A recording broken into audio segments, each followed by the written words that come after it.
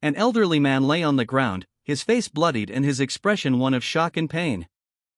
A young woman with dark blue hair appeared, her face etched with a mixture of sorrow and determination. The young woman, carrying a basket, stood amidst a field. She clenched her fists, grief evident in her posture. "My grandfather passed away," she stated, her voice filled with sorrow. A close-up revealed a sickle lying near a pool of blood, confirming the cause of death. The text, "He was cut in half," appeared starkly against the bloody scene. The body of the old man lay upside down, the extent of the brutal injury fully visible. The young woman's face was shown again, her eyes reflecting a profound sense of loss and anger. The young woman's eyes, wide and unreadable, reflected the devastation around her. A stark contrast to the chilling emptiness she felt inside. "I don't feel any sadness either," she thought, her voice a hollow whisper in the silence. The scene before her was one of utter destruction, her grandfather's home, engulfed in flames, bodies lay scattered on the scorched earth. A horrifying tableau of violence. How terrible of a human am I, she wondered, the question a bitter indictment of her own emotional numbness. Later, returning from a successful herb-gathering expedition, she presented her findings to her grandfather. Only to find him unresponsive. "Grandpa, look. It's a spirit connection herb," she exclaimed, oblivious to the grim reality. He simply stated, "You're back. Good work." She continued, "I looked in the eastern parts like you said, and that's where I found it." He responded, "Oh, it's pretty big too. We'll receive at least 5 niang for this." The young woman, still unaware of the tragedy, added, "There was a fox den right next to where I found the herb, but the mother wasn't there. Only the babies." The grandfather, his face etched with worry, directly accused Zhang, "So, did you kill the babies?" Zhang responded defensively, "Huh? Why would I? The mother would be sad if she came back to see that all her babies had been killed." The grandfather, seemingly appeased, said, "That's right. Good job. Let's put this away and have dinner." Zhang agreed, "Okay." After dinner, the grandfather asked Zhang, "Zhang, can you promise your grandpa something?" Zhang, apprehensive, questioned, "What?" The grandfather's request was grave, "The true nature that you hide within yourself." The grandfather's final words were a solemn warning, "Don't ever reveal it to anyone." Overcome with grief, the young woman whispered, "I'm sorry, Grandpa." A terrifying visage filled the panel, a close-up of a man's face, contorted in a cruel smile, his eyes burning with malevolent red light. A sickle lay on the ground, its blade gleaming faintly. The young woman's hands were shown, trembling slightly as she looked at the weapon. Her internal monologue revealed her growing despair, "I don't think I can keep that promise." The young woman's face was contorted in anguish, her hair whipping around her as she let out a desperate cry. Her hand reached out, grasping the sickle with a newfound determination. The story unfolds in Zhongyang County, a bustling city nestled amidst verdant hills and imposing walls. The rhythmic thud of wooden wheels. A cart carrying prisoners rumbles along a dusty road. Inside, a group of hardened criminals, petty thieves and mountain bandits, exchange weary glances. An official observes the procession, disdainfully remarking, "They're all petty criminals and mountain bandits." Another official, clearly irritated, adds, "Useless bastards." TCH. A procession of prisoners, guarded by soldiers, move through the city streets. One prisoner, confined alone in a large carriage, was the focus of much attention. As onlookers whispered amongst themselves, questioning his privileged treatment. One man wondered aloud why he deserved a whole carriage to himself. Another man, observing from a nearby building, anxiously asked, "Where? Where?" The young prisoner, with dark hair and a determined expression, sat quietly in his cage, seemingly unfazed by the commotion. Meanwhile, in a tea house, 2 men discussed the prisoner. One noted his youth, suggesting he was around the same age as the young master, while the other cautioned against underestimating him, believing him to be the worst of all the prisoners. This, they concluded, explained his solitary carriage. At another table in the tea house, a conversation between 2 other patrons touched upon the prisoner's reputation. One man, seemingly unfazed, asked for another drink, while the other revealed that the prisoner was known as the Scythe Killer Demon, notorious for his many murders. The implication was clear: his crimes were simply murder. In a dimly lit tea house, two men engaged in conversation. One, older and more formally dressed, inquired about the nature of the other's request. The younger man, his face partially obscured by shadow, responded that he needed to hire someone. Someone young, someone whose death would be inconsequential.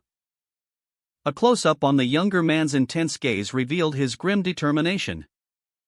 Suddenly, a young man with dark hair was shown falling to the ground, blood streaming from a head wound. He had been struck from behind. The scene shifted to show the young man being transported in a cage, guarded by soldiers. A voice, filled with righteous anger, declared that he deserved more than divine punishment. From a teahouse window, two patrons watched the procession, one muttering "parasite" and the other expressing disgust. The young man in the cage, his face bloodied and defiant, let out a chilling, almost amused "boo." An onlooker, his face etched with shock and disbelief, watched the prisoner's procession. The prisoner, bloodied but defiant, a smirk playing on his lips despite his confinement in a cage. Nearby, tea-house patrons gossiped, one commenting on the prisoner's surprisingly pretty face, another dismissing him as a parasite. A man, seemingly summoned, appeared on the tea-house balcony, confused and demanding an explanation for his presence. He descended the stairs, his movements purposeful, as he made his way through the bustling marketplace. The scene shifted to an aerial view, showing the man's progress through the city, his destination seemingly clear. Finally, the man arrived at his destination, a simple declaration confirming his success: found him. The young woman, bloodied and bruised, sat slumped within the confines of her cage. Her dark hair framed a face etched with weariness and regret. A stark contrast to the defiant amusement she had displayed earlier. The words "he's the perfect candidate" echoed in the silent chamber, a chilling assessment of her situation. Guards escorted the prisoner through a dimly lit corridor, their footsteps echoing in the oppressive silence. The young woman, still within her cage, reflected on her actions. "I was too rash," she thought, the weight of her impulsive decision settling heavily upon her. The young woman's face, marred by blood, contorted in a grimace of rage. "That bastard," she thought, the words a venomous whisper in her mind. A silent testament to the brutal fight she had just endured. The crimson stain spreading across the dark background seemed to mirror the turmoil within her. A chilling close-up of the prisoner's face, his eyes gleaming with a predatory intensity behind the crude wooden cage. A cruel smile stretched across his scarred lips. The man in the wide-brimmed hat, his face partially obscured by shadow, spoke, his voice laced with a mixture of surprise and disdain. "I was wondering who was following us," he mused, "but to think it was some kid no one knows of." The young woman's bloodied arms, bound tightly with leather straps, hung limply. The blood continued to flow, staining the dark fabric of her clothing. The prisoner's face, partially obscured by the wooden cage, revealed only his glowing, malevolent eye. His expression was one of pure, unadulterated malice. The words hung heavy in the air, a stark contrast to the young woman's earlier fury. "He was a monster," she stated, her voice barely a whisper. The young woman's face was etched with despair and defeat. "I finally managed to find the one who killed my grandfather, but he was different from the others. He defeated me before I could even do anything," she lamented, her voice filled with anguish. Defeated and bloodied, the young woman reflected on her encounter with the prisoner. Even if she were to fight him again, she knew the outcome would be the same. The thought of killing him was unbearable, she couldn't even contemplate such an act. Her face, marred by cuts and bruises, reflected her despair. But to think it was some kid no one knows of. The prisoner's words echoed in her mind, a bitter pill to swallow. A new resolve began to form within her. If she learned martial arts, she wondered, would she be able to defeat him? But a chilling doubt crept in, would she even get that chance? The young woman's injured leg was shown, a faint purple smoke rising from the wound. Her eyes widened in surprise as she registered the unusual sight. She and a nearby man questioned if there was a fire nearby, but she quickly corrected herself, noting a different smell. The young woman, drawing on her extensive knowledge of herbs gained from living with her grandfather, identified the unique scent. She recognized the components: lizard's tail, purple parsnip, valerian root, and finally, birthroot. The combination was unexpected. A high-angle shot reveals a prison cell block. Several prisoners lie unconscious, a faint mist emanating from their cells. The words "sleep aroma" are visible above the scene. The young woman, her face streaked with blood, inhales deeply, a contemplative expression on her face. Her eyes half closed as she focuses on the lingering scent. A prison cell door creaks open. Heavy footsteps approach. A cloaked figure enters the cell block. A low-angle shot shows the cloaked figure, his hand outstretched, approaching the prisoner. The prisoner's chained feet are shown, blood staining the floor around them. The young woman, still bearing the marks of her injuries, looked up at the masked man. A question mark floated above her head, reflecting her confusion. The man's wide-brimmed hat obscuring most of his face. Suddenly, her eyes widened. "You're awake," the man exclaimed, his voice sharp and urgent. He launched a swift kick towards the prisoner, but she reacted instantly, breaking free from the restraints with surprising strength, and collapsing to her knees, gasping, "Cook." Despite the pain and exhaustion, a determined glint appeared in her eyes. "I don't know what's happening, but this is my chance," she thought, her resolve hardening. "I was able to stay awake thanks to how badly the herbs were combined." The young woman, wounded but resolute, sprinted, her breath ragged. A surge of pain shot through her as she pushed herself further, her vision momentarily blurring.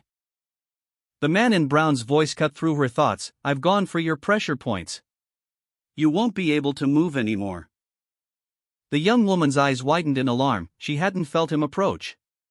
"When did he catch up to me?"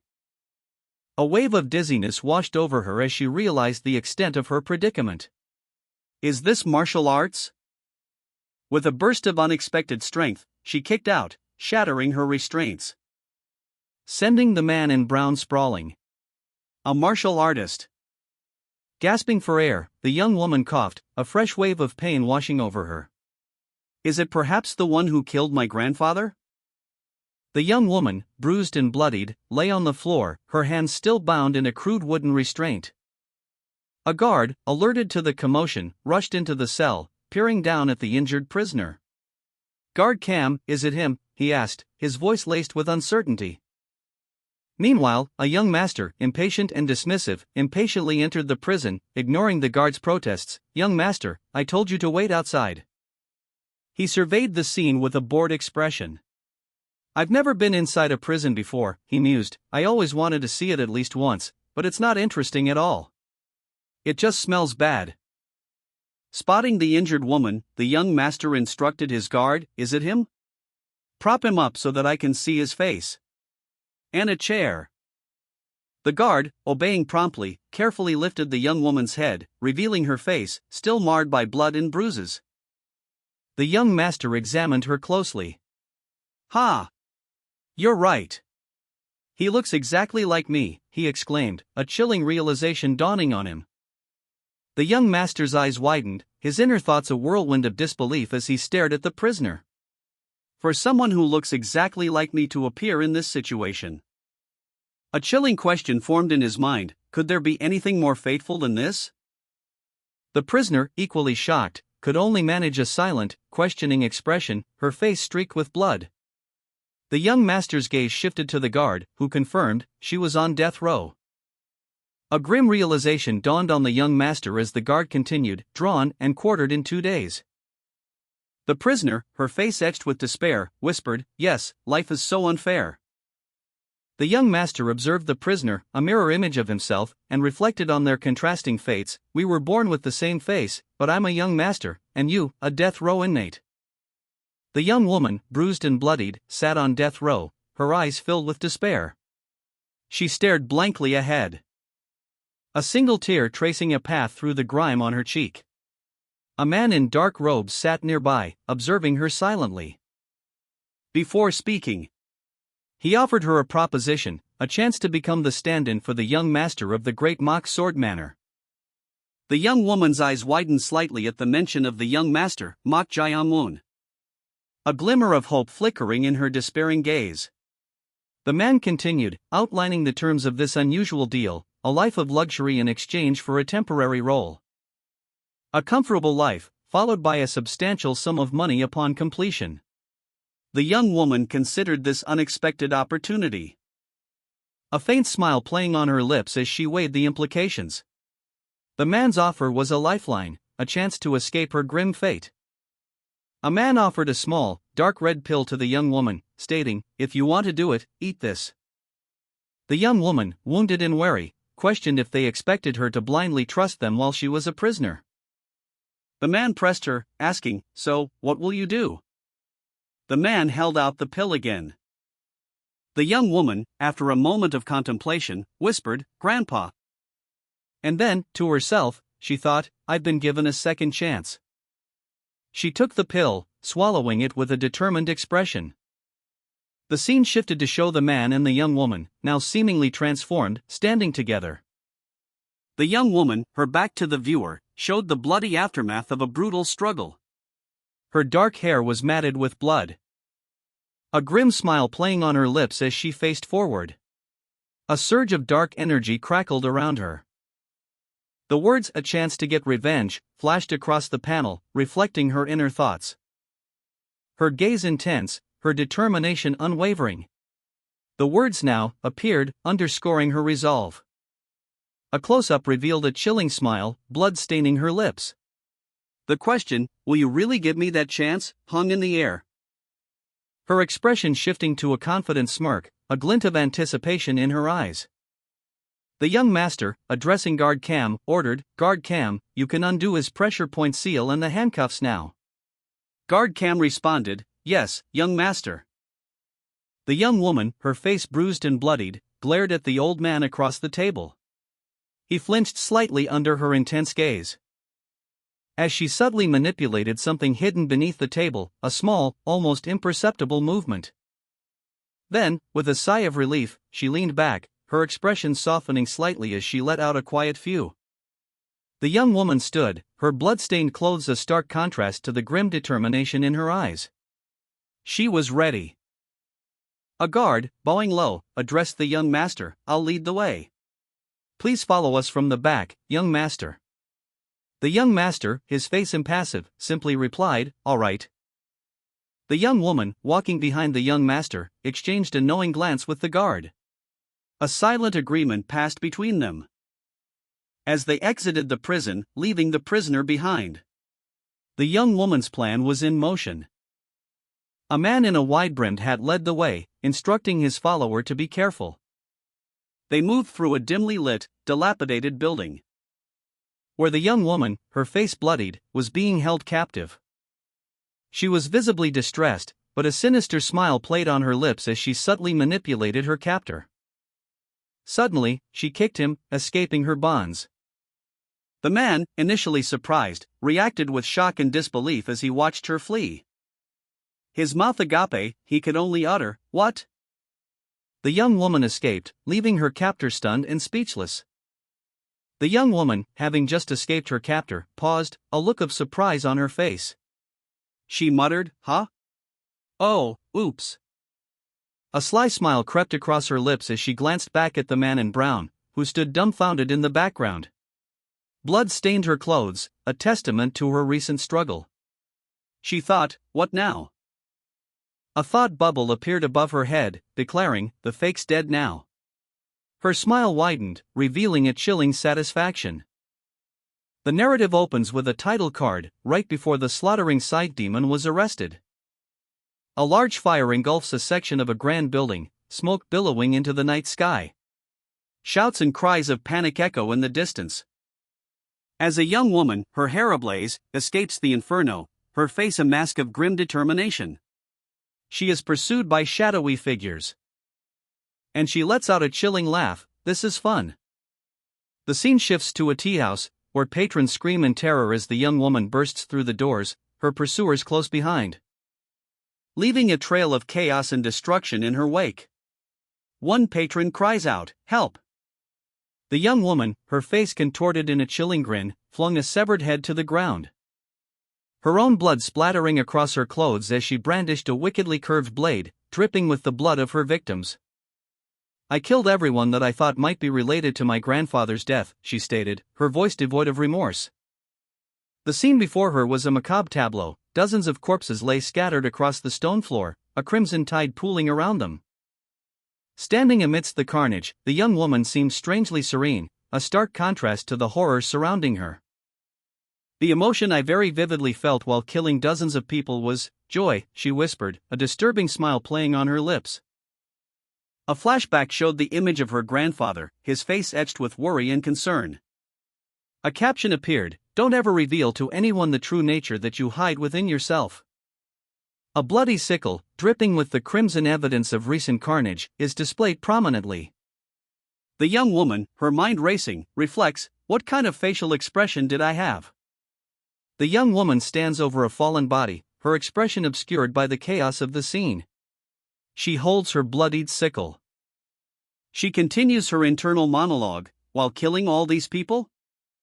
Her blood-soaked hand is shown, a stark reminder of the violence she has inflicted. The question lingers, am I smiling? A close-up reveals a disturbing grin spreading across her blood-smeared face, a chilling laugh escapes her lips, "Ha!" The young woman contemplates, is this the true nature my grandfather was referring to? An unseen speaker's voice echoed, revealing a hidden truth, the true nature that you hide within yourself. The young woman, eyes blazing, declared, "SCY slaughtering the demon."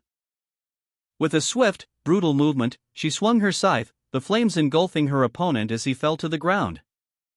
A crimson tide of destruction painting the scene. Internally, she questioned, is my true nature evil?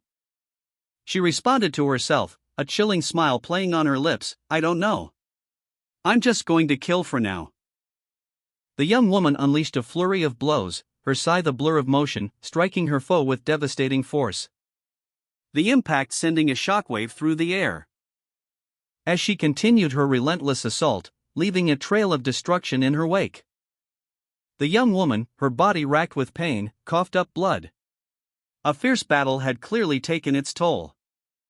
But she remained defiant, her eyes burning with a chilling intensity. Her opponent, a figure cloaked in shadow, watched her with a mixture of surprise and amusement. As she struggled to her feet, her body trembling. The scene was one of devastation, littered with broken debris and the lingering scent of blood. The cloaked figure, impressed by her resilience, remarked, "Oh, you're alive? That's impressive." He drew his sword, its blade shimmering with an unnatural glow. The young woman, despite her injuries, gritted her teeth, a flicker of grim determination in her eyes. Her thoughts focused on a single, chilling truth, this bastard, he's dangerous. The cloaked figure's face was still obscured by shadow, but his eyes, visible through the gaps in his mask, burned with a cold, predatory light. The cloaked figure, his face partially obscured by a woven hat, sneered down at the young woman. "Looks like you haven't even learned martial arts," he stated, his voice dripping with disdain. But his expression shifted as he continued, a hint of grudging respect entering his tone. "But you managed to survive my ultimate attack." The young woman, bleeding profusely, staggered back, her eyes wide with a mixture of fear and disbelief. She was clearly injured, but her determination remained unbroken. She gasped, "He's fast. He was standing far from me, but he closed the distance in just a second. Is he even human?" The cloaked figure watched her struggle, a flicker of amusement in his eyes. "Interesting," he murmured, his voice low and dangerous. As the young woman fought to stay conscious, the cloaked figure's voice echoed in her mind. "I was wondering who was following us." The cloaked figure, surprised by the young woman's resilience, muttered to himself, but to think it was some kid who's not even trained in martial arts. His surprise turned to suspicion as he sensed a presence. Following. The cloaked figure, holding the young woman aloft, prepared to deliver a final blow. He questioned, "Are you Dash?" But before he could finish, the young woman kicked out, momentarily distracting him. allowing her to momentarily escape his grasp as she coughed up blood and fell to the ground, severely injured but still defiant. The cloaked figure, impressed despite himself, mused, "A kid that can survive my ultimate attack despite not being trained in martial arts." He made his decision. "It'd be best to kill you now." The young woman's body was riddled with wounds, blood staining her clothes. A crimson river flowing from a deep gash across her chest. Her eyes, however, burned with defiance. The cloaked figure loomed over her, a voice laced with disdain, "You shouldn't have gone around killing people. You ended up shortening your own lifespan. You should have just lived a quiet life." The young woman, barely conscious, thought, "I was defeated so easily. After finally finding the person who killed my grandfather." A bitter realization washed over her as she wondered, "Is this how I die?" But even as death seemed imminent, a flicker of resolve ignited within her. She survived.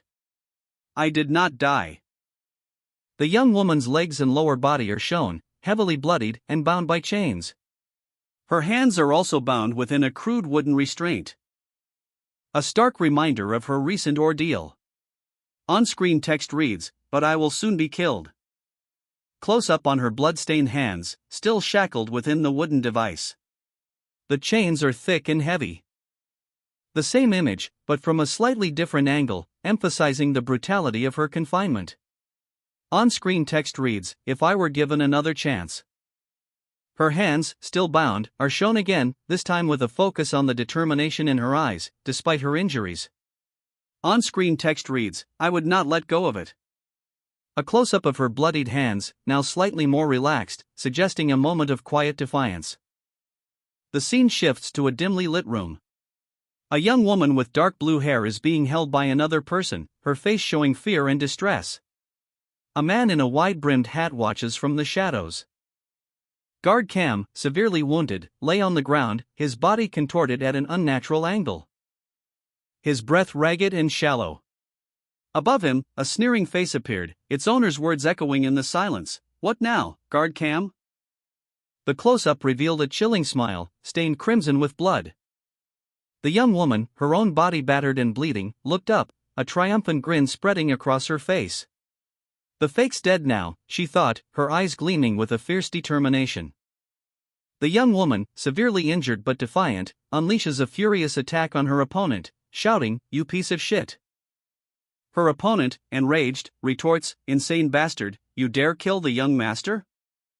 He continues his assault, sneering, "You really want to die, huh?"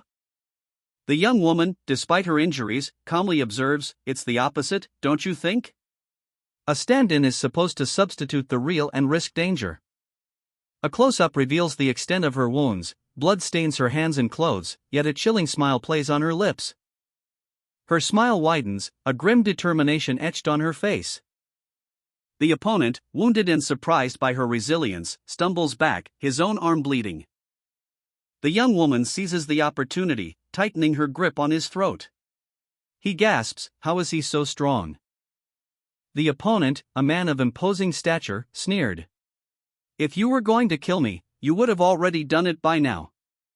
I assume you didn't have any attachment to the young master." The young woman scoffed, a fierce glint in her eyes. "Nonsense."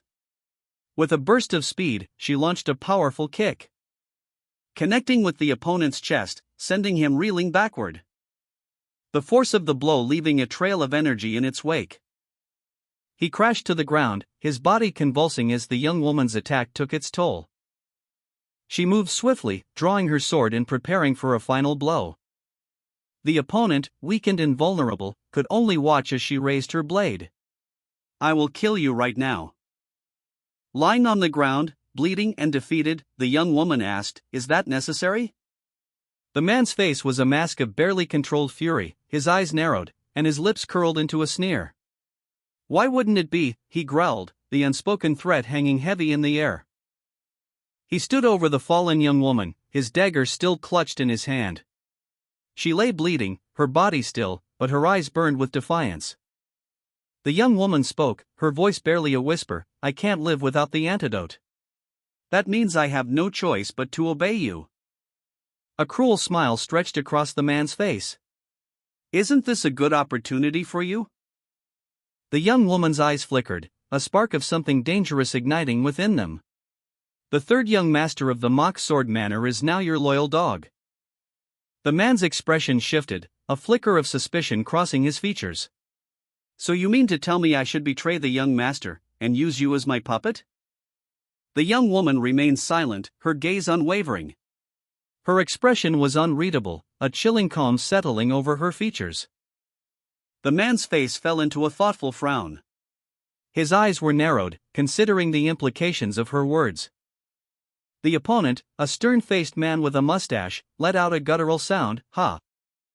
He lunged forward, his movements a blur as he unleashed a swift attack.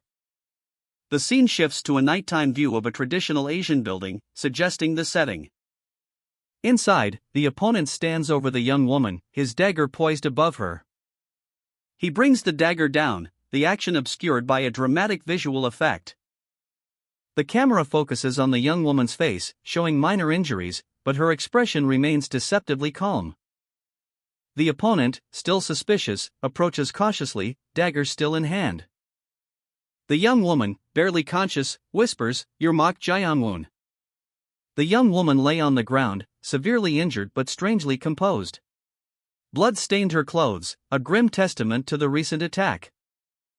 Her face, though marred by cuts, held a chillingly serene expression.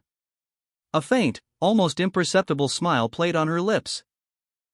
A stark contrast to the brutality she had just endured. Her gaze was fixed, unwavering, betraying a calculating mind at work. The scene shifted to Mock Sword Manor, a sprawling complex nestled amidst a mountainous landscape. The words "Mock Sword Manor" appeared on screen, confirming the location. Inside, a man dressed in fine robes spoke to a woman, his words carrying a tone of authority. "You will not be meeting any of the people of the Mock Sword Manor." The woman, seemingly unfazed, responded with a calm, almost challenging remark, "Then it's not so different from being a stand-in, is it?" The man in fine robes delivered a stark warning to the young woman: "If you get caught, you will not receive the antidote for the poison you ingested. Be a puppet instead." She listened intently, a calculating glint in her eyes. As the man in fine robes continued, his voice low and menacing, "And, if you disobey me or try anything, I will kill you immediately." The young woman responded with a deceptively calm "Well, all right."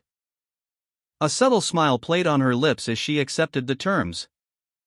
The man in fine robes, suspicious but seemingly appeased, tossed her a small, dark pellet. "Oomph, creepy bastard. Here's the neutralizer. If you don't take this every 24 hours, the poison will spread all over your body, so keep that in mind." The young woman, miraculously alive despite grievous injuries, consumed a small, dark pellet. She murmured, "I got lucky." Reflecting on her survival, she mused, "It's already a miracle that I survived those stab wounds, but I was also given a new life." From a rooftop overlooking a traditional-style building, she contemplated, "Perhaps this is all Grandpa's doing to stop me from dying so early." A determined glint in her eyes, she added, "Well, I don't intend on dying until I avenge you, so don't worry, Grandpa." The word revenge flashed across the screen in bold red letters. Below, she thought, "I bet that bastard thinks I'm dead." A close-up revealed a man in a wide-brimmed hat, his face scarred, smirking. He stated, "Since the corpse of Mok Jae-woon has probably been found by now." The words martial arts appeared in vibrant blue. The young woman, observing a large martial arts clan from afar, internally planned, "I was told this is a martial clan. I'll pretend to be the third young master here and train in martial arts." A sweeping vista of a sprawling town nestled amongst imposing mountains unfolds before the viewer. The sun rises, casting a warm glow over the scene. The young woman, her face etched with determination, lies resting. She silently vows, "I will then find the bastard who killed my grandfather." She rises, now disguised in simple peasant attire, carrying a basket and a sickle. Her resolve is palpable. The ground is stained with dark blood, a stark contrast to the otherwise peaceful surroundings. A lifeless body lies sprawled, the victim of a brutal attack. The young woman's face is illuminated by a grim determination. She declares, "And kill him the same way he killed my grandfather." Her hand rests on her lap, a subtle hint of the hidden strength and resolve she possesses.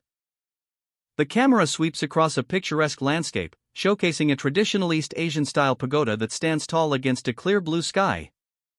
The scene shifts to reveal a broader view of the surrounding architecture, nestled amidst lush greenery and distant mountains. Inside a modest dwelling, a young man with dark hair sits quietly, a thoughtful expression on his face. He reflects, "I miraculously managed to avoid death." He continues his internal monologue, adding, "And I did get a chance to learn martial arts." However, a shadow crosses his features as he adds, "But." A sense of unease settles upon him as he recalls, "The guard that guard Kem left me with to keep an eye on me." The young man sits at a table, sipping tea, his gaze betraying a lingering apprehension. The unnamed young man, still apprehensive, thought to himself, "He's bothering me." Go-chan, guard Cam's disciple, stood watch, his expression stoic. Go-chan shifted his weight slightly, a subtle movement betraying his impatience. He muttered to himself, "Cam sure has gotten soft. What's so special about a kid that hasn't even learned martial arts yet?" Go-chan's eyes widened in shock. "Ha? He killed Mok Jae-woon?" His face contorted in disbelief and alarm. Go-chan, the guard, cautioned his companion to keep their voices down, reminding him that their roles remained unchanged. He then received further instructions to maintain surveillance of the young man and prevent his departure.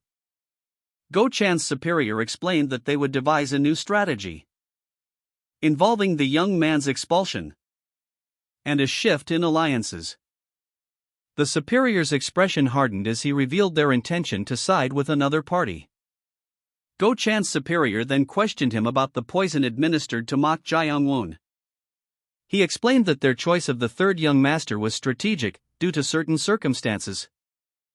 One official reported to another, "He's not it." The second official responded, "Sorry?" He elaborated, "He's not the kind of person to be obedient." Continuing, he explained, he was a death row inmate, and he managed to kill Mok Jae-woon to take his place. The first official added, "He's quick-witted for someone who was on the brink of death."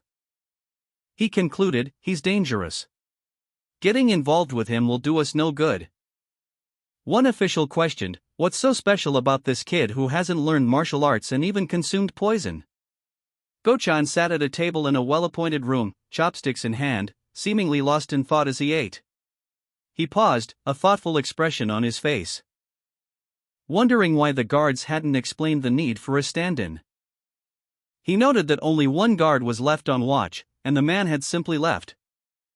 Go-chan reflected on the atmosphere of the place, concluding that it was far safer than he initially thought, given the minimal security, leading him to suspect there must be another reason for the need of a stand-in.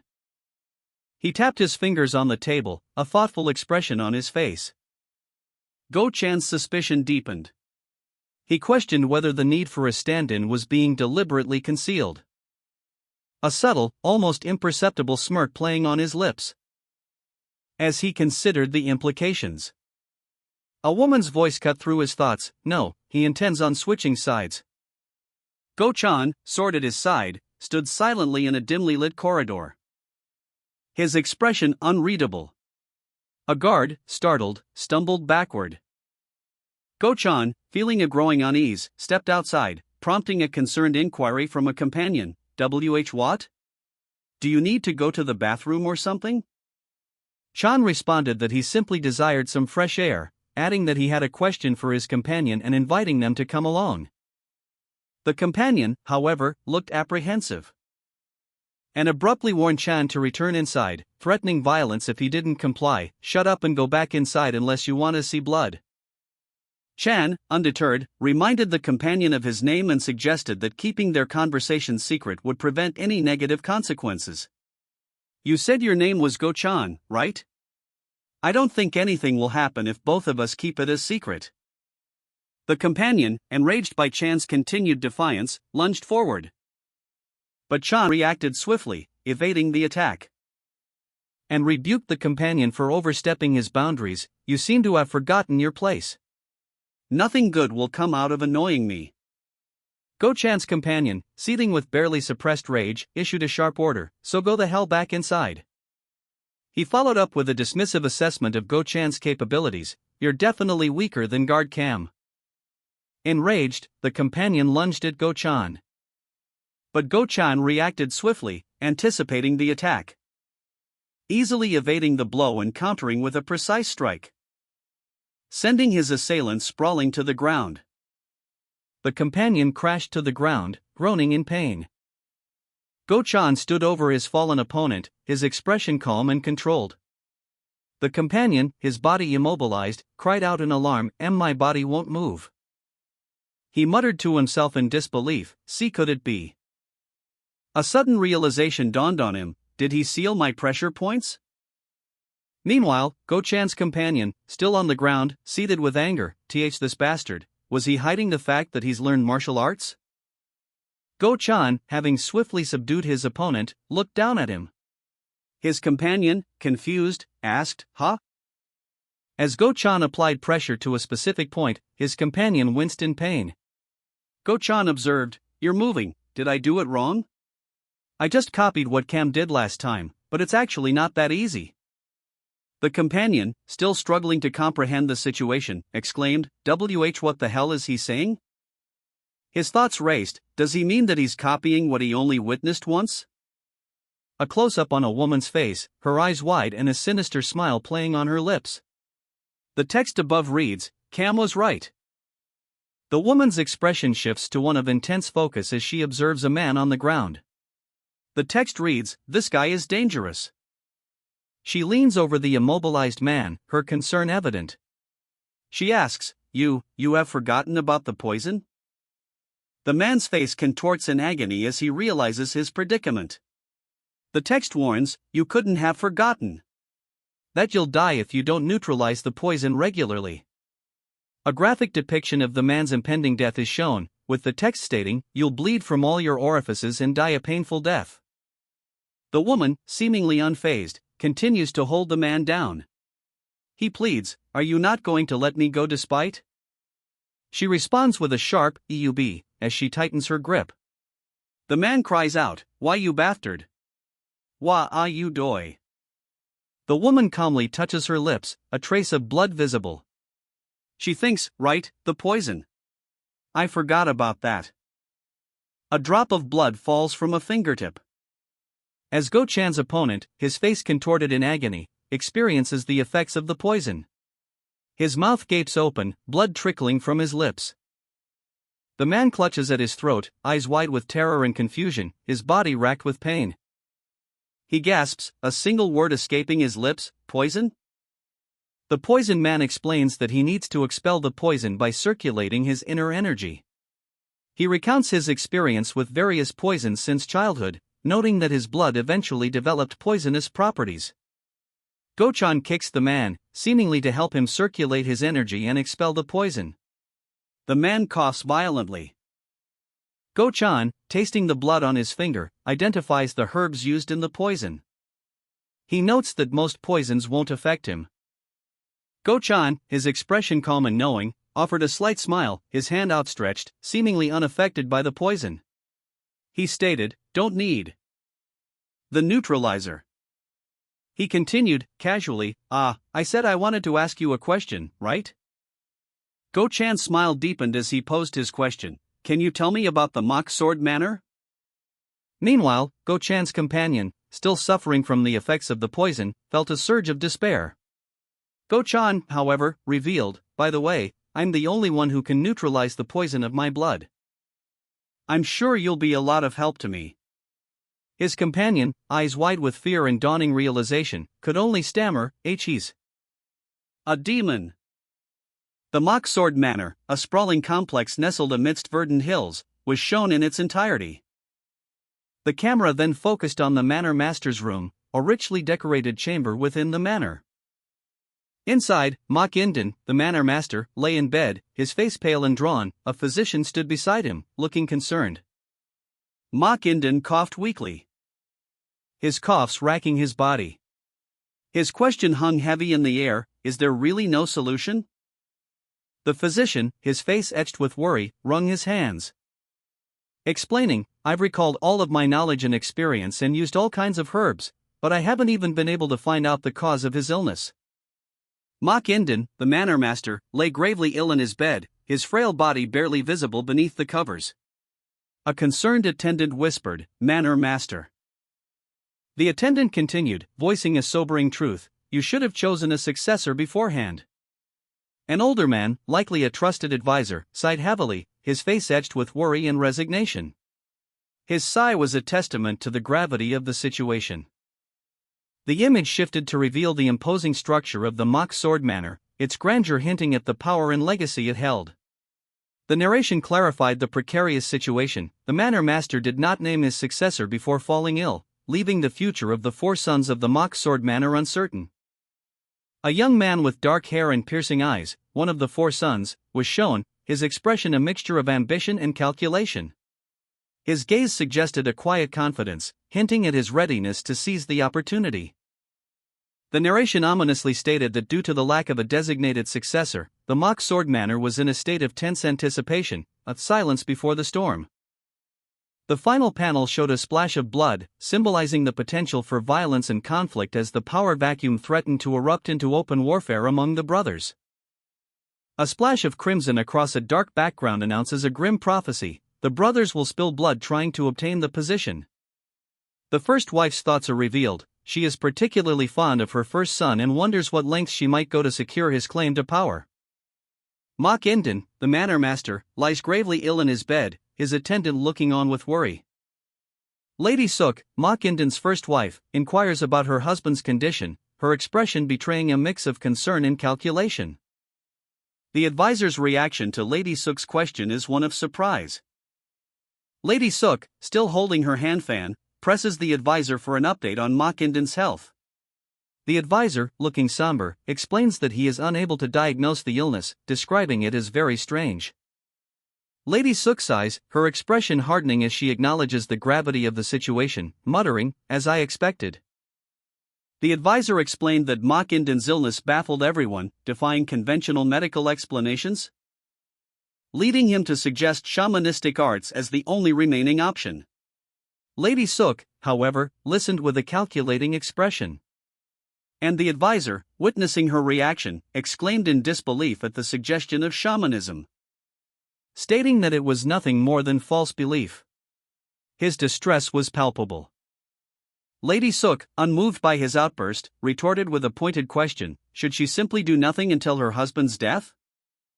Her expression hardened, revealing a steely determination. The advisor, taken aback, stammered a weak protest. Ignoring the advisor's objections, Lady Suk revealed that she had already summoned a shaman specialized in treating such mysterious illnesses, and dismissed the advisor with a curt command. Lady Suk's resolve was clear: she would not idly wait for her husband's demise. Lady Suk, radiating determination, declared that a shaman would treat Mok Inden's illness, and instructed that no one be allowed into the main hall. Her words were firm, leaving no room for dissent, not a single soul. The advisor, observing the scene, offered a concise summary of the situation at the Mok Sword Manor. His assessment was delivered with a weary sigh. The son of Mok Inden, his expression unreadable, listened intently, then quietly suggested they leave. The advisor, caught off guard, questioned their destination. Lady Suk, gazing out the window at the manor, felt a mix of anxiety and determination. She resolved to visit Mok Inden, her ailing husband. Approaching the main hall, she encountered a kneeling attendant. She continued on, her resolve unwavering.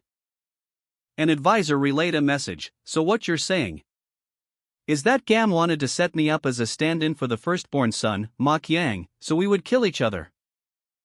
"Yes." A document detailed Mok Yang, the firstborn son, 20 years old, with a birthmark on his left cheek, known for his drinking and womanizing, and considered the least capable of his siblings, greedy and cruel. The document also described Mok Yunpyeon, the second son, 18 years old. A description of Mok Inden's son is presented: he resembles his mother, possesses sharp eyes, and is both clever and cunning, traits that could potentially lead him to become the head of the family. A plan is revealed, involving the gathering of two individuals in one location, with a substitute taking the place of one of them. This sets the stage for a confrontation where Ma Ku-nyong is provoked into killing the substitute. The plan anticipates that after the killing, the perpetrator will become careless, leading to a subsequent attack by the firstborn son, resulting in a deadly conflict between the brothers. This strategy, known as the winning by default plan, ensures that regardless of who survives, the two brothers will eliminate each other as heirs. The plan's success hinges on Mok Jae-won's ability to appear unscathed, allowing him to seize control. The narrator concludes by highlighting the intellectual prowess behind this intricate scheme. A young man, his face contorted in a sinister grin, clutched the head of an older man, blood staining his hands. He spoke, his words chilling, but a variable appeared after I killed Mok Jae-won. The image focused on the older man's lifeless eyes, his expression one of utter shock and disbelief. Elsewhere, a conversation unfolded. A guard questioned the young master, "But young master, why are you trying to go to the manor master?" The young master explained, "From what I heard, the life and death of the manor master is related to my life. That's why I'm trying to visit." The guard, Go-chan, watched the young master leave, muttering, "Goru-ram pins out that you're moving." "Ah." The young master turned back, a smirk playing on his lips. He addressed Go-chan, "You'll keep it a secret from him?" "Thanks, guard Go-chan." Go-chan's face registered a mixture of apprehension and resignation. A single word, filled with frustration and helplessness, escaped his lips. A final panel showed a single word, a raw expression of anger and despair, "fuck." A woman, elegantly dressed in traditional garb, stood before a grand manor. Her expression was one of quiet contemplation. The scene shifted to reveal the young master approaching the manor, his gaze determined. He posed a question to an unseen individual, "So, can I see the manor master now?" Shaman Myo-shin, a figure of authority and age, emerged from within the manor. He carried a staff, his presence commanding. The woman from the earlier panel reappeared, observing from a distance, a subtle smirk playing on her lips. The shaman Myo-shin explained to the unidentified woman that the longer the mysterious illness affecting the manor master persisted, the weaker his condition would become. Therefore, he requested that everyone within 30 paces of the main building depart immediately, lest they incur bad luck. The woman, however, reported that she had already taken the necessary steps to ensure everyone's departure, with the exception of the guard at the entrance. Myo-shin then politely requested the woman's departure as well. The woman, identified as Fufu, readily complied, but not before mentioning the manor master's seal and secret manual, which she would return upon finding them. She seemed particularly concerned about the potential reward of 300 silver coins for their return. Myo-shin thanked her and reiterated his instructions for everyone else to remain until he gave further notice. A servant bowed deeply, responding with a respectful, "Yes, ma'am." An unidentified woman, observing a group of people from a distance, expressed her reservations. "I didn't want to believe in something as uneasy as shamanism." The woman watched intently as a young man practiced martial arts in a courtyard, her gaze lingering on his every move. Her expression was one of intense scrutiny. Suddenly, the woman's eyes widened, and she exclaimed, "Mok Yu-chun." Mok Yu-chun, sweating from his intense training, continued his practice, seemingly unaware of the woman's observation. A man nearby whispered, "The child of that lowly geisha." An unidentified woman, her face etched with displeasure, reflected on the implications of a decision. She mused that even if she could understand the folly of associating with a geisha, giving the manor's master position to someone of such lowly blood was unforgivable. A sentiment she voiced with sharp conviction, "is something I can't forgive." The woman and another, seemingly a servant, walked through the manor grounds. Their conversation was brief, marked by a shared awareness of someone's presence. A servant confirmed this, quietly stating, "Someone's here." In the distance, two figures could be seen. One, a man in a dark green robe, stood beside a younger man with dark hair, dressed in black. The older man observed the younger man's training, identifying him as the fourth son, and noting his dedication to martial arts. The older man then revealed the younger man's name. "Ah, so that's Mok Yu-chun. The final panel showed Mok Yu-chun training intensely, his movements precise and powerful. The narration confirmed his reputation, Mok Yu-chun, known for his exceptional martial prowess despite a perceived lack of effort. Mok Yu-chun, the young master, continued his rigorous training, focusing intently on his form. His movements were precise and powerful, suggesting a natural aptitude for martial arts. Shaman Myo-shin observed him closely, commenting on his technique. He is using horse steps to improve his lower body strength, the shaman explained, since all martial arts can be said to come from one's lower body. Guard Go-chan, standing nearby, simply nodded in acknowledgement. I see, he murmured. Mok Yu-chun, however, had a different goal in mind. He approached Guard Go-chan and asked, if I learn martial arts, can I kill Guard Cam?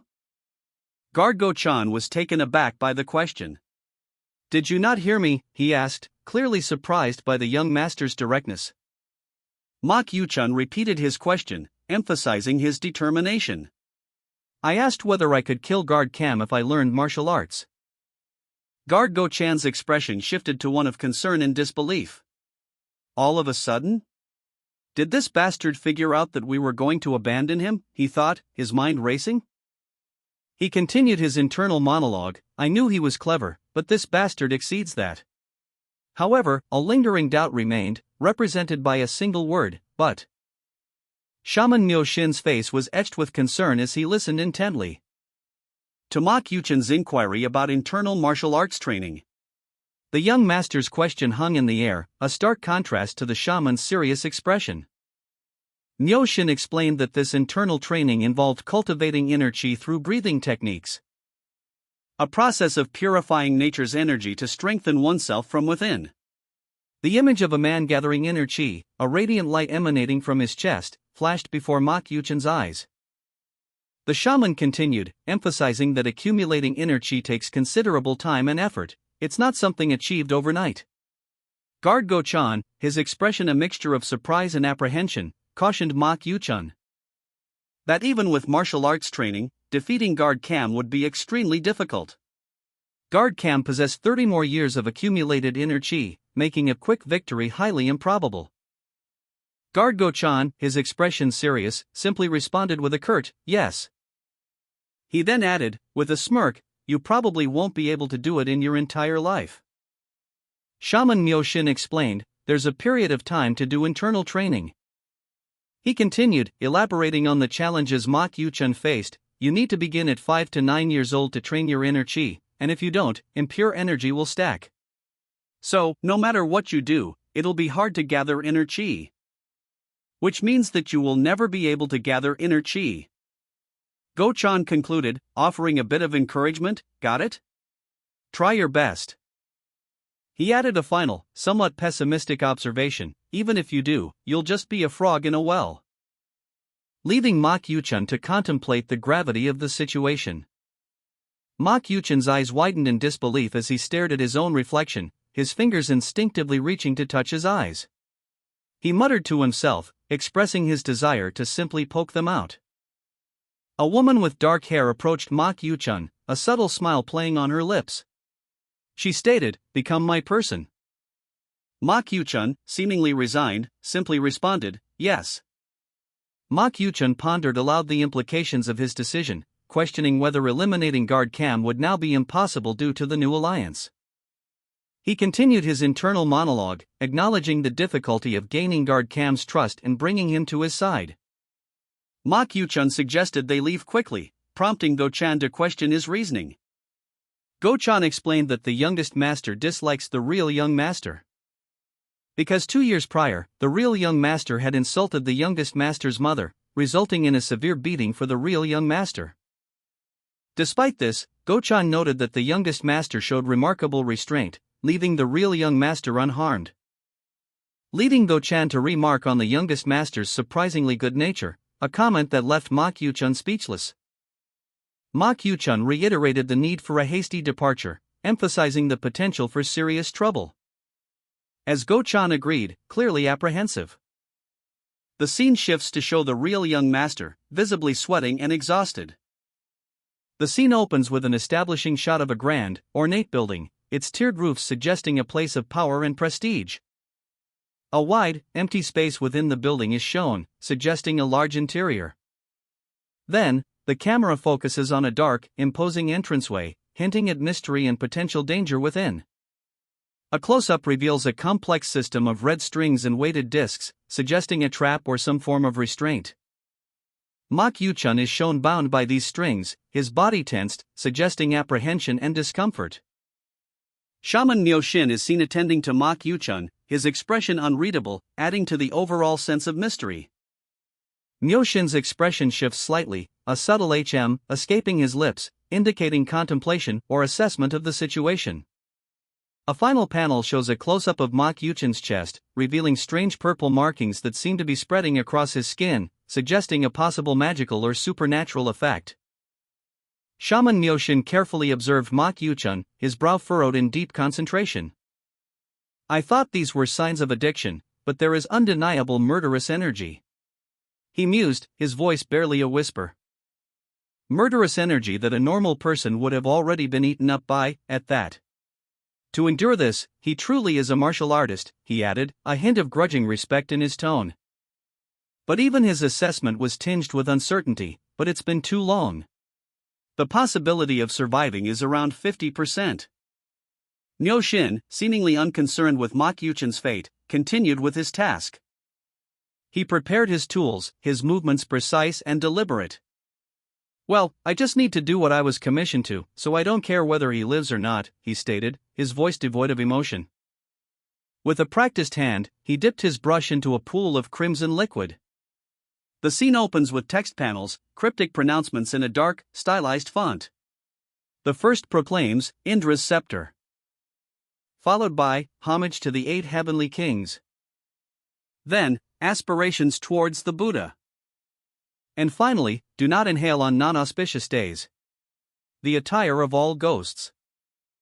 Shaman Myoshin, seated on the floor, meticulously uses a brush dipped in crimson to inscribe characters onto a scroll. He murmurs a vow, I vow to teach them the Dharma and to help them escape from suffering.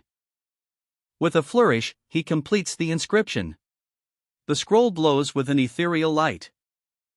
And he sends it hurtling towards Mak Yuchun, who lies bound and unconscious. The scroll adheres to his chest. A radiant energy erupting from the scroll, searing into Mak Yuchun's body. The ritual is complete. Shaman Myoshin began a ritual to combat the illness afflicting Mak Yuchun, a powerful general. The shaman's incantations focused on cleansing Mak Yuchun's mind, revealing that the general's illness was a manifestation of a powerful, murderous energy within him. The text describes him as a powerful great general who protects the Dharma, awe-inspiring manifestation of the transformed golden body. Further details of the ritual were revealed: Buddha's gold and pure body Vajrapani, protector of the Dharma, water crystal, copper and iron shackles and chains. For water demon kings under the mouth, various high lords, heavenly court Buddha's teachings are an iron fortress. The ritual continued, with Mak Yuchun groaning in pain as the energy within him surged. Myoshin muttered, "D-damn. His murderous energy is too strong." But the shaman persevered, channeling his own spiritual power, finally achieving enlightenment and completing the ritual. The text states Buddha has appeared, Dharma's protection, true Buddhist ceremony. Mak Yuchun's eyes glowed crimson as a guttural sound, "Kaak," escaped his lips. The malevolent energy within him thrashed violently. The ritual's power surged, represented by crimson threads violently snapping around the room. Shaman Myoshin, observing from afar, registered a sudden disturbance. His expression shifted to one of concern. He questioned aloud, "Did someone come in? Is it the madam?" A moment of uncertainty clouded his mind. But he quickly dismissed the thought, muttering, "No, no. If we're bothered in the middle of this." As the ritual reached its peak, a powerful surge of energy erupted, throwing the shaman backward. The force of the expulsion was immense, leaving a trail of purple energy in its wake. The shaman, despite the setback, remained focused, his determination unwavering as he braced for the final stages of the ritual. Ma Qiuchun awoke with a gasp, his body racked with pain. Cook? He looked around in confusion, his vision blurry. Heek? What is all this? Shaman Mioshin and Go-chan stood nearby, their faces etched with concern. Go-chan stammered, Master? Who? Mioshin calmly explained the situation, his expression serious. The shaman then performed a final hand gesture, a faint blue energy emanating from his palms. Yuchin's sister, watching from afar, whispered a single word, Father. Red lines crisscrossed the room, magically restraining Yuchin's father on a bed. Go-chan looked on, utterly bewildered. Yuchin's father groaned in pain, his body visibly strained. Ugh. Yuchin's sister watched from above, her expression unreadable. Shaman Mioshin stood over Ma Qiuchun's father, her hands poised in a calming gesture. As she subtly manipulated the lingering magical restraints, a faint whisper escaped her lips, I give you my greetings. Guard Go-chan urgently shouted, Get out of here! His words echoing through the grand hall, a stark contrast to the tense atmosphere surrounding Ma Qiuchun's ailing father. Go-chan, addressing the shaman, exclaimed, Have you not been informed of what Lady Suk said? Who are you to kick us out? Ma Qiuchun's sister observed the scene with growing concern, her hand instinctively going to her mouth as she watched her father's weakened state. The shaman, Mioshin, remained calm amidst the chaos. He explained that their efforts to control the mysterious illness had been reversed due to the presence of murderous energy, which would worsen Ma Qiuchun's father's condition. Go-chan, suspicious, questioned the shaman, murderous energy? Are you an alchemist? Get out! The shaman, seemingly unfazed, simply stated, Please get out. If things go wrong. Shaman Mioshin's face contorted in a grimace of urgency, his eyes wide with alarm. His hands, outstretched, trembled slightly as he spoke. A palpable tension filling the room as Ma Qiuchun's sister gasped, a silent gulp escaping her lips. Guard Go-chan's gaze darted between the shaman and Ma Qiuchun's ailing father, his suspicion growing with each passing moment. The red threads, previously unnoticed, now stood out starkly against the backdrop of the room. Ma Qiuchun's sister's eyes widened, a soft "oh" escaping her lips as she witnessed the worsening of her father's condition. A dark, malevolent energy pulsed from Ma Qiuchun's father, causing him to writhe in pain. A guttural groan escaped his lips as the mysterious illness intensified, a chilling "goa" echoing through the chamber. The ominous words, the mysterious illness, hung heavy in the air, underscoring the gravity of the situation. Ma Qiuchun's sister leaned closer to her father, her face etched with worry and concern as she observed his rapidly deteriorating state. Ma Qiuchun's father, bound by crimson threads imbued with dark energy, hung suspended in midair, his body contorted in agony, his eyes glowing with an unnatural crimson light. The dark energy pulsed within him, visibly corrupting his flesh, his once strong physique now ravaged by an unseen force. Shaman Mioshin, observing the horrifying spectacle from below, urgently shouted, It has taken over the manor master. His warning echoed through the room as Ma Qiuchun's sister watched in terror, her face a mask of fear and helplessness. Guard Go-chan, his expression a mixture of suspicion and concern, witnessed the unfolding events. Shaman Mioshin, desperate to contain the situation, cried out, You two, help me. Hold him down so that he doesn't break the strings. Ma Qiuchun's sister, her fear momentarily overshadowed by a surge of desperate determination, responded, Hold him down? As three individuals, bound by a shared sense of urgency and dread, struggled to restrain the possessed manor master, the crimson threads straining under the immense pressure. The possessed manor master, Ma Qiuchun's father, thrashed violently, his body contorted by dark energy. Crimson veins pulsed beneath his skin as he was flung through the air. A swirling vortex of purple energy erupting from his form. Shaman Mioshin and Ma Qiuchun's sister watched in horror. As the shaman desperately prepared a charm, muttering an incantation, this charm shall overpower the evil spirit within, cure the sickness within, and swallow all evil. He pressed the charm to the manor master's forehead, but the possessed man roared in defiance, a guttural "qua" echoing through the room. The charm failing to subdue the overwhelming dark energy. The manor master's eyes glowed with malevolent red light. Guard Go-chan attempted to intervene, but the possessed man's strength was superhuman. He was thrown back with a forceful blow, the impact sending a shockwave through his body. The dark energy continued to surge from the Manor Master, letting out another deafening quawawag as the dark energy intensified. The Manor Master's screams echoed through the room, his body contorted in agony as the possessing spirit intensified its hold. Shaman Myoshin, his face etched with worry, watched helplessly as the exorcism failed. "He's even stronger now," he muttered, his voice strained. Ma Kyuchin's sister, eyes wide with horror, could only watch as her father's suffering deepened. The shaman's desperate attempts were proving futile. Guard Go-chan, already injured, felt a chilling dread as the spirit's power surged. "Hold on. You'll be in danger too if the evil spirit moves onto you," he warned Ma Kyuchan, his voice laced with fear. Ma Kyuchan, terrified, could only watch as the spirit's influence spread, threatening to consume even the guard. "WHWH what? I'll get the mystery illness too," he cried out in despair. The possessed Manor Master let out a deafening roar, the spirit's power reaching its peak. A dark, shadowy entity emerged from the Manor Master's body, its tendrils reaching out to ensnare Go-chan. "Why would you tell me that, Noak?" Go-chan cried out in agony as he was pulled towards the entity. The entity's grip tightened, pulling Go-chan closer to its shadowy form. It's coming!" Go-chan gasped, his face contorted in terror as the entity prepared to fully consume him. Shaman Myoshin, his face etched with desperation, watched helplessly as the spirit's power surged through Ma Kyuchin's father. A crimson wave of energy emanating from the possessed man. The shaman's earlier attempts at exorcism had clearly failed. Guard Go-chan, already gravely wounded, lunged at the possessed man, attempting to shield Ma Kyuchan. But the spirit's power was too great. With a swift, brutal movement, it flung the guard aside, leaving him bleeding and unconscious.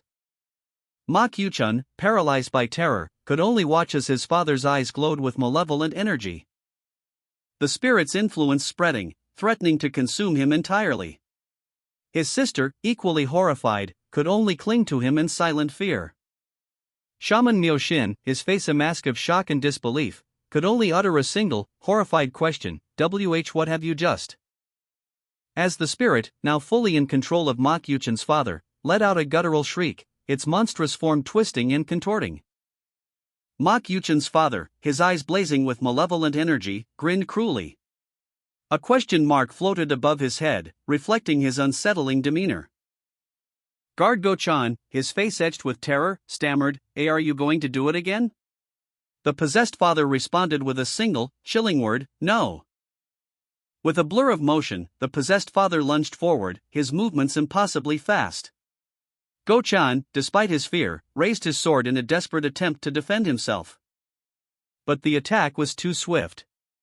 A flash of light, the sound of steel meeting flesh, and Go-chan was sent flying backward, his body a testament to the overwhelming power of the possessing spirit. The possessed father's sword sliced through the air with terrifying precision, severing Go-chan's arm in a single, brutal stroke. Blood splattered across the scene. Go-chan, clutching his severed arm, could only watch in horror and utter, this crazy bastard," his voice filled with disbelief and agony. The possessed father, unfazed by his brutal act, calmly stated, "Just cut off the Manor Master's arm." The shaman, Myoshin, attempted a final exorcism, burning an incantation paper over the possessed arm. But the effort proved futile. Guard Go-chan, severely injured, lay bleeding on the floor. Ma Kyuchan's sister frantically tried to stem the flow of blood, while Shaman Myoshin, horrified and powerless, could only watch. The possessing spirit's power remained unbroken. Shaman Myoshin observed the scene, muttering, "What a mess." He decided to leave before taking the blame for the failed exorcism, thinking, "I need to get out of here before I take the blame." He decided to only do the minimum necessary to help, muttering, "I'll just take care of the bare minimum then."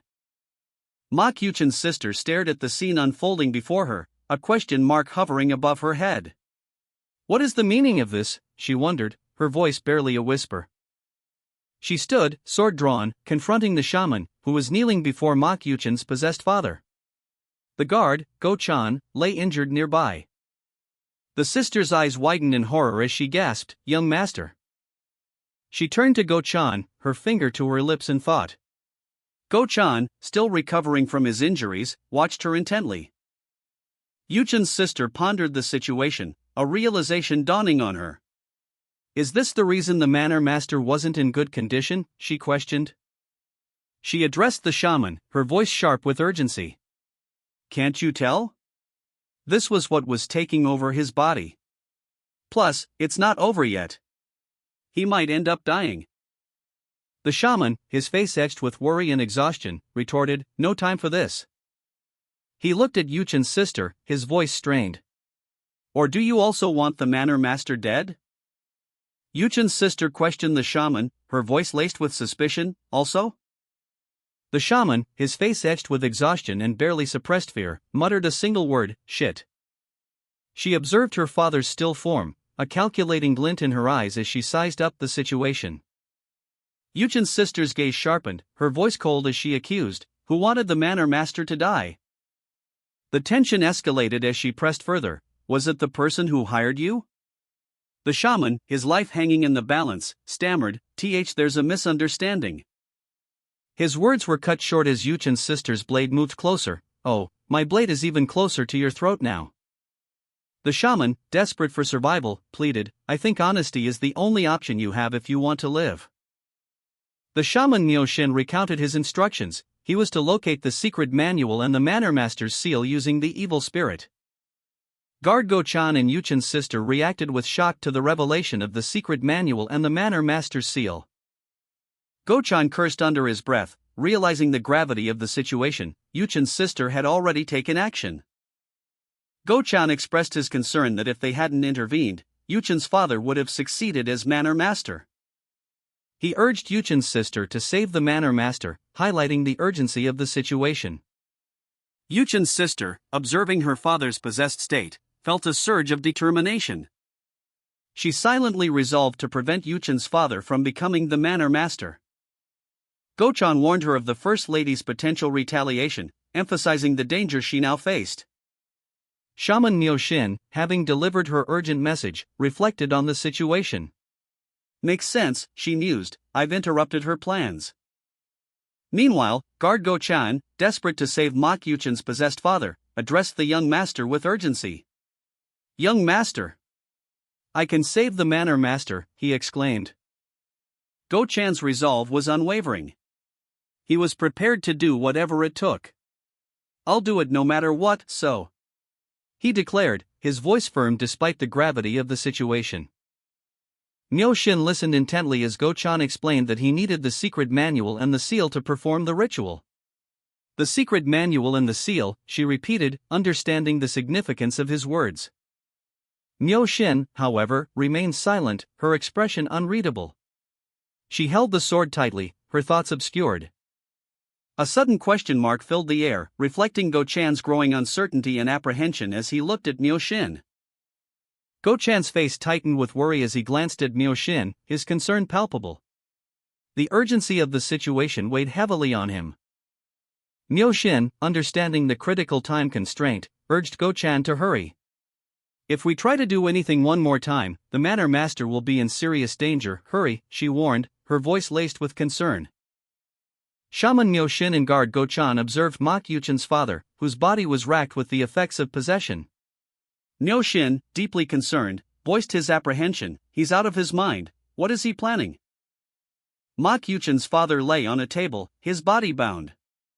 Go-chan stood vigil, his sword at the ready. Shaman Myoshin prepared a ritual, carefully arranging a cord and a small wooden figure resembling a person. He retrieved a small, ornate box from a chest. Go-chan examined the wooden figure, questioning its purpose. "That?" Shaman Myoshin explained, "A vessel. If the manor master gets into contact with the evil spirit once again, he may actually die. So we will link this to the manor master. To trick the evil spirit into thinking this is the manor master." Shaman Myoshin, having completed his preparations, declared, "Then, I'll begin." Shaman Myoshin, focused intently, began a ritual to banish the evil spirit possessing Yuchin's father. He chanted, great calamitous changes of the earth and heaven.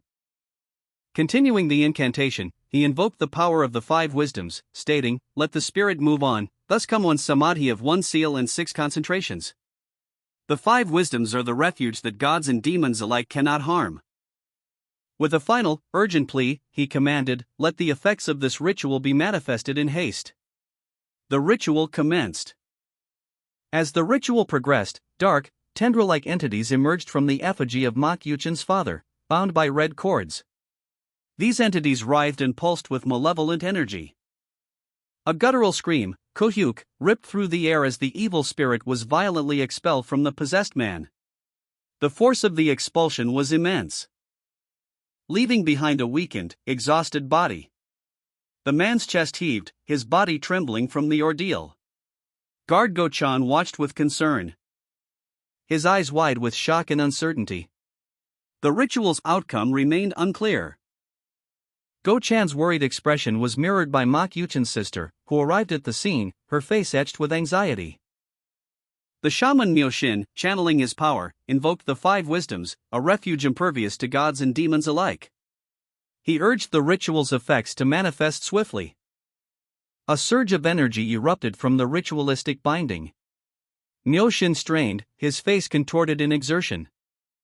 The power of the evil spirit proved unexpectedly strong.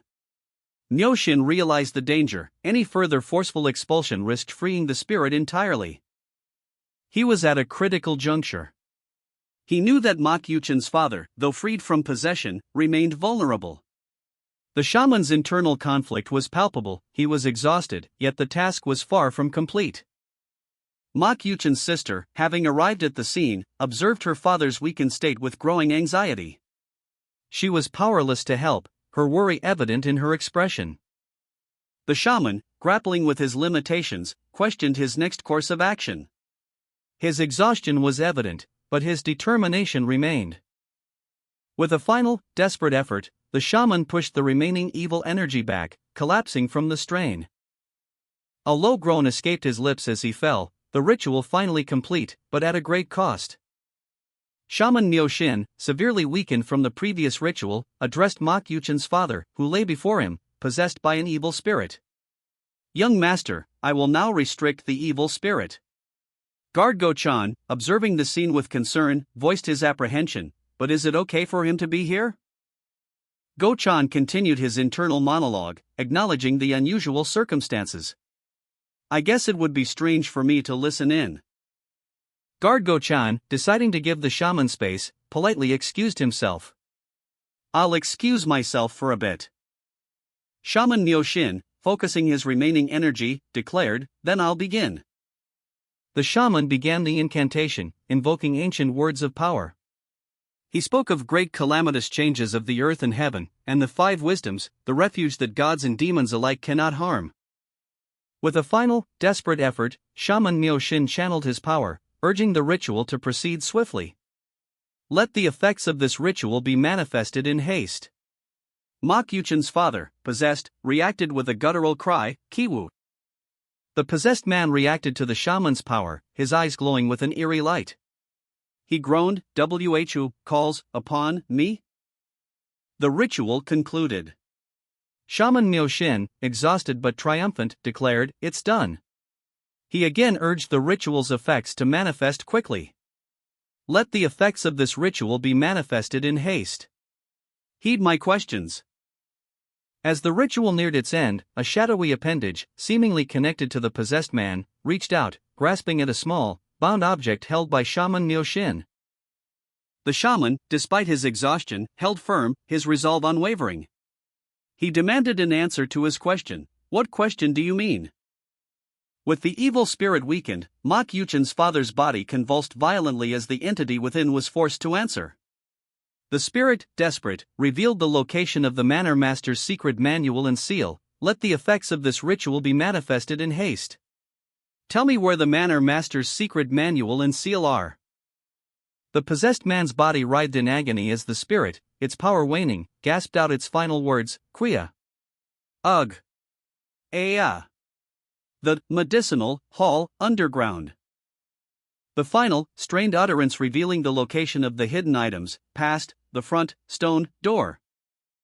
Mak Yuchen's sister watched, her anxiety giving way to a glimmer of hope as the ritual concluded.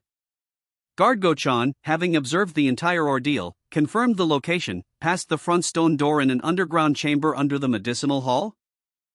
Shaman Myo-shin continued his ritual, his movements precise and deliberate despite his exhaustion. He manipulated the mystical frogs, their energy pulsing with otherworldly power. The energy coalescing into a blinding light as he focused his will upon the ritual's culmination. A surge of power erupting from the shaman, shaking the very foundations of the room. A guttural cry escaped his lips as he strained against the immense force. Mak Yuchen's sister watched, her anxiety palpable as she urged the shaman onward. "Young master! You must cut the string," she cried, her voice filled with desperation. The shaman, however, was too focused on the ritual to respond immediately. He knew the evil spirit was attempting to possess Mak Yuchen's father, its tendrils reaching out from the bound effigy. The ethereal hands grasping at the unconscious man. "Hurry," she urged, her voice barely a whisper as the spirit's influence grew stronger. Mak Yuchen's sister, with a surge of adrenaline, drew her sword, its blade shimmering with an ethereal glow as she prepared to sever the connection between the spirit and her father. With a swift, precise movement, she sliced through the crimson cord binding the spirit to the effigy, severing the connection and freeing Mak Yuchen's father from the malevolent entity's grasp. Shaman Myo-shin, still reeling from the exertion of the ritual, felt a renewed surge of spectral energy. The evil spirit, though expelled from Mak Yuchen's father, was not entirely vanquished. Its lingering tendrils reaching out, grasping at her with unnatural strength. A desperate struggle ensued as the spectral hands tightened their grip. Myo-shin's face reflected surprise and alarm. She braced herself, her resolve hardening as she prepared to confront the remaining evil energy. The spectral hands continued their assault, their icy grip threatening to overwhelm her. The scene shifted to Mak Yuchen's father, his body still weak and trembling from the ordeal. The lingering effects of possession were evident. His eyes, wide with fear, reflected the lingering horror of the possession. The spectral hands were still faintly visible on his body. Mak Yuchen examined a yellow talisman, a grim expression on his face. It was, he realized, an evil spirit from the beginning, seething with a strong killing intent. And it was only a matter of time before it broke free from his control. Nearby lay the remnants of a broken cord and a small wooden mallet. Fortunately, the evil spirit transferred to him, a fact that was noted by an unseen observer. The observer, a powerful figure in dark robes, declared that the mission was complete and the obstacle removed. He then assigned Mak Yuchen additional, less significant tasks. Mak Yuchen's father, a stern-looking man in yellow robes, approached his son, a smug look on his face. He placed the yellow talisman back onto Mak Yuchen's forehead, pinning these trivial matters on him, and declared that he would assign all these small matters to him.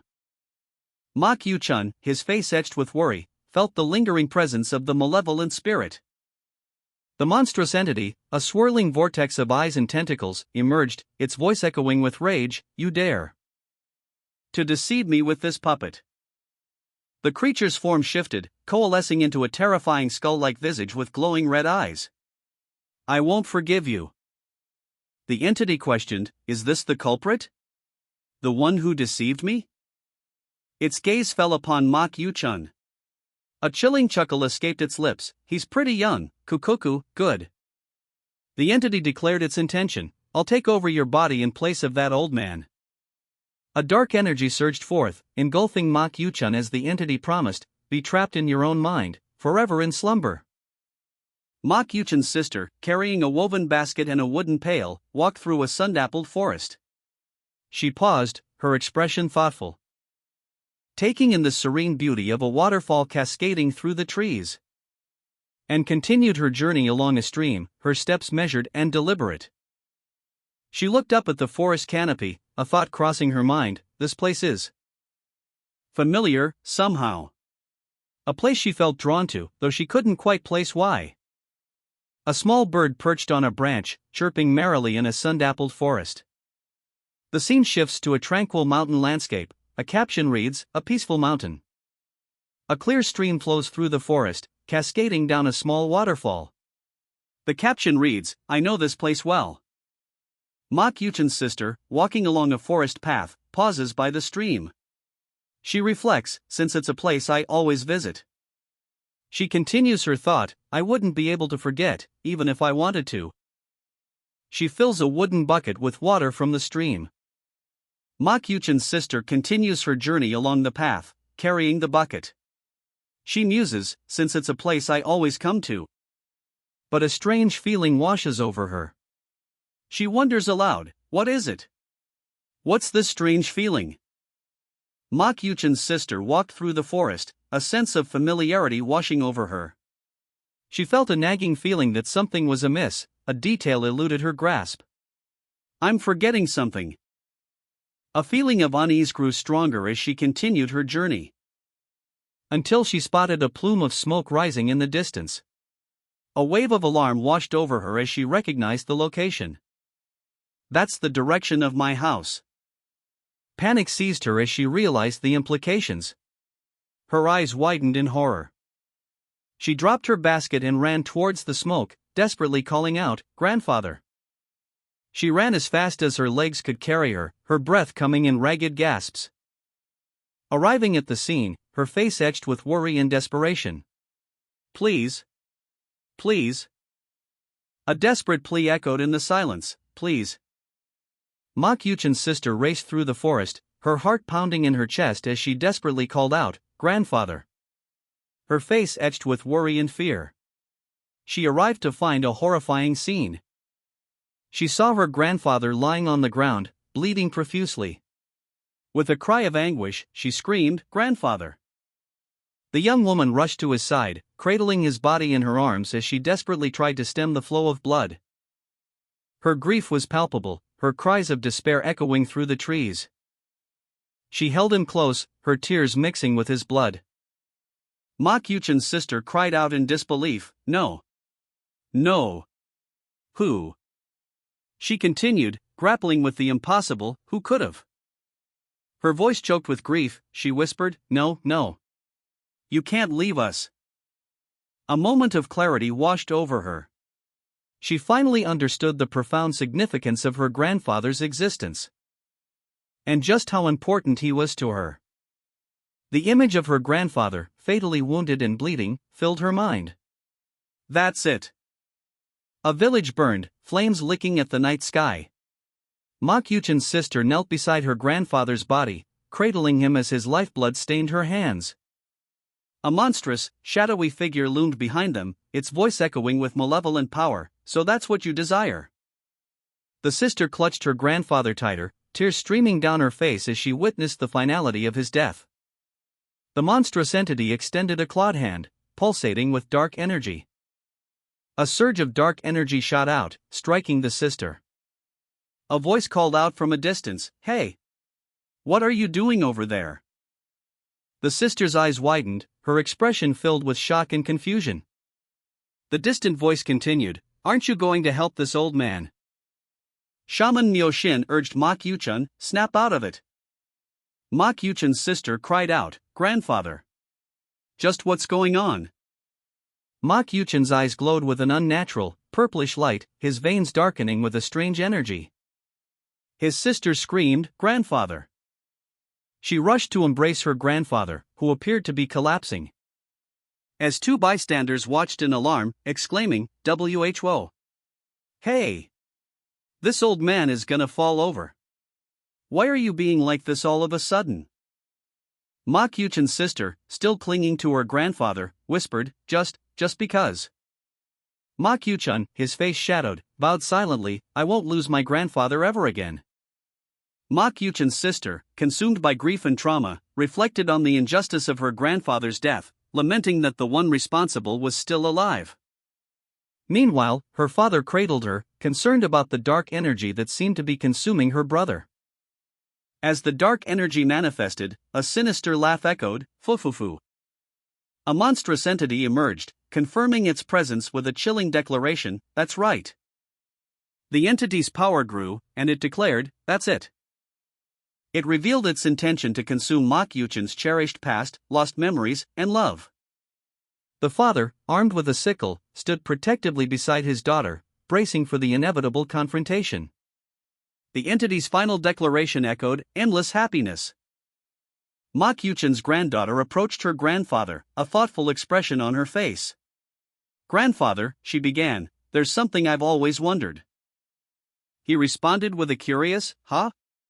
What is it?" as dark tendrils snaked across the ground behind them, emanating from a pool of dark energy. The granddaughter continued, "Why did you name me after the character for Righteous?" The dark energy intensified, coalescing into a monstrous form. The monstrous entity, seemingly formed from the dark energy, spoke, its voice echoing with malevolent intent, "Stay with your grandfather, forever." It continued, "So that you won't ever lose." The granddaughter's face, now etched with worry lines and dark veins, showed the toll the dark energy was taking on her. A close-up on the monstrous entity's eye revealed its malevolent power, a glowing red orb at its center. Suddenly, the granddaughter reacted, exclaiming, "What?" as the entity lunged towards her, its grotesque features contorted in a menacing grin. Keuk. Shaman Myoshin, wielding a hooked sickle, moved with surprising speed, his attack aimed at the dark entity possessing Mok Yuchin's sister.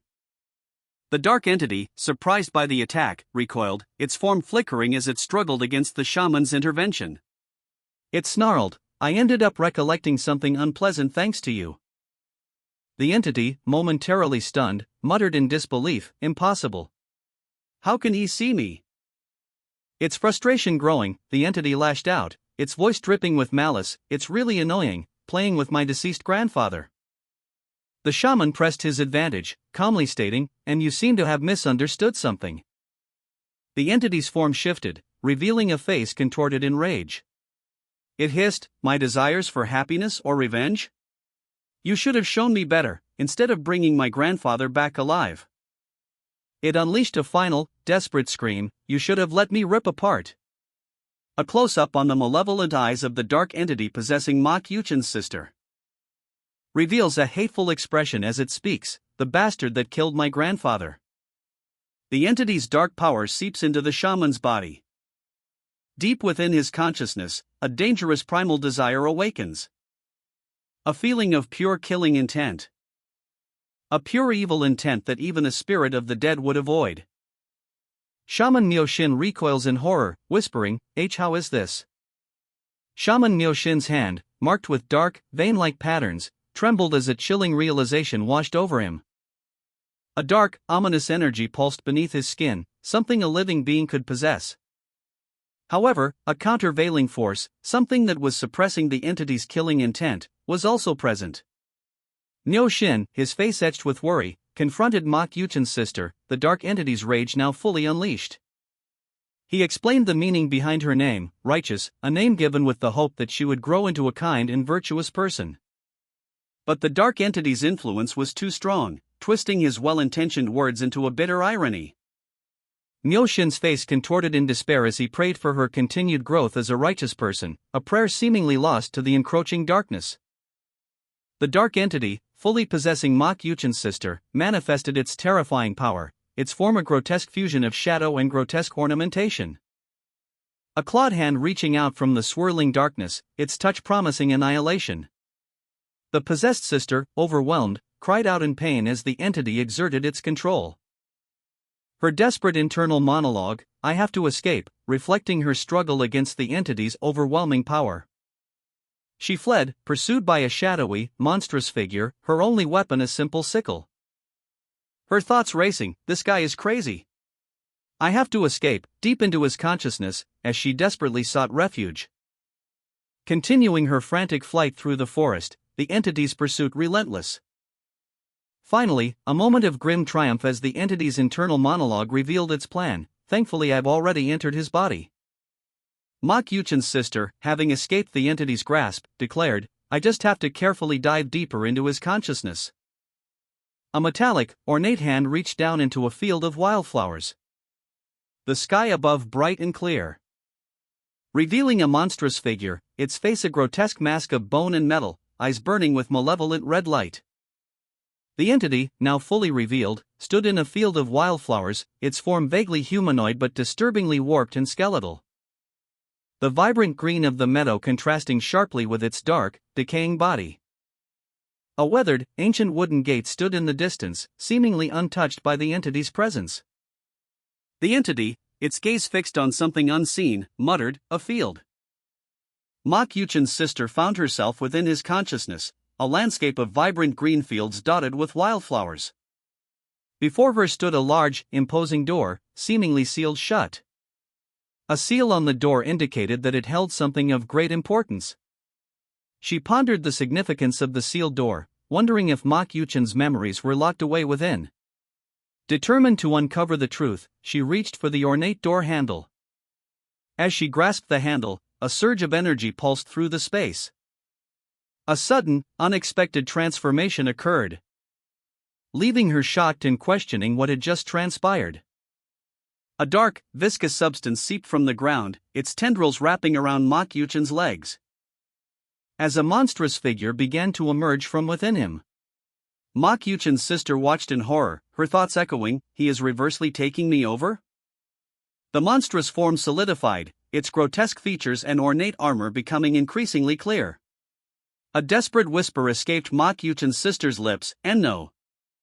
She pleaded, "Stop it," as the monstrous entity continued its relentless takeover. The transformation intensified, the entity's power growing exponentially.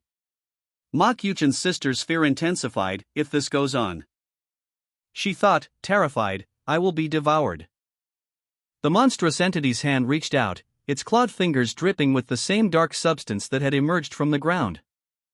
Mok Yuchin's sister's mouth opened wide, revealing a terrifying glimpse into his consciousness. A dark entity was consuming him from within. A surge of dark energy erupted from Mok Yuchin, his eyes widening in pain and terror. The dark energy pulsed outwards, radiating a palpable sense of dread. Shaman Myoshin watched with grim determination, his face etched with concern as he witnessed the extent of Mok Yuchin's affliction. Shaman Myoshin watched Mok Yuchin, his face etched with deep concern as a monstrous transformation began to consume the young man. The dark entity twisting his body, its power overwhelming. Myoshin could only utter a single word, a testament to his disbelief: "Impossible." Mok Yuchin, his mind struggling against the encroaching darkness, wiped sweat from his brow. The dark energy pulsed around him, threatening to consume him entirely. A sinister aura emanating from his very being. His sister watched, her eyes wide with terror, as the transformation continued. The dark entity's influence spreading, threatening to engulf Mok Yuchin completely. Shaman Myoshin's eyes widened, reflecting the horror and disbelief that washed over him. As he witnessed the horrifying transformation of Mok Yuchin's eyes, their once familiar blue now glowing with an unnatural, icy light. A dark, ominous presence filled the air as the words "demonic monk" appeared, confirming the terrifying reality of Mok Yuchin's possession. Mok Yuchin's sister stood frozen in terror, facing the monstrous figure that was once her brother, now a towering demonic monk adorned with skulls and emanating an aura of pure malevolence. Shaman Myoshin, witnessing the aftermath of Mok Yuchin's transformation, questioned the unfolding events, voicing his uncertainty with a quiet, "Is this really okay?" The scene shifted to Mok Sword Manor, where a lone figure sat before the imposing structure at dusk. Inside the manor, Mok Inden, the manor master, sat heavily, letting out a weary sigh. "Ha!" A caption identified the location and individual as Mok Sword Manor, Jiang Mianjin. Another caption identified the individual as Manor Master Mok Inden. Mok Inden reflected on his past relationship with the young manor master, recalling, "I looked up to him and thought that he could never do wrong. My ties to him started 19 years ago, when I was subjugating the pirates." Mok Inden's memories surfaced, revealing a time when he was a renowned martial artist in the region, collaborating with the manor lord to suppress a pirate uprising, and subsequently becoming the manor's inner master, pledging his loyalty. Inden looked up, a pensive expression on his face, questioning the current state of affairs.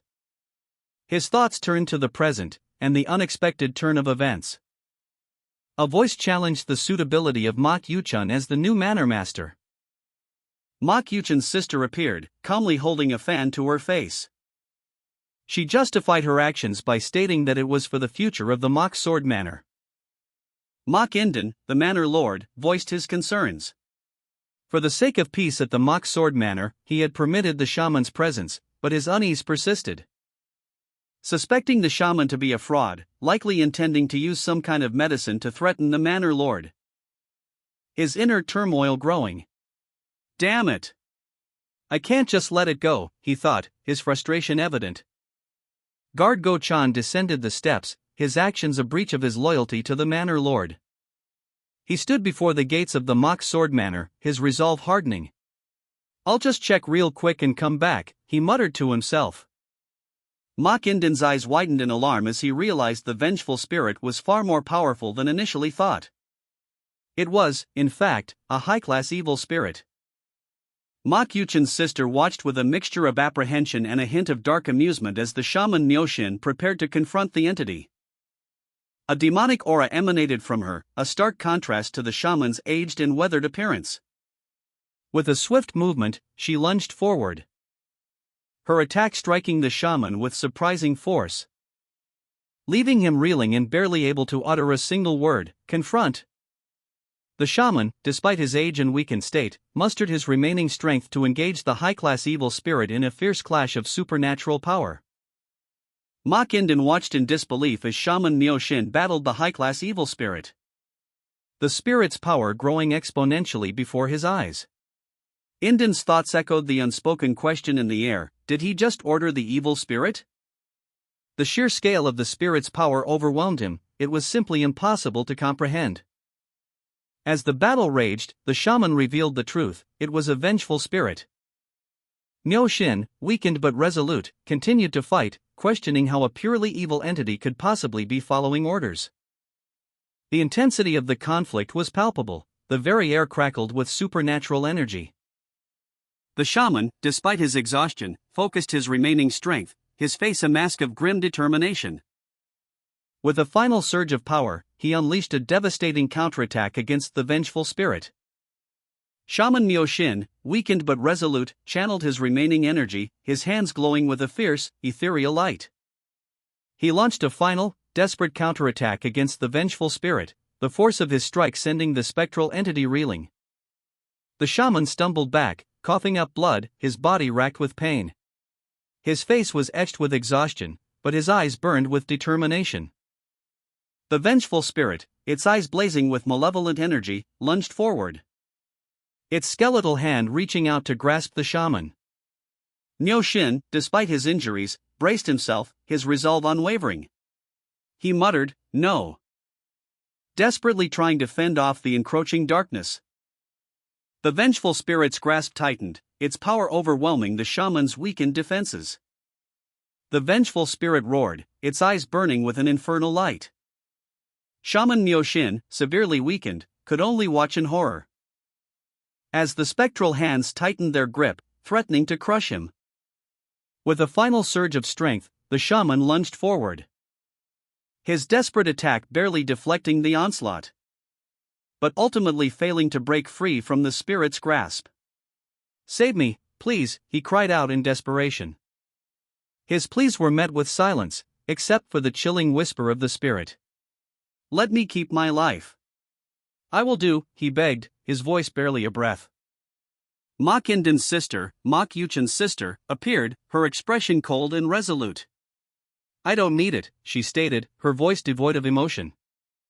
Shaman Myoshin, defeated and at the mercy of the vengeful spirit, pleaded, "If it's because I tricked you." Mok Yuchin's sister calmly responded, "No, that's not why." Her expression remained unchanged as she seemingly pondered something, a slight smile playing on her lips. She then questioned, "Manual?" The vengeful spirit tightened its grip on the shaman, its power overwhelming. The shaman cried out in agony, This bastard." The vengeful spirit, a terrifying visage of skulls and grasping hands, loomed over the helpless shaman. Its power was absolute, as it revealed its plan, from the start he was planning. The vengeful spirit's power surges, its malevolent energy filling the air. A crimson wave of energy radiating from the scene of the shaman's defeat. Ma Yuchen's sister, calm and composed, gestures for guard Go-chan to enter the room. Come in, she instructs. Go-chan enters, his face etched with worry. He asks, is it over, his voice laced with apprehension? Shaman Myo-shin lies dead on the floor, his body lifeless, blood staining his robes. The scene speaks volumes of the battle's intensity. The crimson stain spreading across the floor, a stark reminder of the shaman's demise. Ma Yuchen's sister, observing the scene, calmly assesses the situation. She states, you can ask questions later. Can you carry the corpse, directing her words to Go-chan, who responds with a bewildered, what? Ma Yuchen's sister, her expression resolute, declared, I'll do it like this. She unsheathed her sword, a swift, practiced motion. And with a powerful swing, she cleaved the air. The force of the blow shattering nearby objects. It was a decisive strike, even severing the manor lord's arms, as she explained later. Guard Go-chan and others arrived on the scene, halting the action. He observed the aftermath, bewildered. We stumbled upon the scene and put a stop to it. Go-chan, suspicious, questioned Ma Yuchen's sister, you plan on hiding the truth? She responded calmly, yes, is there a problem with that?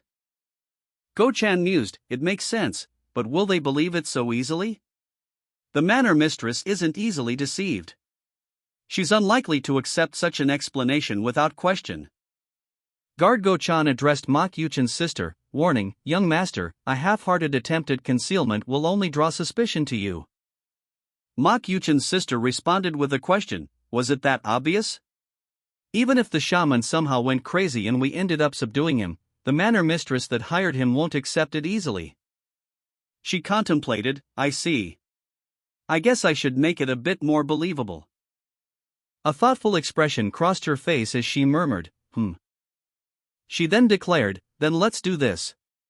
Go-chan, witnessing her actions, questioned, young master? What are you? Ma Yuchen's sister revealed her plan with a sinister smile, stating, he cut the arms of the manor lord and tried to kill his son. With a swift motion, she plunged her sword into the ground, creating a bloody scene. Go-chan reacted with shock and alarm, his eyes wide with disbelief.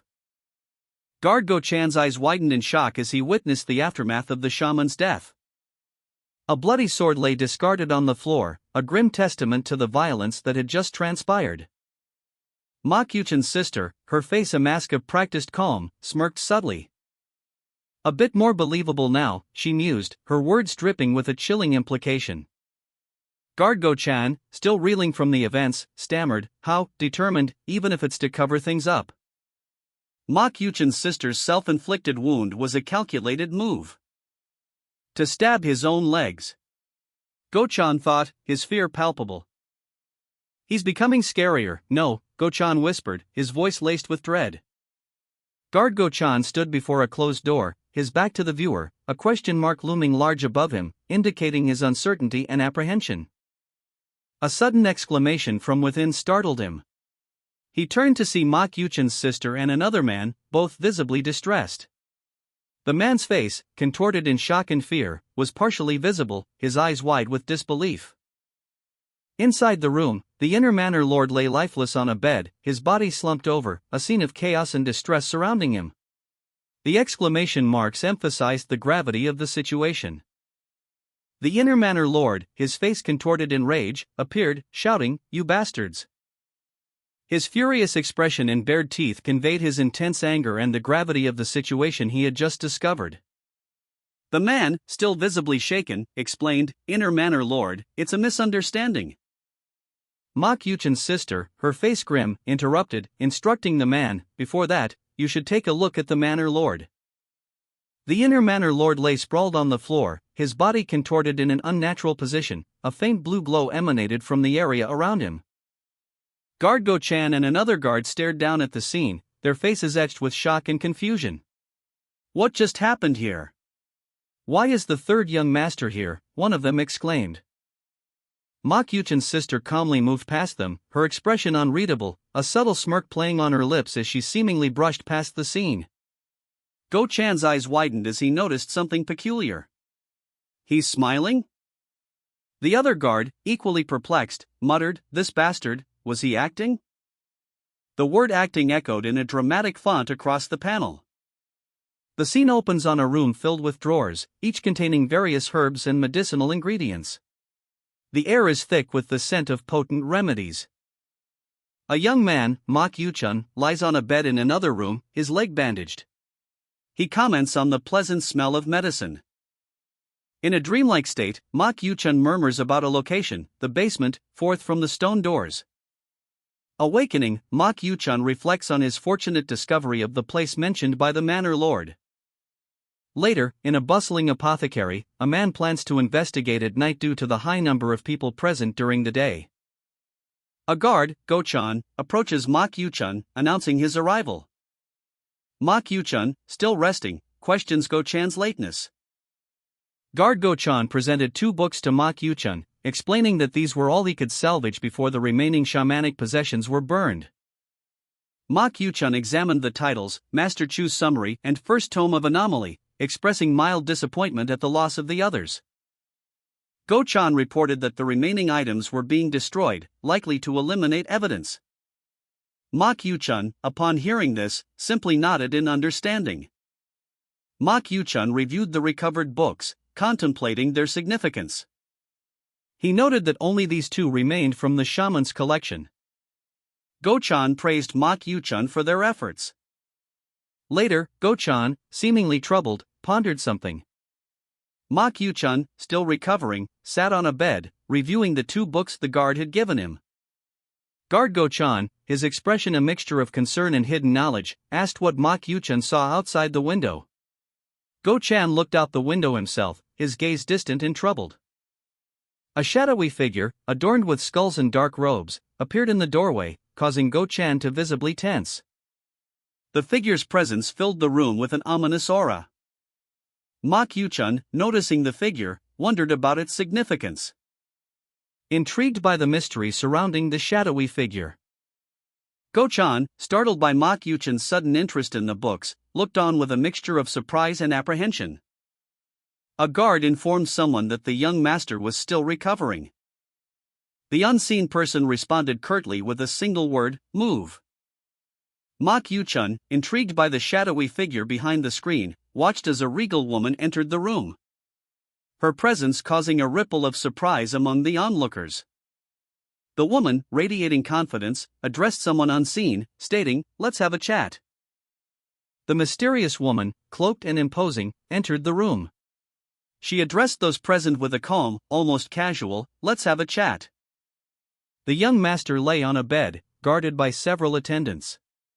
Guard Go-chan, still apprehensive, watched the newcomer with suspicion. Go-chan, despite his apprehension, greeted the woman formally, "I greet the First Lady." Mak Yuchun, observing from a distance, noted the young master's reaction and the guard's formal greeting. He wondered about the significance of the title First Lady. The young master, eyes narrowed, questioned the title, first? Then, the woman's true identity was revealed, Lady Suk, the first wife from the martial Suk clan. Lady Suk, elegant and composed, confirmed her identity. Her presence was clearly significant. Guard Cam had listed her as a person of interest. Mak Yuchun reflected on a previous conversation. He had been warned that Lady Suk, from a powerful martial clan, was exceptionally clever and to be wary of her, even more so than the first son. A warning he now considered as Guard Go-chan greeted Lady Suk with unexpected deference. Go-chan's greeting, though seemingly polite, was a calculated move. He was assessing the situation, hoping to navigate the encounter without incident. Lady Suk, seated and seemingly frail, explained that she was unable to stand due to her condition.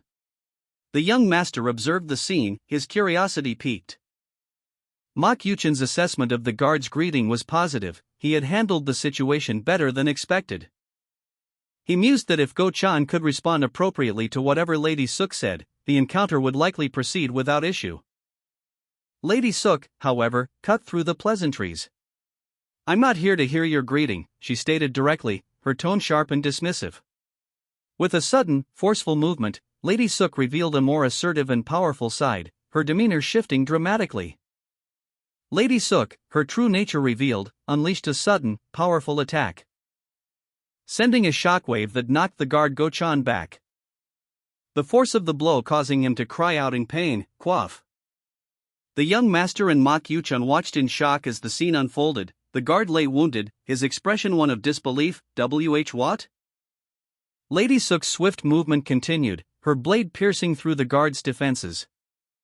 The blade's trajectory precise and deadly, leaving the guard vulnerable and disoriented. Lady Sook, observing the guard's state, calmly remarked, "Seems like you really are hurt." A subtle smirk played on her lips as she added, "Must be." Lady Sook, the mysterious woman, addressed Mak Yuchun, her words echoing with a chilling certainty, "You had to injure yourself to make your line more convincing." Her gaze, sharp and intense, bore into him, leaving no room for doubt. The close-up revealed the stark contrast between her calm demeanor and the wide-eyed shock on Yuchun's face. A glimpse of Lady Sook's ornate clothing, hinting at her high status and power. Continuing her assessment, Lady Sook stated, "You've given quite the convincing testimony to the inner manner master. But there's one thing you missed. It's that a skilled shaman would never be possessed during a ritual." Lady Sook's expression shifted, a subtle smirk playing on her lips as she leaned closer to Yuchun, her fan partially obscuring her face. Her laughter, sharp and condescending, filled the air, but for him to have run wild? With a sudden burst of rage, Lady Sook unleashed her power, her words cutting like a blade. "You dare try to make a fool out of me with a half-assed lie like that?" Lady Sook unleashed a powerful strike against Mak Yuchun, sending him sprawling across the floor. The force of the blow sending him crashing into a nearby wall. He landed hard, his body impacting with a resounding thud. As the impact left him momentarily stunned and winded, a nearby guard shouted a warning, calling out to the young master. Lady Sook, unmoved by the commotion, calmly addressed the guards, demanding to know what they had seen and heard. She made it clear that she would not tolerate any further deception. Mak Yuchun, nursing his injuries in a secluded room, sat alone, his thoughts consumed by regret and fear. A sigh escaped his lips. His leg was bloodied and bruised from the fall, a stark reminder of Lady Sook's power. A small, almost imperceptible smile played on his lips, a grim expression of defiance in the face of defeat. Lady Sook, observing from afar, let out a short, sharp laugh, her amusement palpable. The confrontation had ended, but the implications of her actions remained to be seen. Lady Sook, a mysterious and powerful woman, stood amidst her guards, a cruel amusement playing on her lips as she let out a soft, chilling chuckle. Her laughter escalating into a full-blown, unrestrained cackle as she reveled in Mak Yuchun's defeat. The sound echoing the extent of his humiliation. Lady Sook, still chuckling, addressed one of her attendants, her words dripping with disdain, "Have you lost your mind?" Mak Yuchun, despite his injuries and defeat, wore a defiant smirk, a trickle of blood tracing a path down his lip. A chilling preview of the coming conflict. A sudden shift in the scene revealed a glimpse of a powerful, menacing figure, a demonic monk, his presence radiating an aura of dark power. His arrival hinting at a looming threat and a potential turning point in the unfolding events. Mak Yuchun, already injured from a previous encounter, launched a desperate attack against Lady Sook.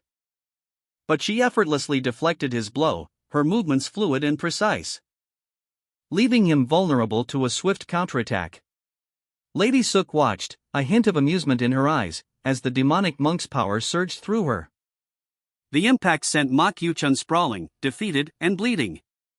"What just passed by me?" Lady Sook mused, seemingly unimpressed by the display of power. Guard Go-chan watched in horror as Lady Sook's power overwhelmed Mak Yuchun, the dark energy emanating from her a terrifying sight. The demonic monk's influence was clearly visible, a horrifying spectacle that left Go-chan speechless. This phenomenon, he thought, his mind reeling from the sheer power on display. Lady Sook, still radiating dark energy, turned her attention to the fallen Mak Yuchun. Her expression hardened. "Aren't those what you need?" she sneered, offering him something that seemed to amplify the demonic energy surrounding him. Mak Yuchun stared, speechless and uncertain. Mak Yuchun, coughing up blood, cried out for Sowa as dark energy pulsed around Lady Sook. the scene showing the aftermath of his failed attack. Guards looked on in horror. Lady Suk, unimpressed, stated that if Mak Yuchun wanted something, he should have negotiated instead of resorting to threats. She continued, emphasizing that whether or not he believed her, his desire to be manor master was his own choice, not hers. The panel shifted to show Mak Yuchun's bloodied feet, highlighting his defeat. Lady Suk then revealed that he wasn't the only one vying for the position of manor master. Feeling cornered and betrayed, Mak Yuchun declared his intention to seek help from his second brother. His face contorted in anger as he glared at Lady Suk, who responded with a chilling "you." Lady Suk, her expression a mask of cold calculation, mused aloud, the youngest is talented in martial arts, right? She continued, her voice laced with a chilling amusement, since I was never on good terms with the youngest, it'd be a good idea to hand over the secret manual to him as a way to make up. Mak Yuchun, defeated and bleeding, lay on the cold stone floor. Lady Suk's words echoed in his ears as she addressed him, do you get it now?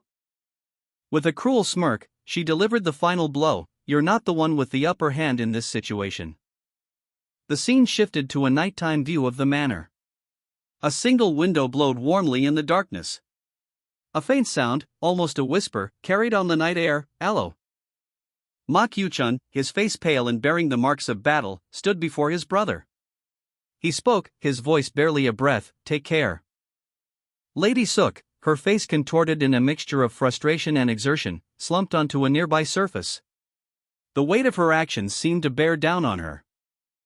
The scene is set within Lady Suk's residence, Blessing Flower Hall. A pained cry echoes through the night. As Lady Suk, enraged, sends a chair flying across the room. Her fury fueled by a single thought, how dare he? Her rage intensifies as she continues to unleash her fury. The impact of her actions shaking the very structure of the hall. A terrified servant pleads with her, please calm down, madam. Lady Suk, seething with barely controlled rage, scoffed at the notion of calming down. Calm down? Does it look like I can calm down right now?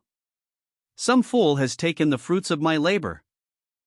Her fury intensified as she glared at a nearby attendant, her face contorted in a mask of barely suppressed rage. Lady Suk berated herself for letting her guard down, believing her previous assessment of the guard's intelligence to be accurate. She mused that a little intimidation would have been enough to extract a confession. She was utterly perplexed by the guard's sudden and unexpected transformation. Lady Suk pondered the guard's drastic change, concluding that he was a completely different person. A suspicious ornate box caught her eye, prompting a question in her mind, could it be? The answer came to her in a flash of realization, the guard had been hiding his true self all along. Lady Suk's eyes widened in shock and disbelief as the full weight of the revelation crashed down upon her. Lady Suk, carrying scrolls, reflected on her guard, noting that others always praised his intelligence. But after his mother's death, his family's influence waned. Lady Suk considered the possibility that he had changed to protect himself. She berated herself for letting her guard down. Enraged, Lady Suk vowed to kill him before he could act further. Reasoning that it would be worse if the secret manual fell into the wrong hands. However, she resolved not to let him manipulate her. Lady Suk's eyes narrowed, a cold glint reflecting her simmering rage. She ordered her guard to inform the Phoenix Pavilion of Shaman Myo Shin's death. Lady Suk, her expression hardening, watched as her guard left, a calculating look in her eyes. The news of Myo Shin's death would soon reach the Phoenix Pavilion. A messenger, upon hearing the news, gasped in shock. The messenger's shock rippled outwards, revealing the vast power and influence of the shaman organization to which Myo Shin belonged. A powerful organization whose reach extended far beyond the immediate area. Lady Suk's lips curled into a subtle smile, she whispered the name Mak Jaeongwon. A voice, laced with menace, declared, things won't go your way so easily. The scene shifts to midnight at the Medicinal Hall. A large building stands silhouetted against the night sky. Master Chu's notes are shown, the text reads, Original Book of the Yin Yang School. The text continues, when a dead person turns into an evil spirit due to their unresolved resentment. Master Chu sits in the medicinal hall, reviewing his notes by the light of a lantern. He reads further. His notes concluding, its strength depends on many conditions. Master Chu's study of ancient texts revealed a classification of evil spirits: red spirits, bound to locations and causing only chills; orange spirits, clinging to bodies and inducing lethargy or sickness; and yellow spirits, dangerous entities requiring exorcism. A distinction further clarified by the text's assertion that yellow spirits possess the power to kill. Master Chu, upon reaching this conclusion, experienced a moment of realization. As a spectral figure, resembling a demonic monk, materialized before him, confirming his suspicions. A voice, seemingly emanating from the spectral figure, inquired, "Did you find it?" Master Chu responded, surmising that the demonic monk was indeed a yellow spirit. Further investigation revealed that the demonic monk's abilities were being used to locate hidden passageways and scout underground areas. However, his powers proved ineffective against Lady Suk. A woman, distressed, explained that because of a certain event, a man had to go after the maid instead. It had worked well on Guard Go-chan earlier, though. Lady Suk inquired about Guard Go-chan's condition, revealing him to be incapacitated by some unseen force. A hand reached for a drawer and opened it, revealing a flurry of motion as Lady Suk quickly searched for something. She moved with speed and purpose, her eyes scanning the contents of numerous drawers. Someone observed that Lady Suk was a first-rate martial artist, implying that Guard Cam would be equally matched against her. A hand reached for and opened a book, revealing ancient texts. Lady Suk concluded that acquiring a stronger spirit would be a good idea. Lady Suk, ever resourceful, consulted an ancient text. The book detailed the characteristics of various spirits, revealing the fourth spirit, a green spirit, to be an exceptionally dangerous entity, capable of manipulating its environment and inducing hallucinations. Its malevolence demanded immediate action. Master Chu, having learned of the green spirit's power, simply replied, "Well, all right." He closed the book. And Lady Suk, lantern in hand, prepared to depart. "Let's go then," she stated, her resolve unwavering. Descending the steps, she explained their mission: to find the secret manual and the seal. Lady Suk, carrying a lantern and a file, walked down a dimly lit corridor, the faint glow illuminating her determined face as she ventured deeper into the ancient temple. Lady Suk descended a long flight of steps, her footsteps echoing softly in the dimly lit passageway. A small flame flickered in her lantern, casting dancing shadows on the walls. She paused, her expression thoughtful as she observed the depth of the subterranean chamber. "It's deep," she murmured to herself. The passage continued downward, deeper into the earth. Lady Suk proceeded cautiously, her lantern illuminating the way. "He dug this deep just to hide a secret manual and a seal," she mused, her voice barely a whisper. The implication of such lengths taken for concealment was not lost on her. She continued her descent, the lantern light painting the stone steps in a warm glow. "Well, I guess it's valuable enough. That's why everyone is after it," she reasoned, her determination hardening. Her resolve strengthened, Lady Suk pressed onward. "I won't lose anything by having them," she thought, her eyes fixed on the path ahead. She now understood the demonic monk's powers wouldn't affect Guard Cam, further solidifying her resolve.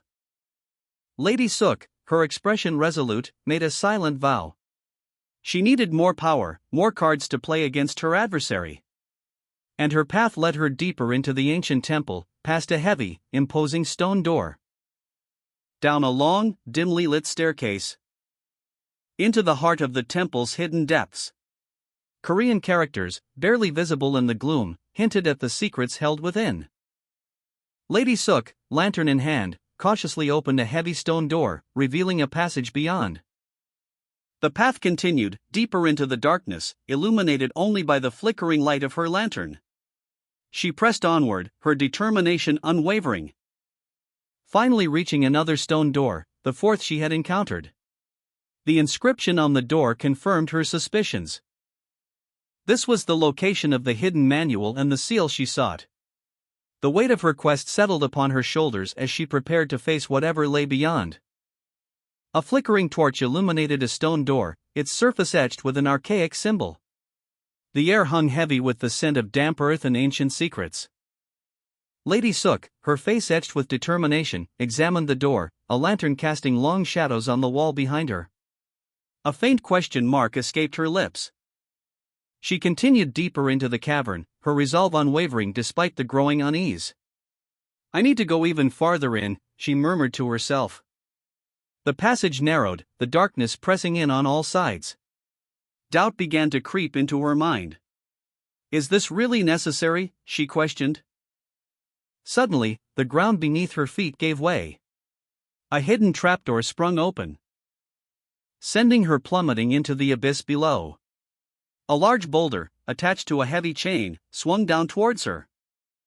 But with a practiced maneuver, Lady Sook narrowly avoided the crushing blow, the boulder narrowly missing her as it crashed into the cavern floor. Lady Sook, still searching for the manual, triggered a hidden trap. A heavy chain, attached to a massive boulder, swung down towards her, narrowly missing her as she leaped aside.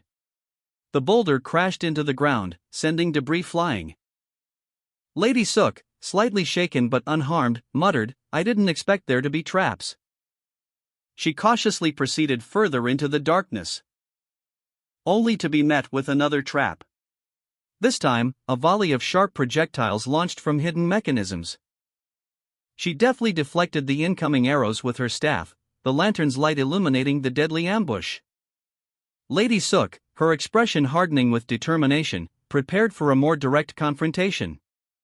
She unleashed a powerful strike, shattering the mechanism that launched the projectiles. Lady Sook, her expression a mixture of determination and caution, navigated a treacherous path deep underground. A faint smirk played on her lips as she moved with practiced ease, illuminating her way with a lantern, its warm glow cutting through the oppressive darkness. She muttered to herself, "The real deal begins now, I see."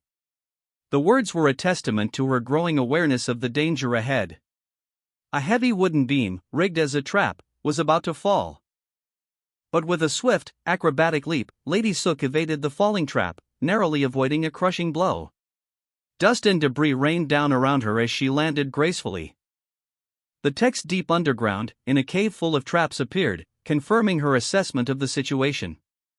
Her focus remained sharp, her senses heightened. She questioned herself, is this secret manual that valuable? The question hinted at the immense risk she was willing to take for the prize. Another trap, a massive boulder, was triggered, hurtling towards her with terrifying speed. Lady Sook reacted instantly. She used her agility and quick thinking to narrowly avoid the falling boulder, her movements a blur of motion as she escaped the deadly trap. Master Chu remained a silent observer from afar. A thought crossed Lady Sook's mind, or, is there something else here that is more important? A hidden mechanism triggered, unleashing a deadly array of bladed weapons from the ceiling. Lady Sook, ever vigilant, reacted instantly, narrowly avoiding the descending death trap. She deftly maneuvered through the falling blades, her movements precise and controlled. With a determined glint in her eyes, Lady Sook muttered, "Well, I guess I'll see." She launched herself forward, propelled by a burst of speed, leaving the immediate danger behind. Landing gracefully on a solid surface, her lantern illuminating the path ahead.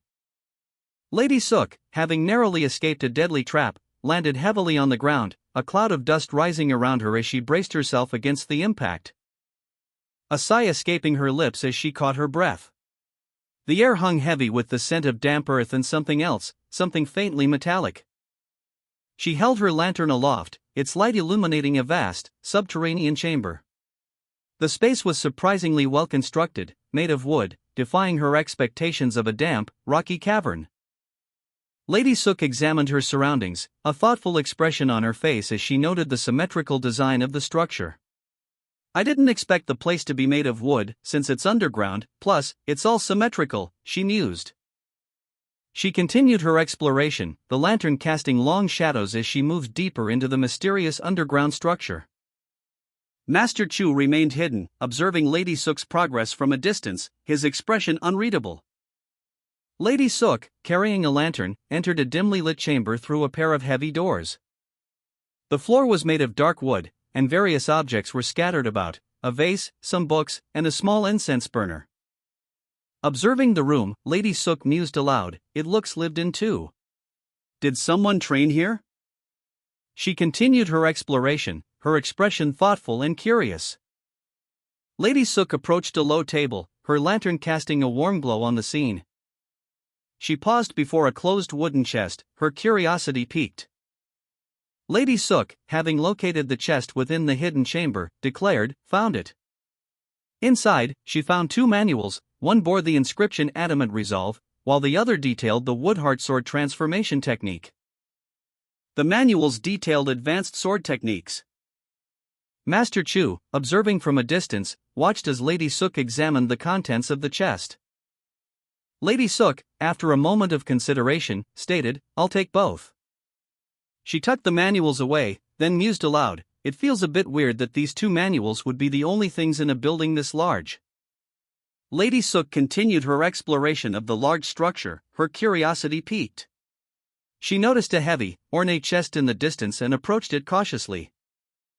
Upon closer inspection, she noted, it looks unnecessarily heavy and not functional. Observing the room, Lady Sook noticed traces of something being dragged across the floor near a simple wooden chest. This led her to suspect that the chest might be concealing something. A suspicion confirmed by her own intuition, "I knew it." Further investigation revealed several golden charms arranged on the floor, indicating a hidden compartment. Lady Sook located and opened the hidden compartment, revealing a sealed wooden chest. The chest was sealed with additional charms and emitted a distinctly ominous energy. Lady Sook carefully peeled back a yellowed note from a hidden compartment within an old chest, revealing a sealed wooden chest. A surge of energy emanated from it as she opened it, causing her to stumble back in surprise. "What? Why's the lantern?" she wondered aloud, noticing an unusual reaction from a nearby lantern. A close-up on Lady Sook's face showed a mixture of shock and dawning realization. She carefully carried the chest away from the compartment, her expression unreadable. Inside, she found a leather-bound book. But this was no ordinary book, it pulsed with an unnatural light, adorned with a string of bone beads. Lady Sook gently cradled the book, her eyes fixated on its strange glow. Lady Sook, upon closer inspection of the book, noted its sickening smell and texture. Realizing with a jolt of horror that it was bound in human skin, her eyes widened in revulsion. A look of dawning understanding and unease creeping across her features. Meanwhile, Master Chu, observing from afar, remained silent, his expression unreadable. Suddenly, a distant drumbeat echoed through the air. A rhythmic pulse growing louder and more insistent as Master Chu barked a sharp command, "Drum! Play the drums!" Master Chu directed the musicians, urging them to play with more intensity and joy. As the celebratory music filled the mock sword manor, second young master Mok Yunpyeong watched from the sidelines, a subtle smile playing on his lips, his eyes gleaming with satisfaction as the revelry reached a crescendo. The atmosphere was electric. Mok Yunpyeong's smile widened, his expression one of quiet triumph. "That's great," he thought to himself. The panel shows Mok Yunpyeong's name and title, Second Young Master Mok Yunpyeong. Standing in the main hall of the mock sword manor, Yunpyeong observed the festivities, remarking on how bright the manor seemed today. He mused that this was due to his nearing ascension to manor master.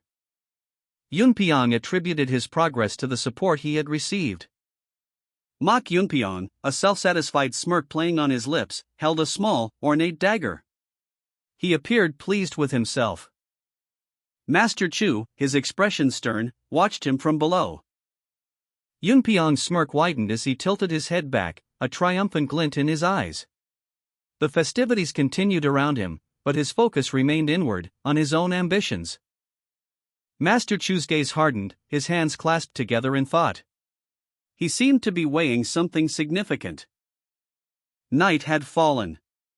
A single moon hung in the inky sky above a sprawling estate. An apology was offered for the lateness of the hour. As Mok Yunpyeong arrived at the grand estate. The imposing structure was bathed in the soft glow of lanterns, its architecture a testament to wealth and power. Mok Yunpyeong expressed his desire to hold a grand feast to welcome his guest, but explained that his father was unwell. He accepted the more modest welcome with grace. With a hearty laugh, Mok Yunpyeong invited his companions inside, where they were greeted by servants. One servant bowed deeply, addressing Mok Yunpyeong as young master. As Mok Yunpyeong entered the estate, a quiet anticipation hung in the air. A musician prepared his drum, and other musicians tuned their instruments, ready to provide a subtle musical accompaniment to the evening's events. A man, his face partially obscured by shadow, pondered aloud, "That bastard, Mok Jae-won, has lost his martial arts abilities?" A second individual confirmed, "Yes. The real one is dead, and the fake one has not learned martial arts." A third person, his expression grim, simply stated, "It's not a lie." The second individual continued, adding, "Plus, I don't intend to reveal that he's a fake." Their thoughts turned inward, a sense of foreboding present. "It'll be dangerous for me if it gets out that I failed to protect the young master. I'm sure he gave me that offer knowing this."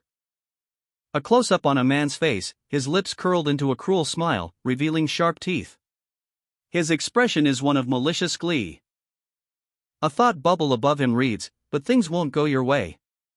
The implication is clear, he is confident in his ability to thwart someone's plans. The scene shifts to a man in official garb, his face stern and resolute. He appears to be speaking, though his words are not shown in this panel. A speech bubble appears, stating, "I will decapitate you as proof of my loyalty to the second son." This is a declaration of violent intent. A woman with dark hair observes a scene, commenting, "Kukek, idiot. He was already powerless, but now he can't even use martial arts." The scene shows a group of men, one of whom is the woman's apparent superior. She is clearly assessing the situation, her expression one of amusement and calculation. The woman laughs, saying, "Well, I guess I should be grateful since I have someone as talented as you working for me now." Her tone is condescending, but also pleased with the turn of events. She turns to the man in official garb, asking, "Ah, right. I was wondering. Can you really not tell me the reason why he has lost his martial arts abilities?" Her curiosity is evident. Lady Suk offered Mok Yunpyeong forgiveness, regardless of his actions, remarking that people make mistakes and laughing heartily. Master Chu, expressing his loyalty, vowed to take action to protect the second young master, even if it meant wiping his own ass if the truth came out, but reassured him that the matter would not harm him. Mok Yunpyeong, placing his trust in Lady Suk, acknowledged her as the former assassin from that infamous place. Master Chu, upon hearing this revelation, was shocked and speechless, referring to Mok Yunpyeong as a bastard. Master Chu, seemingly concerned, inquired, What's wrong?" Lady Suk, however, remained composed, revealing her thoughts, "I knew he was clever, but I considered him nothing more than a child." Master Chu reacted with a simple, "Oh," his expression suggesting surprise. Lady Suk's subtle smirk hinted at a hidden agenda as she questioned, "Was that also a secret?" A thought bubble above Lady Suk's head revealed her inner turmoil. "Did he look into my background?" Master Chu, visibly sweating and anxious, shook his head, muttering, "No." Another thought bubble appeared, this time expressing Master Chu's self-reproach, "I let my guard down." Lady Suk's expression turned knowing and slightly amused as she looked at Master Chu. She calmly dismissed him, stating, "I'll call you again. You're excused for now." Night fell upon a sprawling estate, its darkened buildings silhouetted against the starlit sky. Lady Suk, from within her chambers, observed Master Chu departing through a moonlit archway. A subtle smile played on her lips. Within the estate's inner sanctum, Lady Suk, surrounded by her advisors, voiced her suspicions. The third must be up to something. She then instructed one of her men, Cho Il-sang, "Go check. See what he's hiding and if he has actually lost his martial arts."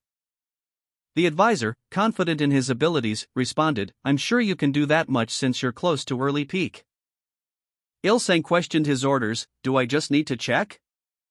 Lady Suk, however, added a cruel twist to her instructions. No, that's no fun. Break an ankle or something while you're at it. Cho Il-sang, accepting his orders without question, responded with a curt, yes, sir. The scene opens on a dark, confined space aboard a ship.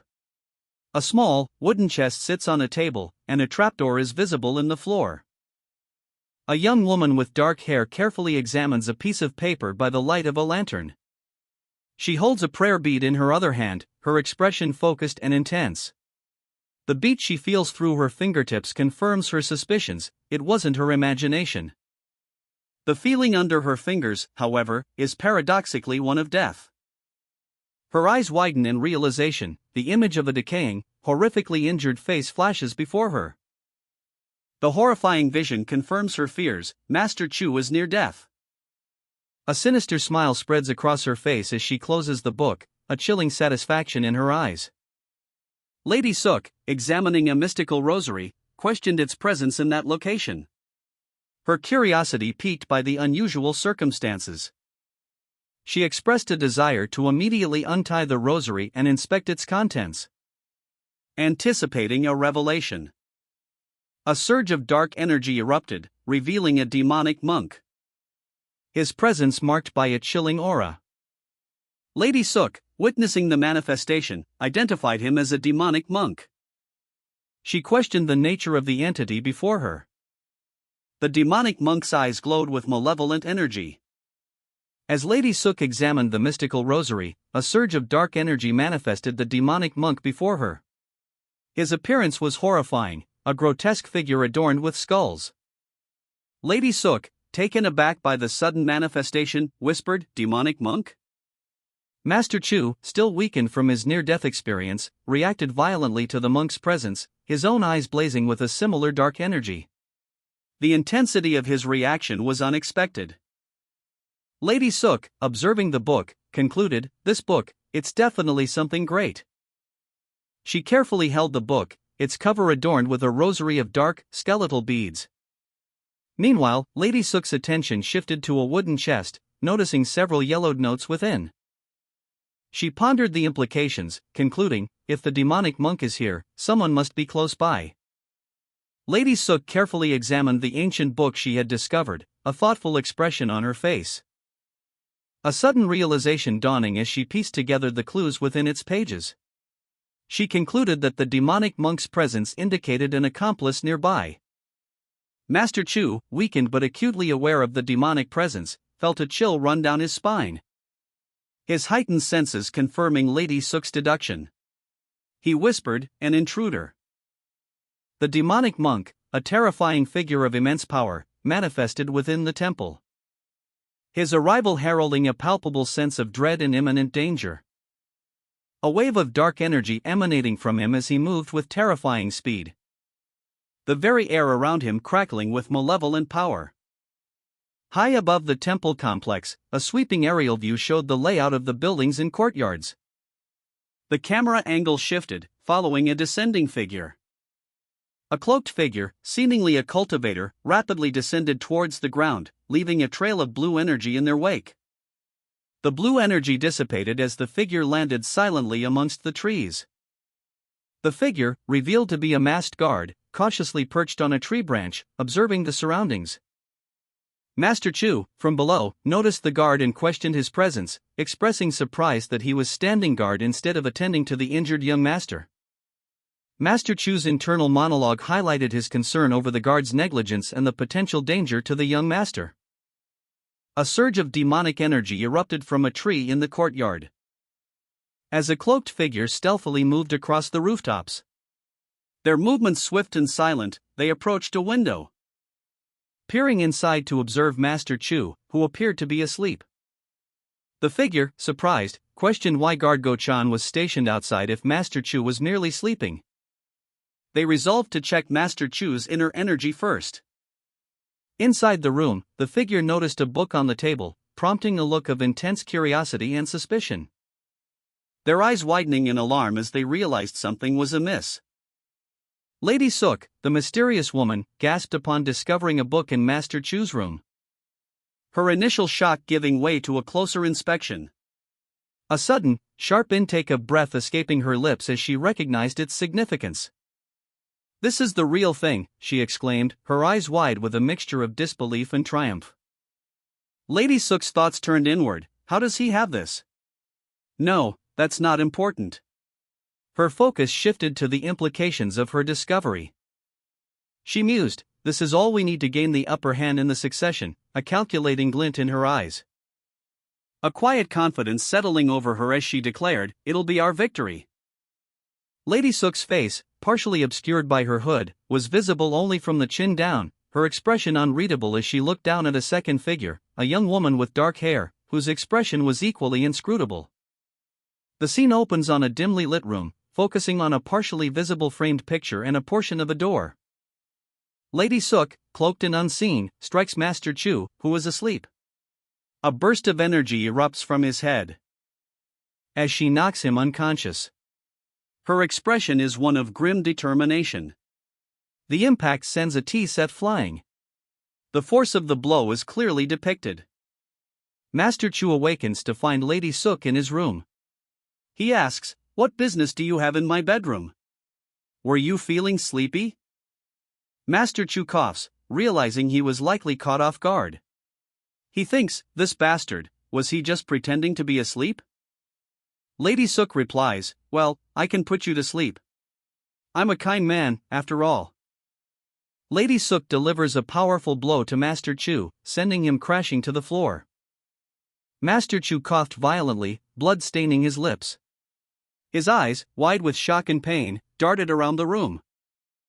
As a wave of searing energy washed over him, leaving a trail of crimson in its wake, he slumped to the floor, unconscious. Master Chu's eyes flickered open. Blood crusted around his nostrils. He was disoriented. Lady Sook stood over him, her expression unreadable. You're awake, she stated, her voice calm and devoid of emotion. Master Chu's confusion deepened. What? Where am I? Master Chu awoke hanging upside down, bound and disoriented. A knife pressed against his throat, the cold steel a stark contrast to the warm blood trickling down his face. His eyes widened in alarm. Lady Sook, calm and composed, addressed him with a chillingly casual, let's talk. Master Chu groaned in pain, a bloody mess. Hook? He weakly gasped, Cho Il-sang? Lady Sook, calmly observing the scene, questioned a nearby guard, why is he here? Do you know him? The guard responded, his name is Cho Il-sang. He's one of the second son's guards. Lady Sook pondered, the second son? Why would he be here? She continued, I'm not sure, but considering he's wearing a mask, he couldn't have had any good intentions. The guard, stroking his chin thoughtfully, looked at Lady Sook. Lady Sook carried the unconscious Cho Il-sang, her expression calm but resolute. Master Chu, his face bruised and bloodied, watched with apprehension. As guard Go-chan pleaded with her, are you going to torture him? You can't. Go-chan continued, urging Lady Sook to release Cho Il-sang, suggesting it would be better to simply let him go. Go-chan explained that the second son was known for being protective of his people, especially if they were talented, warning that injuring Cho Il-sang would enrage him. Lady Sook, however, remained unmoved, simply stating, well, I'll think about it. Go-chan, desperate, begged her to reconsider, emphasizing the severe consequences of harming Cho Il-sang. His pleas were met with Lady Sook's cold indifference. As Lady Sook, showing a flash of ruthlessness, declared, fuck it. I don't care. Go-chan, left alone with the unconscious Cho Il-sang, looked on with a mixture of fear and resignation, muttering to himself, he won't kill him though, right? Master Chu, still recovering from his injuries, let out a soft sigh.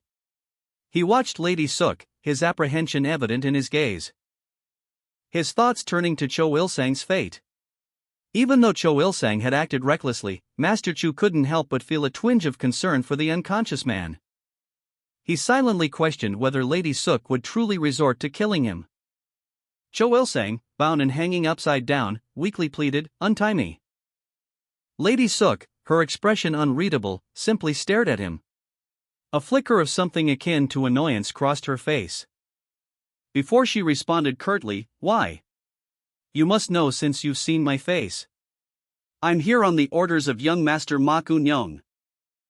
Cho Il-sang, hanging upside down and bleeding, sneered at Lady Suk. "You think you can survive having harmed me?"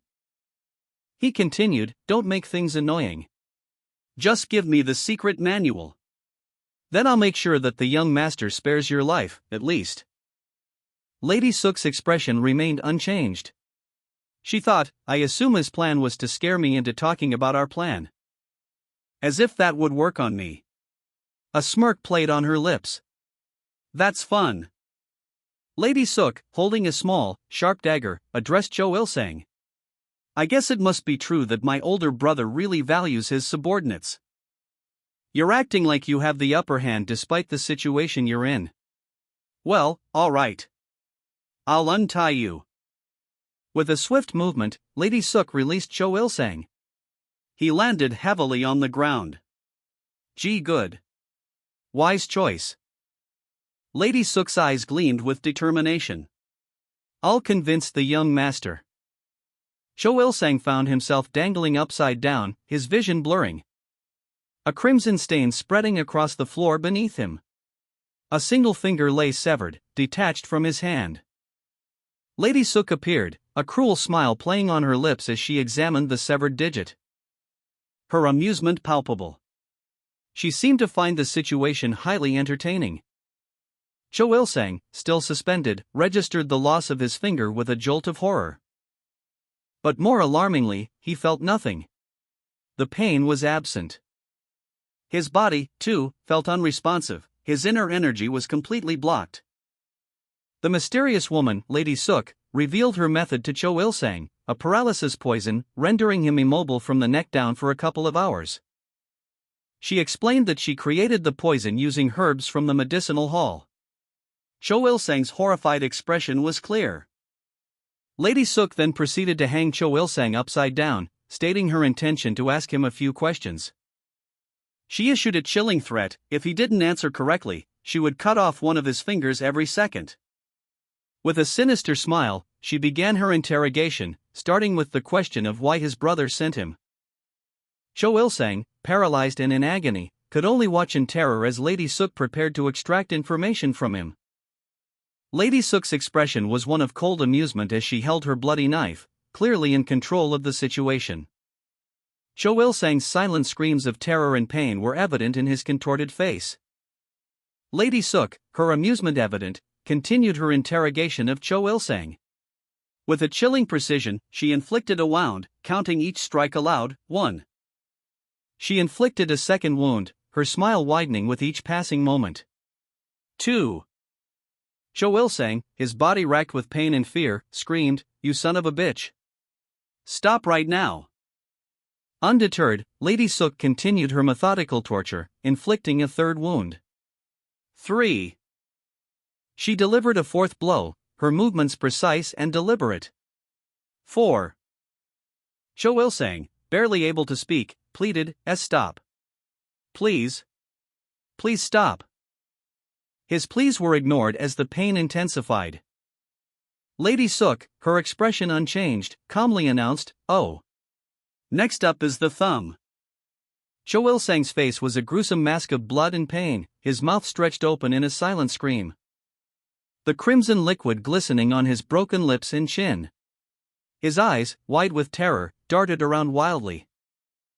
Lady Suk, amused by his suffering, held Cho Il-sang upside down by his ankles.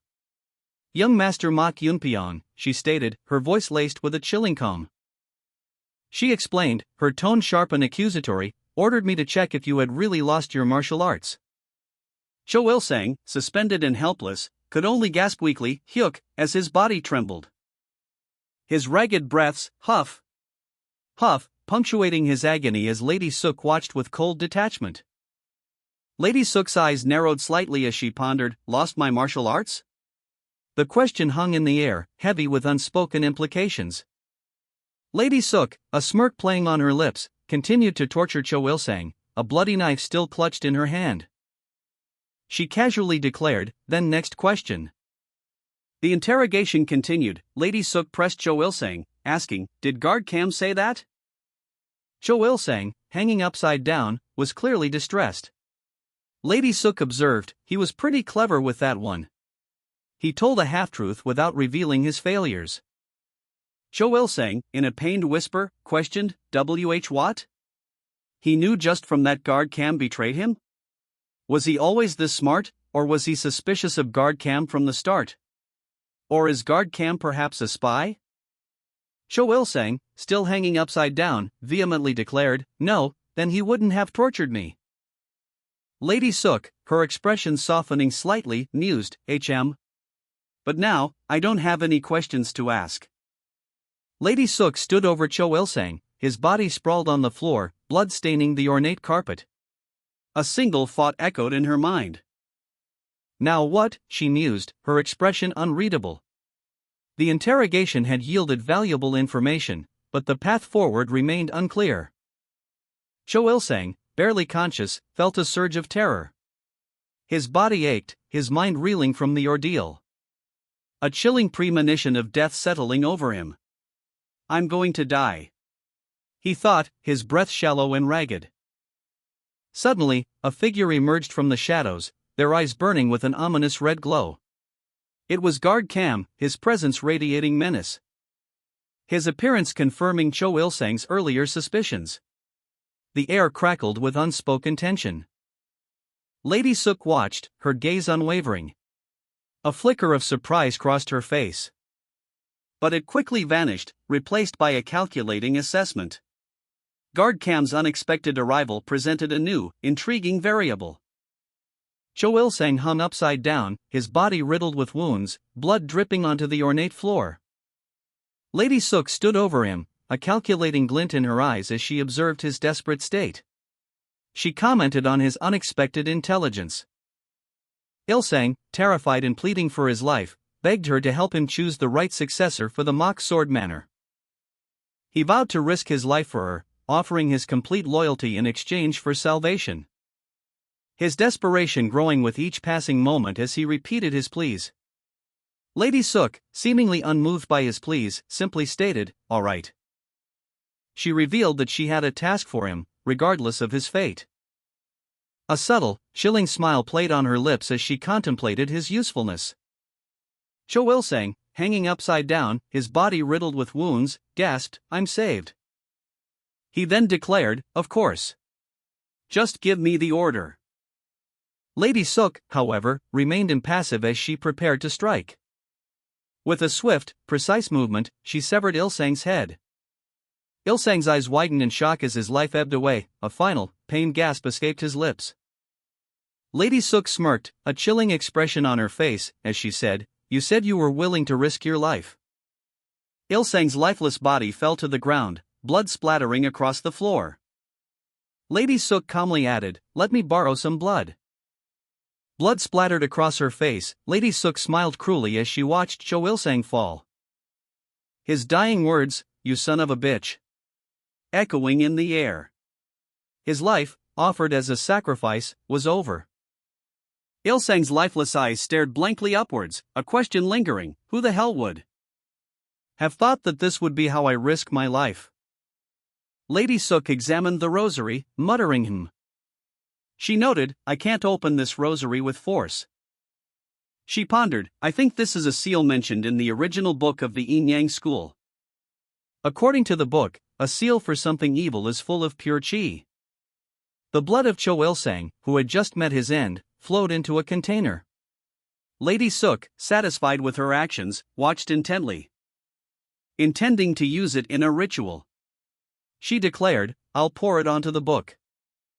Cho Il-seng, hanging upside down, bled profusely as Lady Suk collected his blood, carefully pouring it into the receptacle below.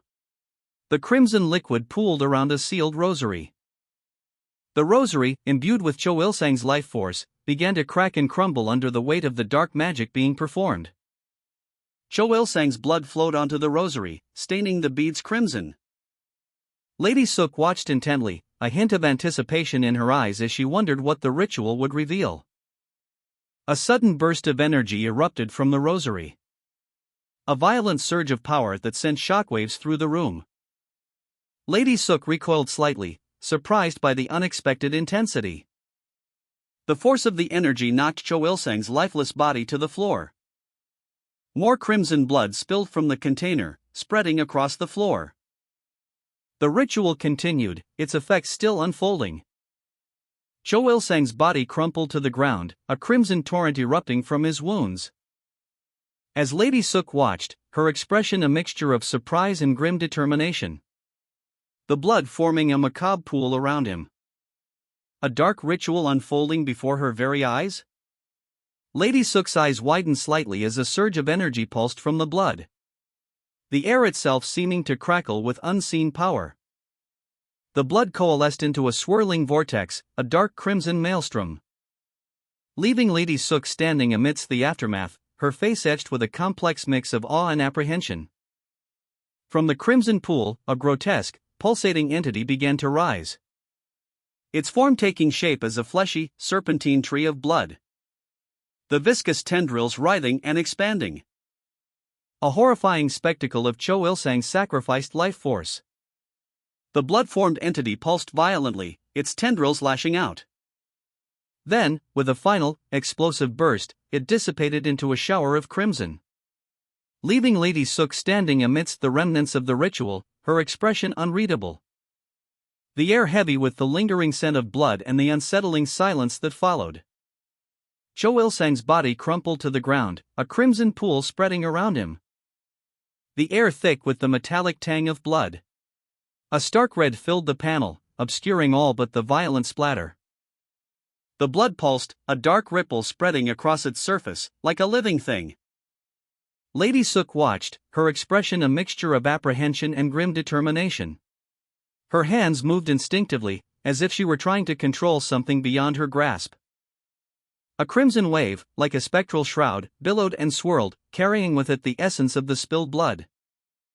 The wave crashed against unseen barriers, its energy dissipating into the surrounding space.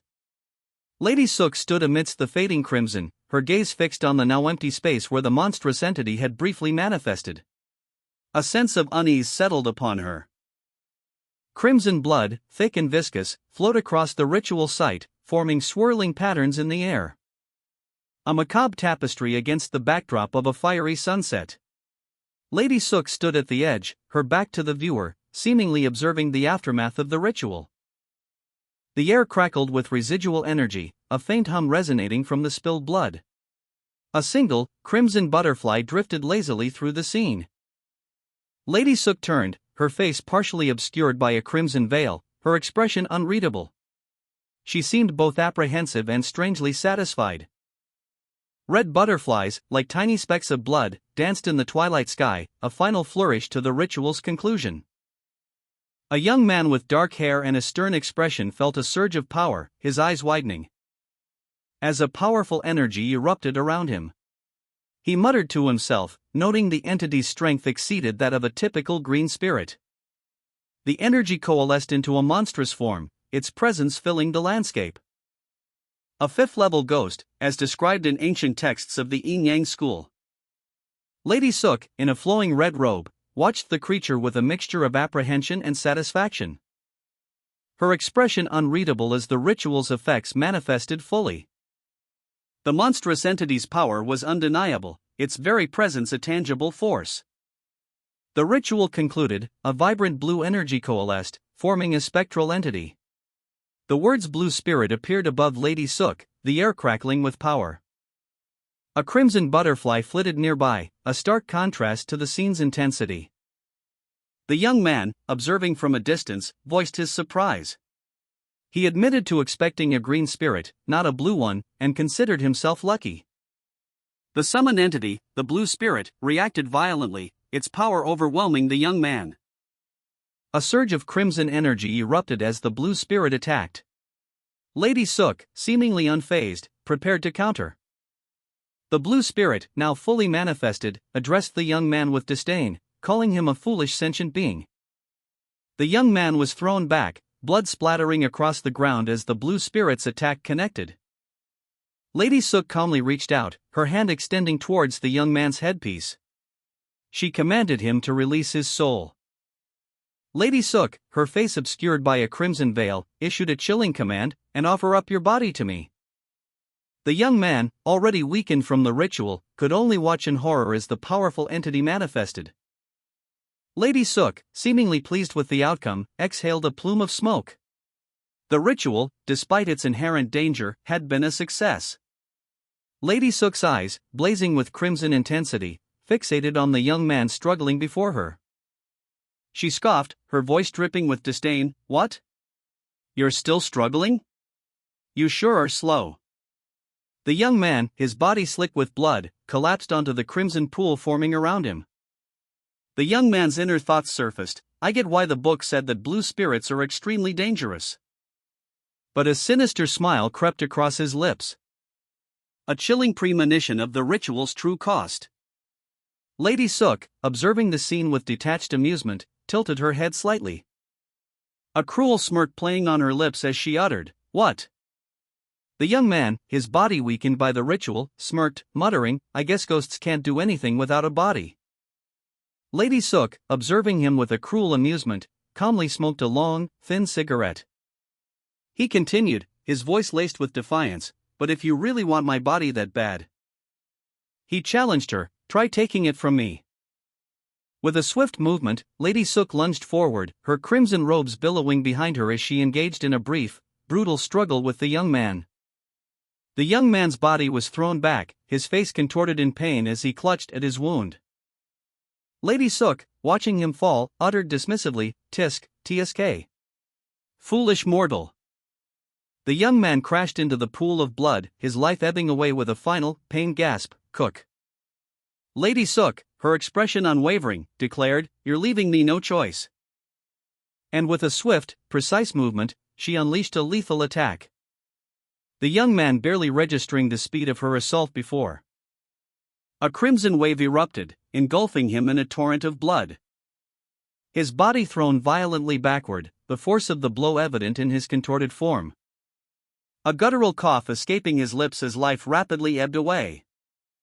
His eyes wide with disbelief and agony, his final moments filled with the cold reality of his defeat. Lady Suk stood over his lifeless body, her expression unchanged, the ritual complete. Lady Suk, calmly and confidently, addressed the young man, do you get it now? She continued, her tone devoid of empathy, there's nothing you can do. So now be a good boy and... Lady Suk demanded, give me your body. The young man, despite his injuries, made a final defiant lunge toward Lady Suk. But she effortlessly dispatched him with a swift, brutal strike. The young man coughed, his body ravaged, as he gasped for breath. Lady Suk observed the dying man, a flicker of surprise in her eyes. He managed to endure that? His face was destroyed and his flesh was gone. She then concluded, with a hint of grudging respect, you're no ordinary human. Lady Suk, calmly observing the young man's final, desperate attack, muttered, well, it doesn't matter. The young man's eyes widened in shock as he felt the fatal blow. His body was thrown back, a bloody arc against the fiery backdrop. Lady Suk's crimson kimono billowed slightly in the aftermath. After a moment of silence, Lady Suk addressed the dying young man, stating, all right. I'll give you an offer. She continued, if you give me your body, I'll grant you a wish. The young man, barely conscious, managed a weak, questioning, a wish. Why are you offering something like that? Lady Suk remained impassive as the young man's life ebbed away. Lady Suk, calmly observing the young man's final, desperate struggle, commented, it's not good for me if your body is harmed too much. The young man, his body ravaged by her attack, could only manage a pained gasp before succumbing to his injuries. Lady Suk, her expression unchanged, declared, then I'll kill you and look for another human. His body lifeless, the young man's eyes flickered open, a final spark of defiance in his gaze as he weakly voiced a wish. A faint whisper escaped his lips, barely audible above the sounds of the carnage. Lady Suk, intrigued by his persistence, responded, yes. A wish. Her lips curled into a knowing smile as she anticipated his plea. With a hint of amusement, Lady Suk observed, with this kind of determination, you must have lived a hard life. Has someone betrayed you before? Has someone killed your beloved family? Lady Suk, her expression a mixture of chilling calm and barely contained fury, addressed the dying young man. Tell me. I will rip them all to pieces. She continued, her voice dripping with menace, I'll make sure only their ashes remain. So tell me. Your wish. The young man, his body ravaged, mustered a final breath to speak. My wish is for you to shut up and become my familiar spirit. Lady Suk's face contorted in a grimace, a single tear escaping her eye. She clearly did not expect this request. After a moment of stunned silence, she responded, all right. The young man's life force ebbed away, his body dissolving into crimson energy. As Lady Suk, witnessing the spectacle, coldly stated, you've brought this upon yourself. The swirling crimson energy coalesced, taking on a vaguely humanoid form. Lady Suk watched, her expression unreadable, as the young man's essence transformed. And with a final, sharp word, you foolish mortal, she completed the ritual. Lady Suk's face contorted in a grimace as she absorbed the young man's spirit. Her hand reaching out, a dark energy crackling around her fingers. Lady Suk, now possessing the young man as her familiar spirit, vanished in a burst of crimson energy. The young man's eyes widened in terror as Lady Suk's ritual intensified. A crimson energy surged around him. Lady Suk, her face a mask of grim determination, channeled the power. The young man's body convulsed as his flesh was torn and his bones carved, a horrifying price for becoming her familiar. Lady Suk's words echoed the pain inflicted, your flesh will be slashed into, your bones carved, and your limbs torn off. Can you endure that? A close-up on Lady Suk's face revealed a chilling smile, her eyes glowing with unnatural light. The young man's spirit was forcibly bound, his body collapsing as his essence was drawn into Lady Suk's control. Lady Suk completed the ritual, a hint of regret in her eyes despite her success. Well, it is a shame that your body will be damaged. The young man's body convulsed violently, his form racked with pain as dark energy consumed him. His screams swallowed by the crimson tide that engulfed him, leaving behind only a lingering scent of blood and the faint echo of his agony.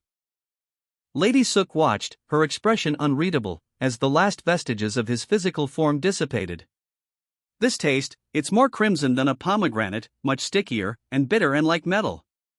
All my five senses are telling me that this is blood, she thought, a flicker of something akin to regret crossing her features. However, it's different. The ritual was complete. Lady Suk had successfully bound a new familiar spirit to her will. But the lingering crimson stain on the ground, and the subtle shift in her expression, hinted at a cost far greater than she had anticipated. The young man fell, his body a canvas of crimson against the fiery red backdrop. A stark reminder of the carnage he had wrought. His inner voice echoed, I've tasted so much blood during my rampage. His spirit coalesced, taking on a shadowy form, eyes glowing with an eerie red light. He clutched a bloodied sickle. Surrounding him lay the corpses of his victims, a testament to his brutal actions. He mused, then how was the blood I tasted like? A close-up on his blood-soaked hand gripping the sickle's handle revealed the lingering sensation. The vibration of life, heat, and warmth. That was, he realized, life. But a contrasting feeling washed over him. But what I'm feeling right now was the chilling reality of death. The young man's body crackled with energy, his form shifting and reforming amidst a fiery maelstrom. As vibrant crimson lines pulsed across his skin, a stark contrast to the fading light in his eyes. Lady Suk watched, her expression a mixture of shock and dawning realization as the transformation intensified. This is all an illusion, she exclaimed, her voice laced with disbelief as the reality of the young man's sacrifice began to sink in. The energy surrounding him coalesced, taking on a spectral form. A brilliant flash of light momentarily blinding Lady Suk, leaving behind only the faint scent of burning incense and the lifeless body of the young man, now transformed into a familiar spirit bound to Lady Suk. A brilliant flash of light erupted, consuming the young man in its fiery embrace. leaving behind only a faint wisp of smoke as he seemingly vanished into thin air. Lady Suk, witnessing the event from a distance, gasped, "Vey." A wave of shock rippled through her as she watched the young man's form dissipate. The aftermath of the transformation left a small crimson stain on the floor, a stark reminder of the sacrifice made. Lady Suk approached cautiously, her eyes fixated on the lingering glow emanating from the spot where the young man once stood. A silent question hanging in the air as she stared at the faint, ethereal energy. Her expression shifted from shock to a dawning realization, a whisper escaping her lips, "That's." The final panel shows Lady Suk's face, her eyes wide with disbelief and a hint of awe as she utters the word, "Impossible." A crimson butterfly emerged from a burst of bloody energy. Lady Suk extended a hand, gently guiding the ethereal creature. As the butterfly fluttered closer, its wings stained with a dark red hue, revealing the intensity of the magical energy it carried.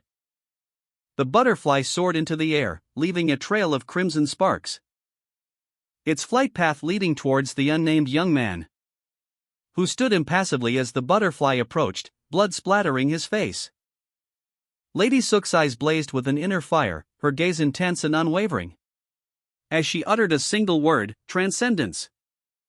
The unnamed young man lay bloodied on the floor, seemingly unaffected by the magical energy that surrounded him. A testament to his resilience and unexpected power.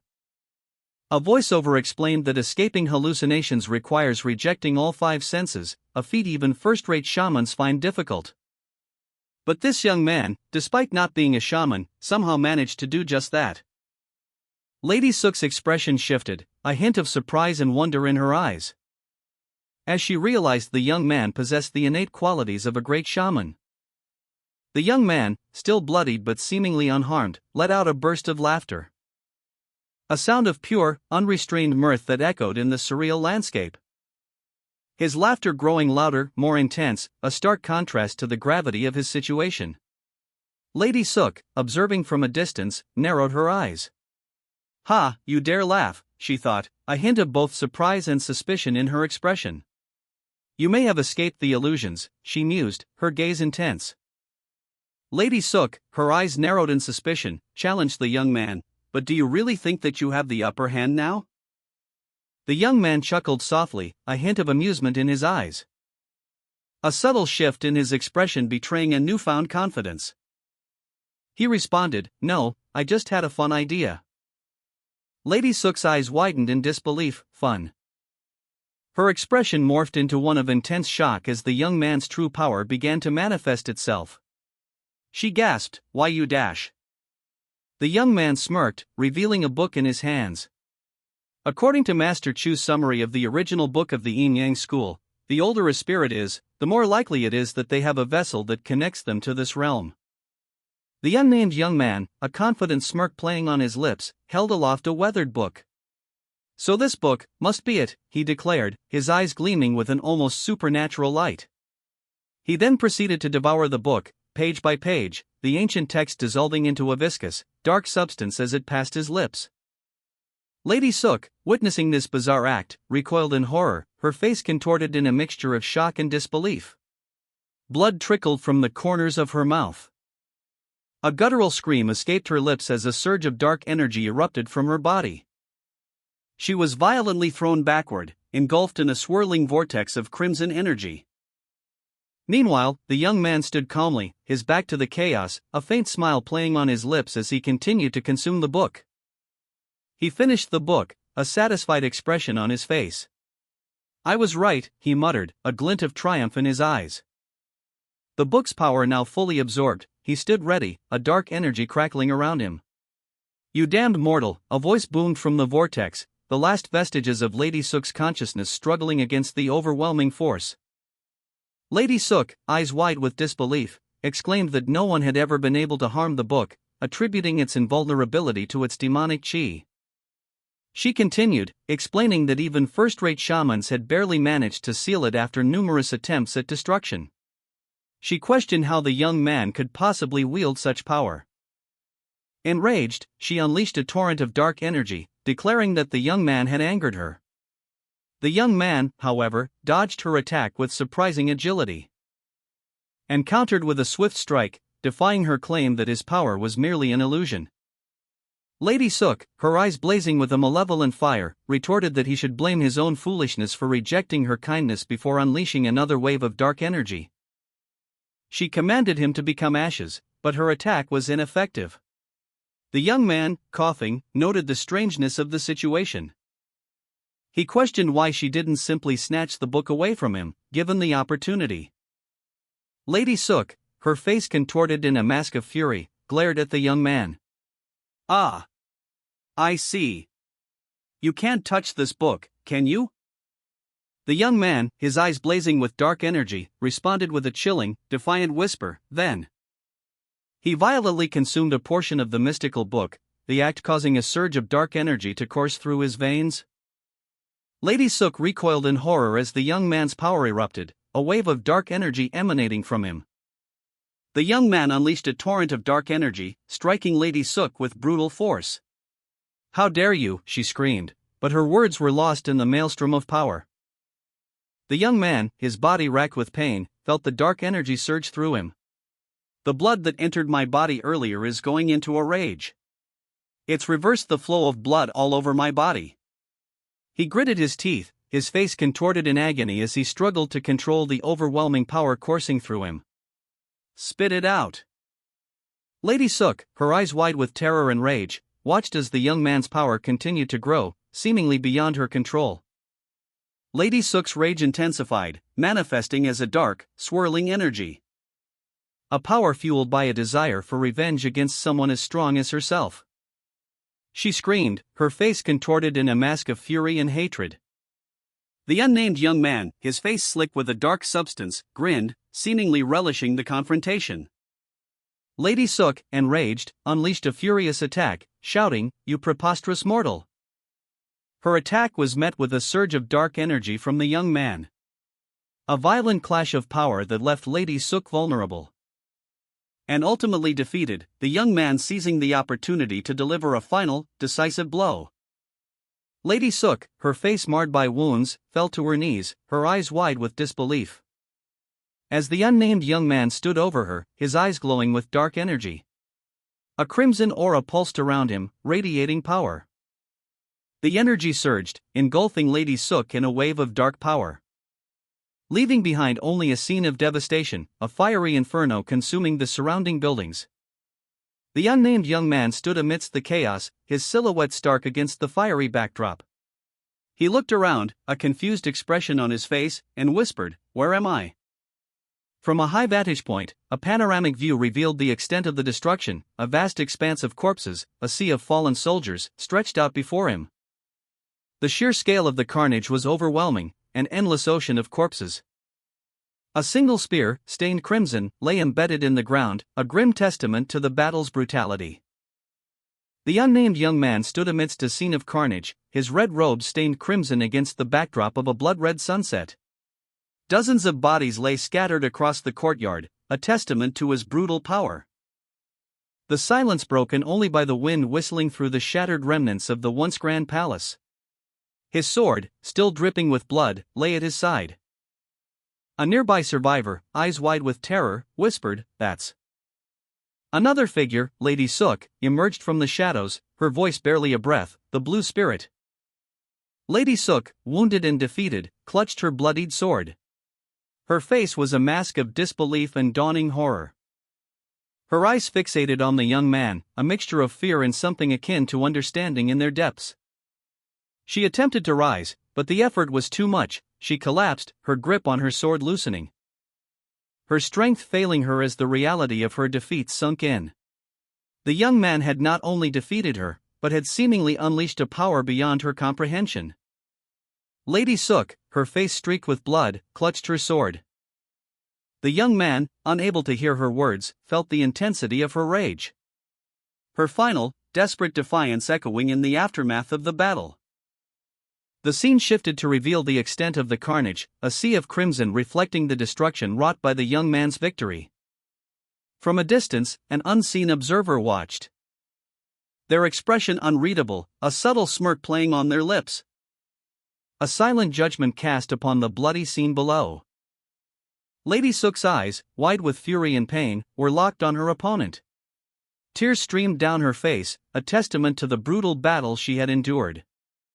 She lunged forward, a desperate cry escaping her lips, "I won't lose." The attack was fierce, but clearly fueled by desperation rather than strategy.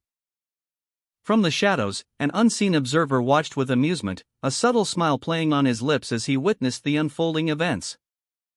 The young man's blade flashed, a swift counterattack that met Lady Sook's desperate assault. The clash of steel echoed through the air. A blur of motion, a whirlwind of steel and blood. The young man's movements were precise, economical, and utterly devastating. Lady Sook's attack was deflected, her body thrown back by the force of the blow. Blood flowed freely from a fresh wound across her forehead.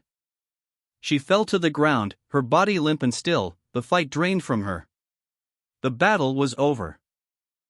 The young man stood over her, his expression unreadable, a faint trace of blood staining his clothing. The unseen observer's smile widened. Lady Sook, her face contorted in pain, stumbled backward, blood staining her elegant red robes. Her body racked with the force of the unnamed young man's attack. Her eyes, wide with disbelief and agony, reflected the crimson carnage. As last vestiges of her strength abandoned her, she collapsed, defeated and bleeding profusely. The unnamed young man watched her fall from the steps of the Grand Temple, a grim satisfaction etched onto his features. His victory complete, but his expression remained devoid of triumph. He was merely an instrument, his purpose served. From his elevated position, an unseen observer watched the scene unfold, a subtle smirk playing on his lips. The blood-soaked ground reflected the fiery sunset, painting a macabre scene of power and consequence. A silent testament to the young man's unexpected victory. The observer's amusement was palpable, a silent acknowledgement of the intricate dance of fate. Below, a procession of cloaked figures emerged from the temple, their faces obscured by wide-brimmed hats, moving with deliberate, silent steps across the blood-soaked plaza. Lady Sook lay defeated on the ground, her crimson hanbok soaked in blood. Her eyes fluttered open, reflecting the grim reality of her situation. A pool of crimson spreading around her, mirroring the darkening sky above. The unnamed young man stood over her, his victory palpable in the silence. The unseen observer, hidden in the shadows, watched with amusement. Lady Sook's face was a mask of despair, tears mixing with the blood streaming down her cheeks. Her breath hitched in ragged gasps. A close-up revealed the extent of her injuries, the raw agony etched onto her features. The crescent moon hung in the blood-red sky, a silent witness to her defeat. The young man's boots sank slightly into the crimson pool, each step leaving a ripple in the spreading blood. Lady Sook stood before him, her head bowed, her body trembling slightly from the exertion and pain. Her defeat absolute, her once proud form now broken and vulnerable. Her long, white hair cascaded around her like a shroud. A discarded sword lay nearby, a testament to the battle's brutal conclusion. The scene was one of stark desolation, the only sound the soft whisper of the wind carrying the scent of blood and iron. Amidst the carnage, a blood-stained book lay open, its pages filled with arcane symbols. The book seemed untouched by the battle's fury, a silent observer of the events that transpired. Lady Sook let out a pained groan, a final gasp of defiance before succumbing to her wounds. Lady Sook, her face etched with surprise and a bead of sweat trickling down her temple, stared in disbelief as a strange phenomenon unfolded before her. "What's that?" she wondered aloud, her gaze fixed on an unseen force. She sat on the floor, a thin red thread snaking from her chest towards a distant point. The thread stretching taut, glowing with an inner light. A sudden, sharp pain shot through her. The thread pulsed, its energy intensifying as it reached its destination. A woman with blonde hair and a crown, her face contorted in agony, clutched at her chest. "Spirit," she gasped, the thread now visibly connected to her. The young man, observing from a distance, tilted his head slightly. "Oh," he murmured, a hint of curiosity in his tone. A young woman with dark hair, dressed in a dark gray robe, clutched at her chest, a glowing red orb embedded within her. She cried out in pain, "Ag! This has to be a nightmare." Meanwhile, a thought bubble above her head revealed her inner monologue, "Hell yeah. I got a blue spirit." The young woman gasped, a single word escaping her lips, "I." A familiar spirit manifested before her, a vision of a blonde woman in a red dress, her chest glowing with an ethereal light. A familiar spirit? A red thread connected the blonde woman to the young woman, drawing them together across space. The young woman felt a sharp pain in her chest as the connection intensified. She looked up, eyes wide with shock and confusion, as the blonde woman's image began to fade. "You?" The blonde woman, seemingly in distress, lashed out, striking the young woman with a burst of energy. The young woman fell to the ground, pleading, "Let me go right dash." The blonde woman's face contorted in pain and rage, her eyes bloodshot. The connection between them severed, leaving the young woman injured and the blonde woman's fate uncertain. The young woman recoiled, a look of pained surprise on her face as she felt a sharp, searing pain. A blonde woman, unseen moments before, appeared in the panel, her face contorted in agony, her tongue lolling out. The mystical connection between them violently severed. The young woman gasped, clutching her throat, and muttered, "Keek, damn it." She reflected on the shared pain, concluding, "I guess a familiar spirit feels the same pain the owner does." Her thoughts turned to the demonic monk, prompting the question, "Huh? Then what about the demonic monk?" Meanwhile, at the demonic monk's location, a tense scene unfolded. The monk stood imposingly, surrounded by skulls, as a figure approached cautiously. The scene cuts to an ellipsis, leaving the interaction unresolved. The blonde woman, seemingly recovered, calmly remarked, "Well, it seems like we'll be together from now on. Why don't we introduce ourselves?" Introducing herself as Mok Jae-woon, she then asked the young woman, "I'm Mok Jae-woon. What about you? What should I call you?" The young woman, still reeling from the intense mystical connection, glared at the blonde woman. She was clearly agitated, her confusion evident in her expression. And she boldly declared that if the blonde woman wouldn't reveal her name, she would simply call her whatever she pleased. With a smirk, the young woman jokingly suggested Red Dung Beetle as a name, prompting an immediate and furious reaction from the blonde woman. The blonde woman's face contorted in anger, she was clearly offended by the suggestion. And the young woman laughed at the blonde woman's outrage. The blonde woman, seething with barely controlled fury, challenged the young woman's audacity, reiterating her refusal to share her name with a mere mortal. The young woman, her expression amused, declared that she would call the blonde woman whatever she pleased. She mused aloud, considering the blonde woman's status as a blue spirit. The blonde woman, in a red kimono, sat with a composed yet irritated expression, smoking a long, thin cigarette. The camera focused on a detail of her attire, a red kimono with floral patterns. The young woman, with a mischievous grin, stated that she would give the blonde woman a nickname. The blonde woman, clearly annoyed, responded with a curt humph, as she sat on the steps of a building. The young woman internally acknowledged the blonde woman's strong ego, admitting her inability to subdue her, and concluded that their current situation was a logical consequence of their past interactions. The unnamed young woman, slightly amused, formulated a plan, "I'll just slowly persuade her to like me." The young woman, still amused, casually mentioned the book to the blonde woman. "Anyway, the book that was wrapped in human leather." The blonde woman, annoyed, responded curtly to the young woman's question about the book's contents. "Do you know what's in this? Who's blue spirit? I don't know her." The young woman, unfazed, continued to press the blonde woman, who remained defiant and dismissive. "I don't know. Don't ask me anything. I'm busy." The blonde woman's expression shifted as she examined the book more closely, a sudden gasp escaping her lips as she made a horrifying discovery. It's written in blood." A book, bound in human leather and inscribed in blood, was displayed. The crimson script filled the pages, its unsettling contents partially obscured by the young woman's hand. Her expression was one of morbid curiosity. The young woman, seemingly unfazed by the macabre nature of the book, commented on its unusual arrangement, noting that the characters didn't seem to flow together. Meanwhile, the blonde woman, observing the book from a distance, reacted with a mixture of shock and horror. The young woman's casual observation only heightened her unease. The blonde woman's expression hardened, her eyes narrowed as she watched the young woman. The young woman, seemingly oblivious to the blonde woman's silent scrutiny, continued to examine the book, her thoughts turning to deciphering its cryptic contents independently. She muttered to herself, her focus unwavering.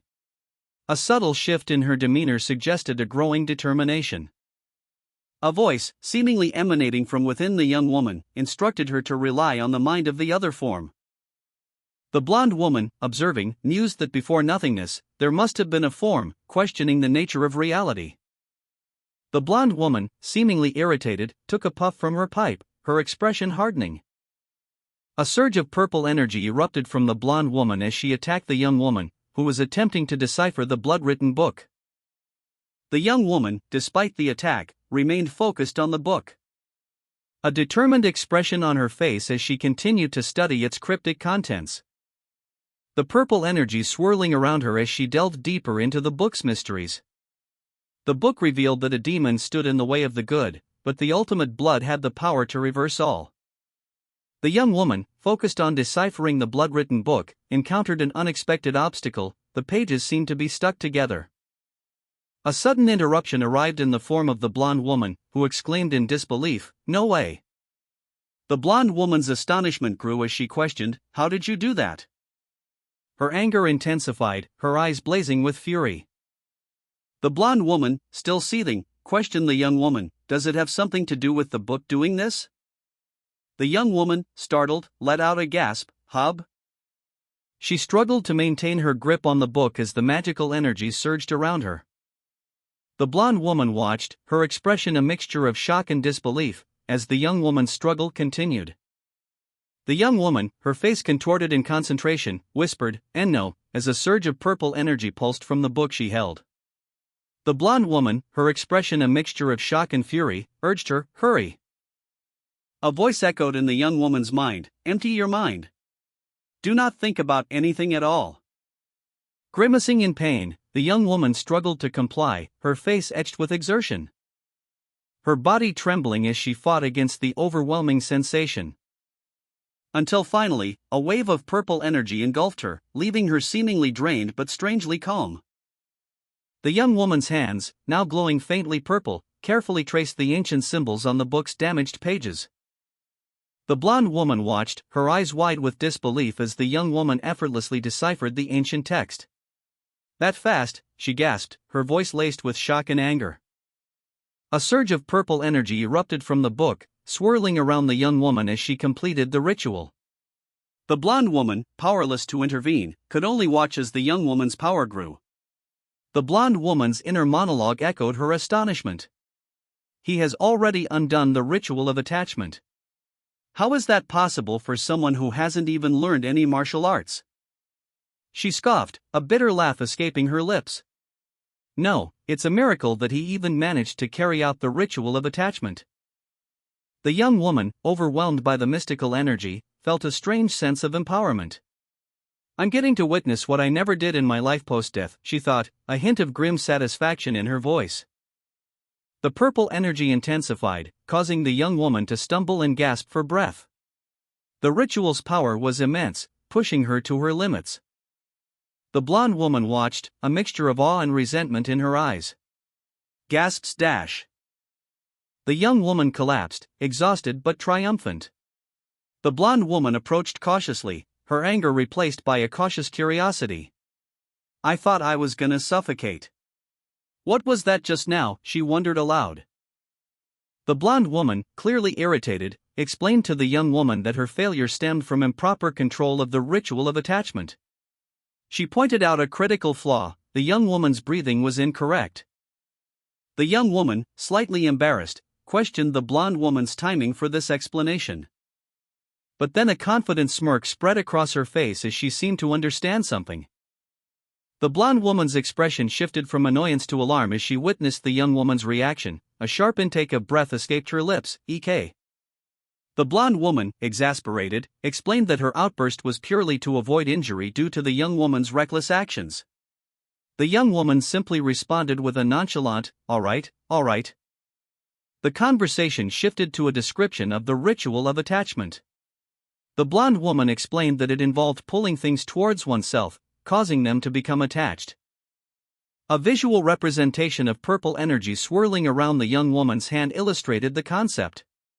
The young woman was manipulating the very nature of something to her own will. The young woman questioned why the ritual caused her stomach and veins to ache. The blonde woman explained that this was because she had been pulling at nothing, manipulating the flow of her chi but without a proper target. The young woman muttered to herself, as she reviewed the damaged ritual book. The text explained that the chi had become disrupted.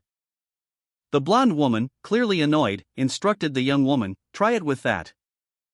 The young woman found a man lying dead on the floor, a pool of blood spreading around him. The blonde woman, observing the scene, asked, "This?" "Yes, toward the energy core. His chi is probably spread out since he's dead, though."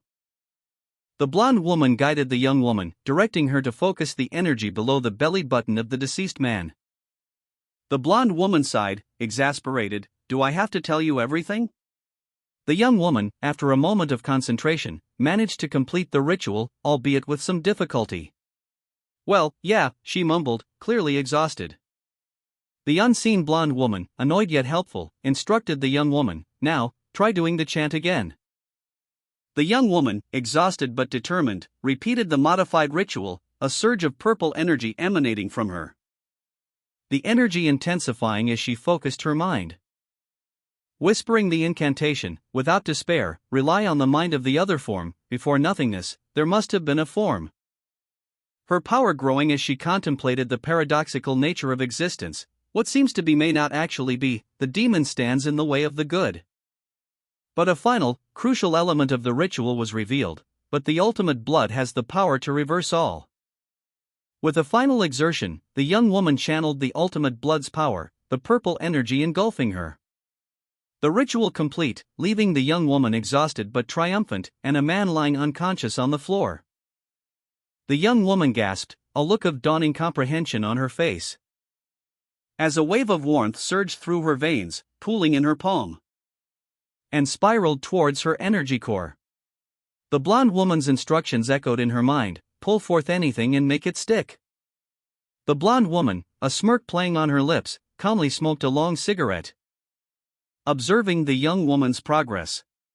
"Even if that thing may be chi," she mused, a glint in her eye.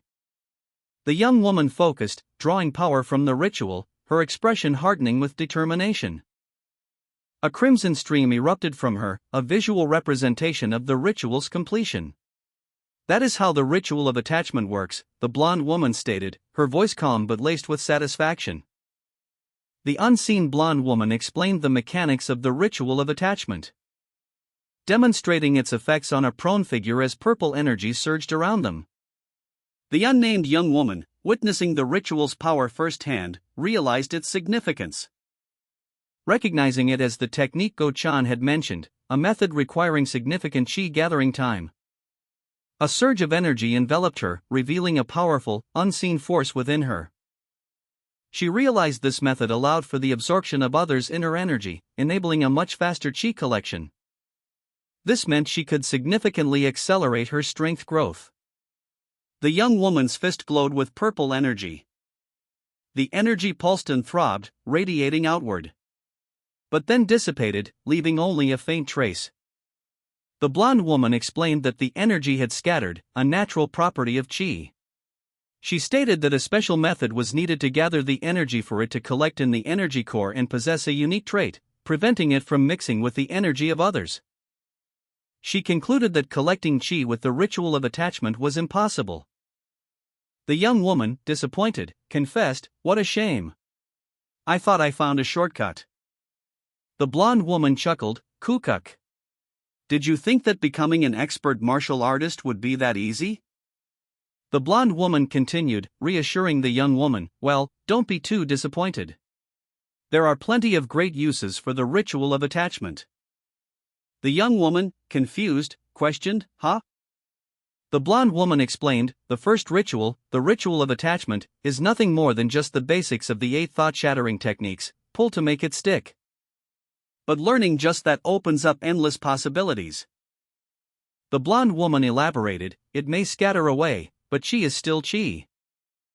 She instructed the young woman, try to concentrate the chi into your hand by circulating it. The blonde woman's eyes narrowed, a hint of concern in their depths. Is what I said, but I'm sure it won't be possible for him. She continued, her voice a low murmur, it's a shame that we'll have to waste the precious chi, but it can't be helped. Proper chi circulation training. The young woman, her dark hair pulled back, focused intently, attempting to manipulate the chi according to the instructions she had received.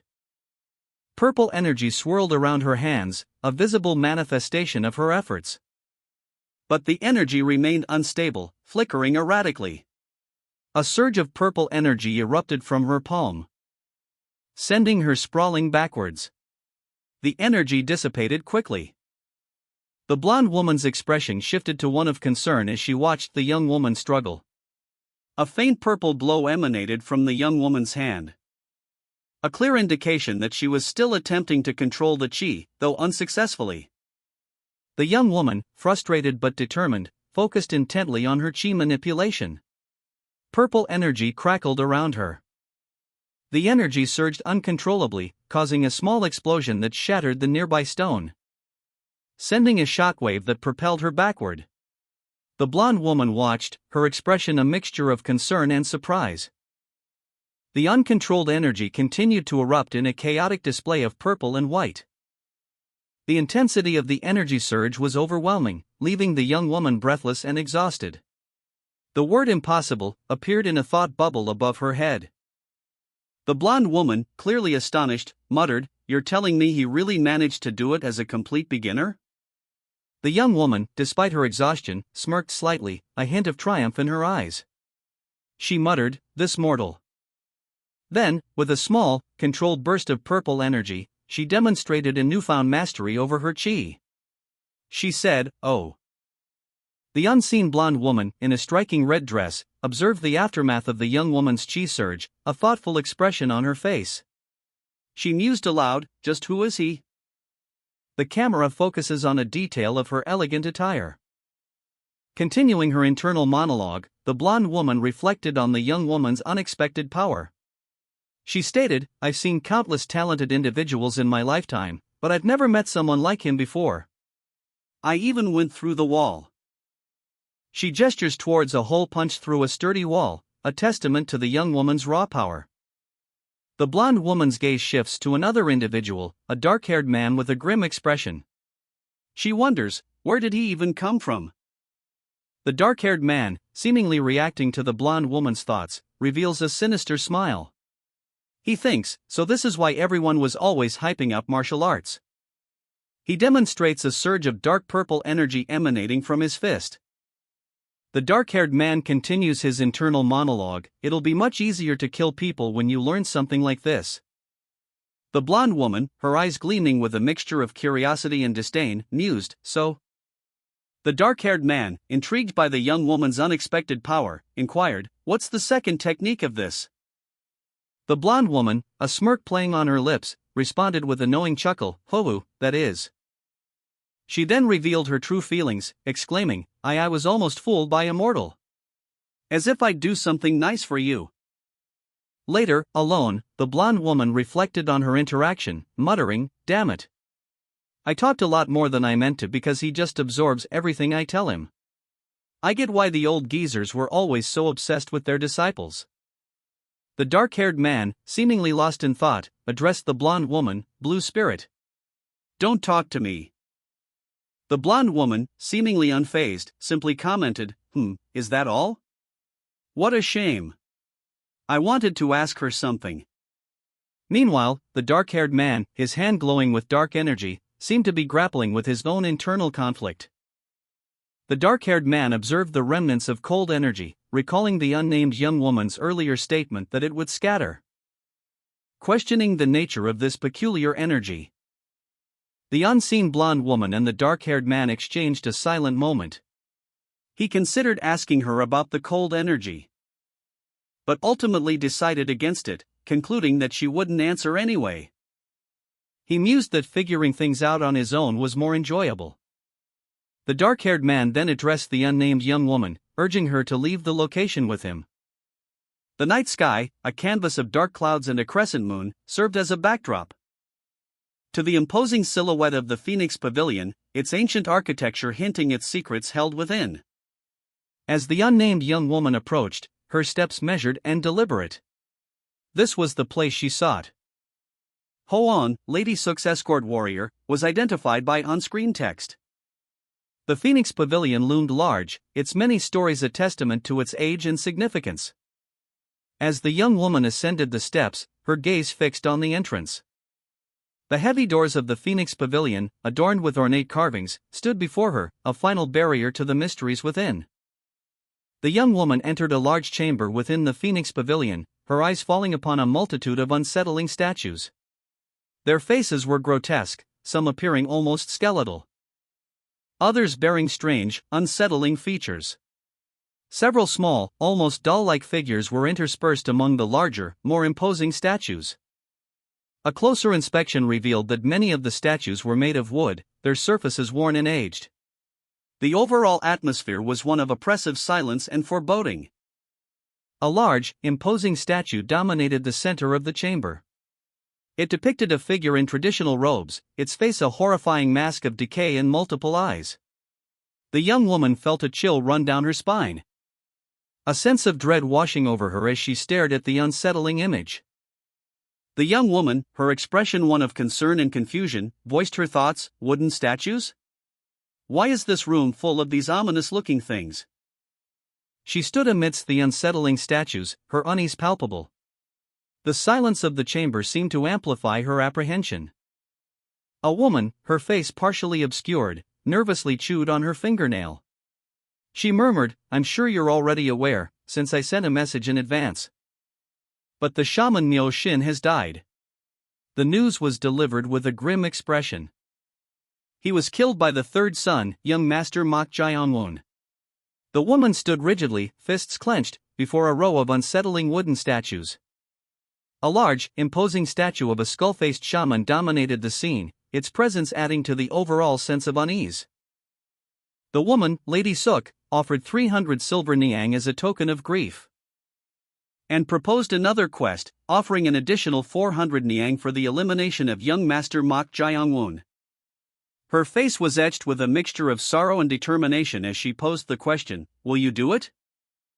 The final panel showed a wide shot of the interior of the Phoenix Pavilion, emphasizing the vastness and ominous atmosphere of the location. The young woman stood before a large statue in a dimly lit temple, a single candle illuminating her solemn expression. Her gaze fixed on a small incense burner, a faint wisp of smoke curling upwards. A sudden surge of energy washed over her as she whispered, "It worked." A wave of relief washed over her, followed by a quiet, "Thank you." She approached a large, ornate door, her hand reaching for the heavy knocker. A young woman paused, a sudden unease settling over her. Damn it! There was definitely no one in there, so why did I feel like there were eyes watching me? That was so creepy. I would never have come here if it weren't for those quests. The scene shifted to reveal a large temple, the young woman's unease palpable. A large statue of a cloaked figure stood before a congregation of people, the atmosphere heavy with an unspoken tension. A dark figure loomed over the scene, their presence casting a long shadow. Their gaze fixed on the young woman and the deceased man lying before them. The figure, a powerful spiritual leader, declared, "I am certain." And then, with conviction, added, "It was definitely a murder." The spiritual leader stood over the body, their staff radiating power. While the young woman, observing from a distance, quietly agreed. Another individual, a boy, chimed in, stating that he had seen the maid floating in the air, confirming the supernatural nature of the event. The spiritual leader, accompanied by several followers, departed the scene, leaving the young woman alone with the body. The spiritual leader declared his certainty that the third son of the Mock Sword Manor was possessed by a spirit. A statement met with immediate skepticism from the onlookers, who exclaimed their disbelief. The possibility that the boy had taken the spirit as his familiar was raised. But the leader countered that it was impossible to bond with a resentful spirit, unless it was a pure spirit or a yokai. A spectral, demonic beast was depicted, illustrating the potential danger. The leader concluded that the situation was extremely dangerous, regardless of the spirit's nature. A final decree was issued: one of the assembled individuals must eliminate the possessed third son and help the resentful spirit to move on. The spiritual leader, cloaked and imposing, issued a decree. His eyes, visible through the veil, burned with intensity. A stark command echoed through the air: eliminate the possessed boy. The young woman watched, her apprehension growing. A scene of quiet determination unfolded as the order was swiftly obeyed. The sun set over the distant village, casting long shadows. Later that evening, a man, clearly exhausted, complained about being woken for an errand. He grumbled, "Ugh, this bastard." His complaints continued, detailing his sleep deprivation and the unexpected task. He had been forced to deliver a brazier. A young woman, seemingly unfazed, calmly accepted the brazier. She noted his politeness, a small detail in the larger context of the day's events. A brazier, filled with glowing embers, sat in the center of the room. The heat radiated outwards. As the man explained his need for the flames, he wanted to burn something. The young woman, seemingly unfazed, listened patiently as the man explained his intentions. He needed to burn something important. He revealed the object, the secret manual of the mock sword manor. The young woman's eyes widened in surprise. With a horrified expression, the man watched as the young woman tossed the precious manual into the flames. The pages ignited, turning to ash. The man's anguished cry echoed through the room as the last vestiges of the manual were consumed by the fire. The young woman calmly watched the flames, her expression unchanged. The man's despair was palpable. A close-up on the young woman's face revealed a hint of cold calculation in her eyes. She had achieved her goal. The young woman, her expression calm and resolute, cradled a small flame in her hands. The fire a stark contrast to the devastation reflected in the man's horrified eyes. Just burned the secret manual, the thought echoed in his mind. The young woman tossed the manual into a brazier, watching with a calm satisfaction as the flames consumed the pages, leaving behind only ashes and the horrified expression of the man who witnessed the act. The man, aghast, exclaimed, "What are you doing?" He continued, distraught, "Young master, why did you burn that? I know you don't know martial arts, but still." The young woman calmly explained, "There are a lot of people who want that secret technique. You could have used it to your advantage somehow." She concluded, "That's exactly why I had to burn it." The young woman tossed the mock sword manor's manual into a fire, stating that she wanted to be the only one who could use its techniques. A horrified man watched, speechless, as the pages burned. The young woman smirked, revealing that she had memorized the entire manual's contents. The man's shock was palpable, his face contorted in disbelief. The young woman instructed the man to deliver a message to Lady Sook and the second son once the sun rose. A message she would not reveal until then. The man, still reeling from the destruction of the manual, could only offer a confused sorry as the young woman left, leaving him to ponder her cryptic instructions. The man, his brow furrowed in confusion, questioned if everyone truly desired the contents of the manual. A cryptic response followed: "I like a harmonious family." The young woman proceeded to burn the manual in a brazier, the flames consuming the pages. She then added, "If everyone gets a piece." A sinister smile crept across the young woman's face as she continued, "It will be a nice sight, don't you think?" The man's eyes widened in alarm as he witnessed the young woman's unsettling smile. His shock intensified as he saw the flames reflected in her eyes. The sun rose over a sprawling city, its light illuminating ornate pagodas and traditional architecture. A voiceover stated, "My mornings are fast." The man, identified as Guard Cam, began his morning routine. He made his bed, then tidied his room. And finally, after cleaning, checked his schedule for the day. He reflected on his routine, noting, "It's a routine I have set since my days as an assassin." Guard Cam, a man of meticulous habits, completed his morning routine. He meticulously sharpened his blade, a testament to his past life as an assassin. A life of strict control and planning, he mused, but there won't be a need for that soon. He prepared his tea, the steam rising in the quiet morning light. His mind drifting to his future ambitions.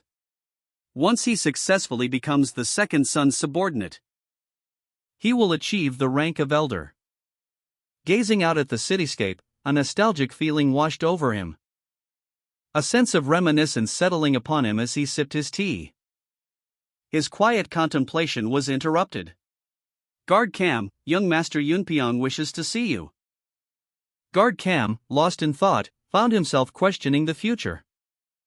A single question mark hanging heavy in the air. The imposing architecture of the young master's estate loomed before him. A stark reminder of his duties and the impending meeting. Suddenly, a blur of motion, a figure darted past, leaving only a trail of dust. The guard's muttered curses echoing in the wake of the fleeing figure. His face contorted in frustration, Guard Cam's anger flared. "Damn it," he exclaimed, his voice laced with fury. A high-ranking official, his face etched with suspicion and disbelief, stared intensely ahead. His expression conveyed a profound sense of unease. "What?" The official's inner thoughts were revealed. He had sent Guard Cho to verify that the third prince had truly lost his martial arts skills. And now, he had learned that Guard Cho had gone missing. His anger flared. "You dare deceive me?" The official's face tightened, his eyes narrowed, reflecting his growing suspicion and fury. His lips curled into a snarl, revealing a hint of his inner turmoil. Guard Cho, appearing before the official, insisted, "Something is wrong. I have not lied to you, young master. There must be some other problem." The official, however, remained unconvinced, silencing Guard Cho with a curt, "Shut it." Guard Cam, already angered by Guard Cho's earlier deception, was struck in the face by an unseen assailant, further fueling his rage as he demanded to know why Guard Cho hadn't returned. His frustration escalated into a furious outburst, questioning the competence of those around him. Alone, Guard Cam grappled with the implications of Guard Cho's disappearance and the unraveling of his carefully constructed plans. A sense of dread washed over him. His anger and despair intensified as he contemplated the potential consequences of his failure. He vehemently denied the possibility of his life's work being in vain. Overcome with a mix of grief and determination, Guard Cam resolved to find Guard Cho, even if it meant facing insurmountable odds. He pleaded for time, vowing to prove his innocence and find his missing colleague. Guard Cam, desperate to prove his innocence and find Guard Cho, vehemently swore on his right arm, stating, "I swear on my right arm." The official, unimpressed, explained that for a martial artist, the right arm is everything. Close up on Guard Cam's arm, showing his determination despite the visible injuries. The official, seemingly unconvinced, reacted with a look of disbelief.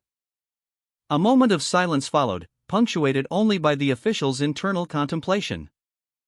Finally, the official relented, granting Guard Cam a chance to prove himself.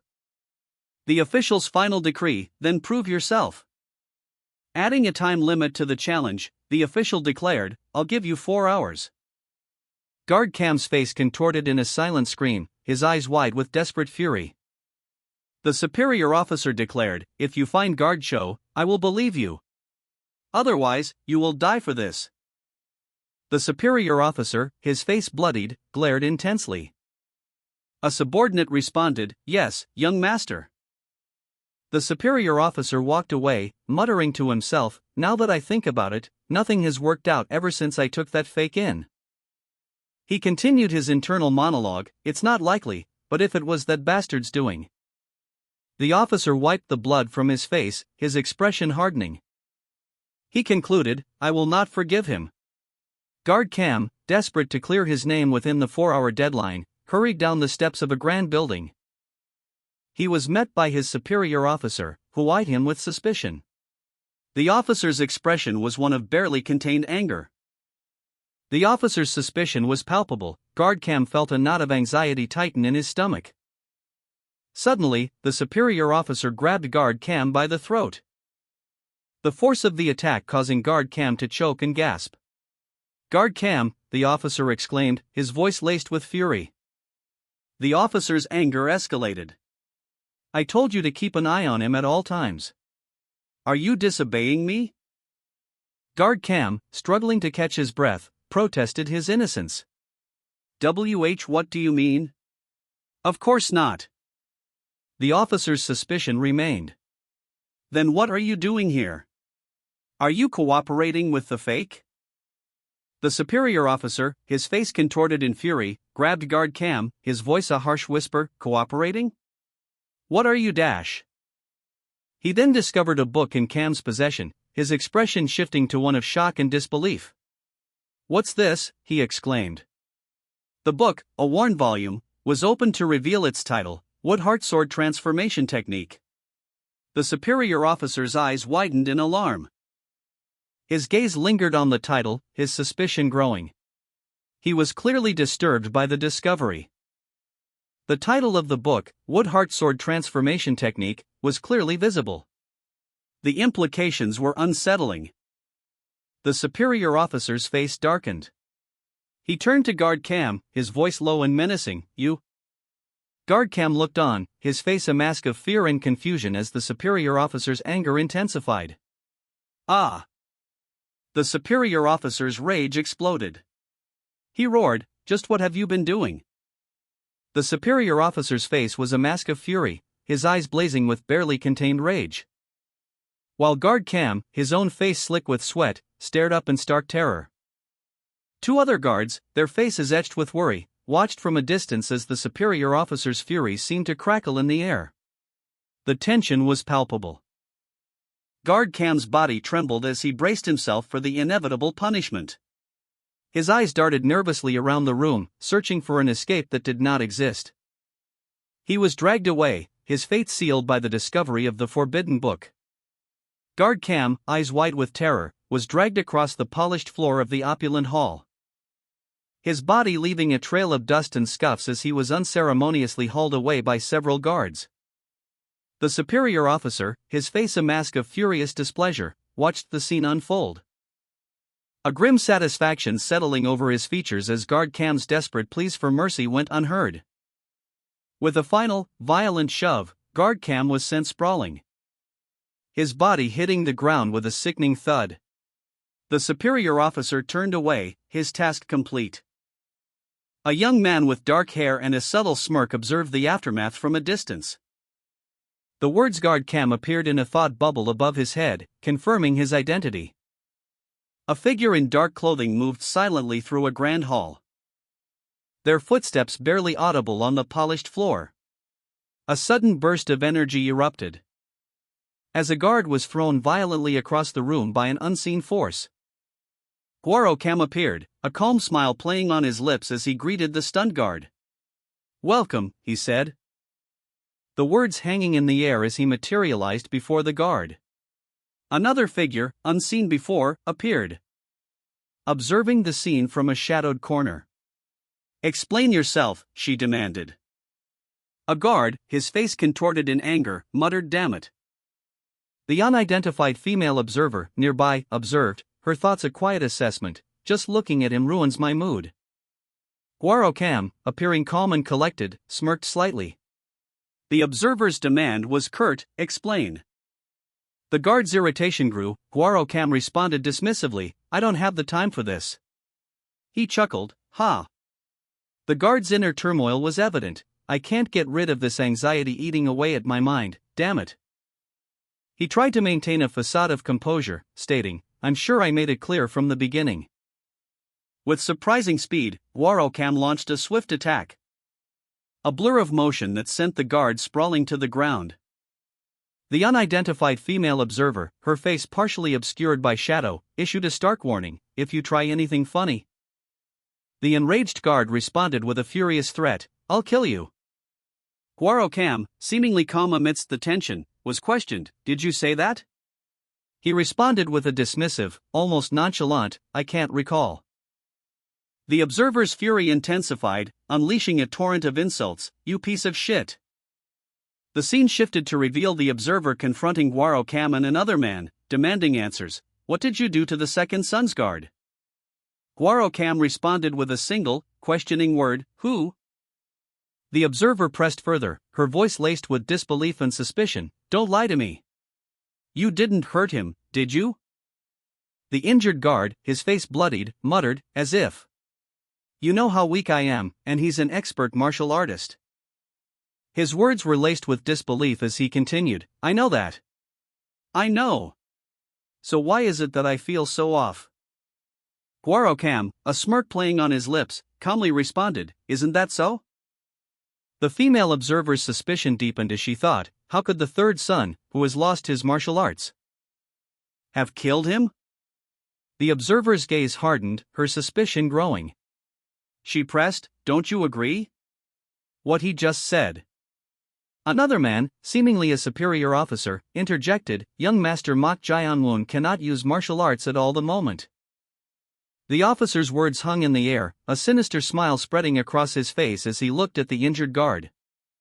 The unidentified female observer, her suspicion growing, declared, "I knew it.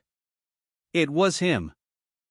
The injured guard lunged forward, his eyes blazing with a fierce, almost supernatural light, as he attacked Guaro Cam, unleashing a furious blow fueled by rage and disbelief. "Fucking bastard," he roared. The text on the panel read, "Who killed Cho Il-sang?" The unidentified female observer, now openly hostile, taunted Guaro Cam, "Ha ha ha. What will you do now, Guard Cam?" She pressed her attack, accusing him, "You switched sides," her words laced with venom. But her expression shifted to a chilling smile as she revealed a hidden truth, "But the damned fake killed the second son's guard." Guaro Cam's eyes glowed with an unnatural light as he lunged forward, his attack a blur of motion, aimed at the injured guard, the blade flashing with deadly intent. The guard barely managed to deflect the blow, his own blood spraying across his face. The impact sent the guard reeling back, his body momentarily stunned by the force of the attack. The scene shifted to a quiet room, a lantern lying broken on the floor, papers scattered. Guaro Cam, still aggressive, stood over the injured guard, who lay on the floor, breathing heavily. He panted, "Huff. 3 years." The guard's thoughts echoed in his mind, a stark reminder of his past struggles. The guard, his body aching, looked up at Guaro Cam. His expression was one of profound weariness. The guard's memories flooded back. "I was born an orphan and raised as an assassin. I barely managed to get into this place by sacrificing all the money and time I had. I endured 3 years doing all kinds of side jobs. My life depended on those 3 years," he thought, the weight of his past pressing down on him. The guard's face contorted in pain and anger. He glared at Guaro Cam, his voice strained, "But you ruined everything." The injured guard accused Guaro Cam, stating that he not only killed the third son but also the second son's favorite subordinate, and that he would kill Guaro Cam even if it meant dying in the process, as he had no other option. Guaro Cam's eyes narrowed, reflecting his intense anger and determination. The guard, despite his injuries, glared defiantly at Guaro Cam, his expression filled with bitter resentment. Guaro Cam coldly informed the guard that Cho Il-sang was already dead, and there was nothing that could be done about it, but added that there was something that could replace him, hinting at a sinister plan. Guaro Cam questioned the guard about how he obtained his current status. The guard clutched his chest, wincing in pain as he revealed his hidden dagger. Guaro Cam, his face contorted in a sinister grin, leaned over the injured guard, the secret manual clutched in his hand. He hissed, "But the rest of this secret manual? You have it, right?" Guaro Cam's eyes gleamed with avarice. He mused, "If I take the secret manual with me, it'll make up for the death of Cho Il-sang and more." The guard, his expression unreadable, simply replied, "I'm not sure." Guaro Cam's patience wore thin. He addressed the guard, "You don't understand the situation you're in." He continued, threateningly, "If things go wrong for me, I can just kill you and leave. But if you keep lying that you don't know, you're going to die a terrible and slow death filled with suffering." With a sudden, violent movement, Guarocam revealed a hidden dagger, its point glinting menacingly close to the guard's face. His expression was one of pure, unadulterated rage. Guarocam, his patience wearing thin, pressed the injured guard. "So you better give it up while I still have my patience." The guard, wounded and exhausted, finally relented. "All right, I'll give it to you." Observing the exchange, a nearby figure scoffed. "Kick, he can't pretend to be almighty and powerful when his life is at stake." Guarocam impatiently urged, "Now, give it." The guard, seemingly complying, reached out to hand over something. But instead, secretly passed a hidden dagger to Guarocam. The guard's action was a calculated risk, a desperate attempt to gain an advantage. Guarocam, initially surprised, reacted with suspicion. "What the hell are you?" The guard interrupted, clarifying his actions. "What? I gave it to you. The secret manual." Guarocam, a smirk playing on her lips, declared, "It's all in my head." The guard, clearly surprised, exclaimed, "What?" Guarocam, maintaining her composure, added, "Ah, right. One more thing."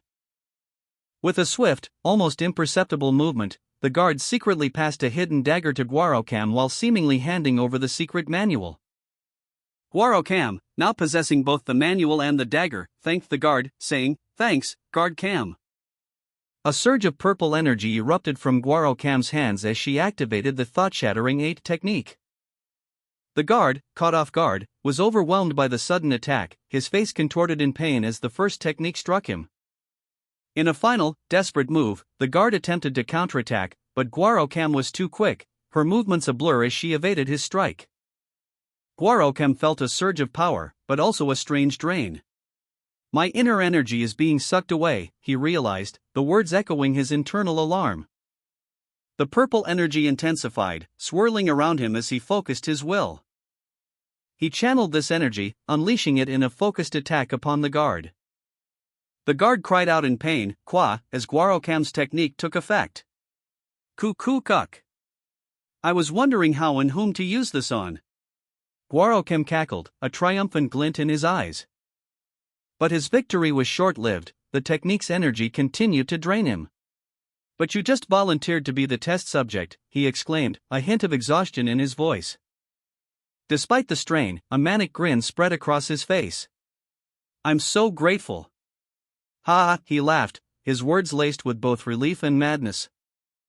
The guard, weakened and in agony, screamed, "Quaff. Let me go," as the purple energy continued to drain him. Guarocam, despite his own exhaustion, maintained his grip, his dark eyes fixed on his defeated opponent. The purple energy finally subsided, leaving the guard incapacitated. Guarocam, exhausted but exhilarated from his recent success, unleashed a flurry of blows. Each strike imbued with the raw power of his newly mastered technique. The guard, already weakened, could only shout, "You insane bastard!" The impact of Guarocam's attack sent the guard reeling, his body racked with pain. A pained "cook" escaped his lips. Guarocam pressed his advantage, his movements a blur of controlled violence as he continued his assault. With a final, decisive blow, he incapacitated the guard, leaving him severely weakened and on the verge of collapse. Guarocam stood over his defeated opponent, breathing heavily. He slumped to the floor, exhausted but triumphant. The guard, defeated, could only manage a weak huff. Guarocam's new technique manifested as a purplish energy emanating from his hand, absorbing the guard's inner energy. Leaving the guard unable to feel his hand and questioning if his energy had been absorbed. Guarocam, slightly winded, acknowledged the effectiveness of his technique, commenting on the guard's skill as a martial artist. But immediately dismissed it as insufficient, indicating his intent to find a more decisive way to end the fight. The guard, despite his weakened state, expressed determination, stating that he had no other choice but to continue fighting. Guarocam's eyes narrowed, a sinister smile forming as he declared his intention to find a different way to kill the guard. A close-up on Guarocam's face, highlighting his malicious intent. The guard, enraged, scoffed at Guarocam's technique, deeming it a mere trick. The guard, weakened but unbowed, roared a defiant challenge. Someone like you can defeat me? Guaro Cam smirked, a chilling expression spreading across his face as he prepared for the final blow. He unleashed a swift, precise strike, sending the guard sprawling across the floor. The impact echoing through the room as the guard cried out in pain, "Die!" Guaro Cam's attack continued, relentless and brutal. His eyes glowing with an ominous red light, a sinister smile playing on his lips. He delivered the final blow, a dagger piercing the guard's defenses. Guaro Cam launched a surprise attack, his movements a blur as he closed the distance to the guard. The guard, eyes wide with shock, could only watch as Guaro Cam's blade found its mark. He blocked it? But how? The guard thought in disbelief as he felt the searing pain. Why you? What have you done this time? The guard roared, his voice filled with a mixture of pain and outrage as he struggled to comprehend the situation. Guaro Cam, a smirk playing on his lips, calmly responded, "Well, another dirt little trick. I'll show you in more detail." He tightened his grip on his dagger, preparing for the next move. With a swift, precise movement, Guaro Cam delivered a final blow, silencing the guard's cries of pain and disbelief. The guard's eyes flickered once, then closed forever, his body collapsing to the ground. A dark, shadowy figure emerged from the guard's body, its form vaguely humanoid, but with a grotesque, skull-like head and a menacing aura. Guaro Cam stood over the fallen guard, his eyes glowing with a cold, calculating intensity as he faced the newly revealed entity. The guard, eyes wide with disbelief, could only utter, "WH what?" As Guaro Cam's blade flashed, a swift, precise strike ending the guard's defiance. "I'll give this back to you," Guaro Cam stated, his voice devoid of emotion. A sinister grin spread across Guaro Cam's face as he prepared for the next confrontation. His eyes gleamed with a chilling intensity as he revealed a hidden dagger, imbued with dark energy. With a swift movement, he plunged the dagger into the guard's chest, the dark energy surging forth. The guard's body convulsed as he let out a final, pained cry, "Quaff!" His life force extinguished, leaving behind only a lifeless husk. Guaro Cam, ruthless and victorious, stood over the fallen guard, his dark hair slightly askew. A cruel smirk playing on his lips as he delivered a final, chilling assessment, "They were both yours, after all." Guaro Cam's eyes blazed with a ruthless intensity as he unleashed a brutal attack. The raw power of his strike sending the guard sprawling. A crimson dagger flashing through the air, aimed at the guard's heart. "And this dagger," a voice echoed, seemingly from the shadows. The guard, despite his mortal wounds, stared up at Guaro Cam with defiance before succumbing to the attack. A guttural cry escaped the guard's lips as he fell, his lifeblood staining the ground. Guaro Cam, panting slightly, looked down at his fallen opponent, a grim satisfaction etched on his face. His gaze then shifted to the unseen entity, a chilling whisper echoing in his mind, "They were both yours, after all." Guaro Cam's attack left the guard gasping, a pained cook, escaping his lips as he crumpled to the ground. The impact sending the lantern swinging wildly before it crashed to the floor. Blood blossomed around the guard's body. A grim testament to the ferocity of the blow. The guard coughed weakly, his lifeblood staining the ornate floor. The guard, clutching his wound, muttered, "That was bad, the location he stabbed me in is dangerous." His internal monologue continued, "If I take this out incorrectly, the bleeding is going to be bad." Guaro Cam, a sinister smile playing on his lips, revealed a dark truth: he also used energy from me, he also used an otherworldly force to attack me. His expression darkened, a mixture of regret and anger clouding his features. "I was foolish. Why did I have to choose someone like him?" The final panel showed a close-up of the guard's bloodied mouth, a chilling grin frozen on his face. Guaro Cam stood over the dying guard, a cruel smile playing on his lips. The guard, eyes wide with a mixture of fear and regret, weakly gasped, "You haven't forgotten about the poison I fed you, have you?" Guaro Cam chuckled, a chilling sound that echoed in the silent chamber. "This is exactly why I prepared that poison beforehand." A triumphant smirk spread across Guaro Cam's face as he confirmed, "That's right." The guard, still breathing heavily from his recent struggle, proposed a negotiation. Guaro Cam, seemingly considering the offer, questioned the guard's intentions. The guard explained that continued fighting would only result in losses for both of them. Therefore, he offered Guaro Cam an antidote in money. Guaro Cam acknowledged that his primary goal was to escape, and that cooperating with the guard was a temporary strategy.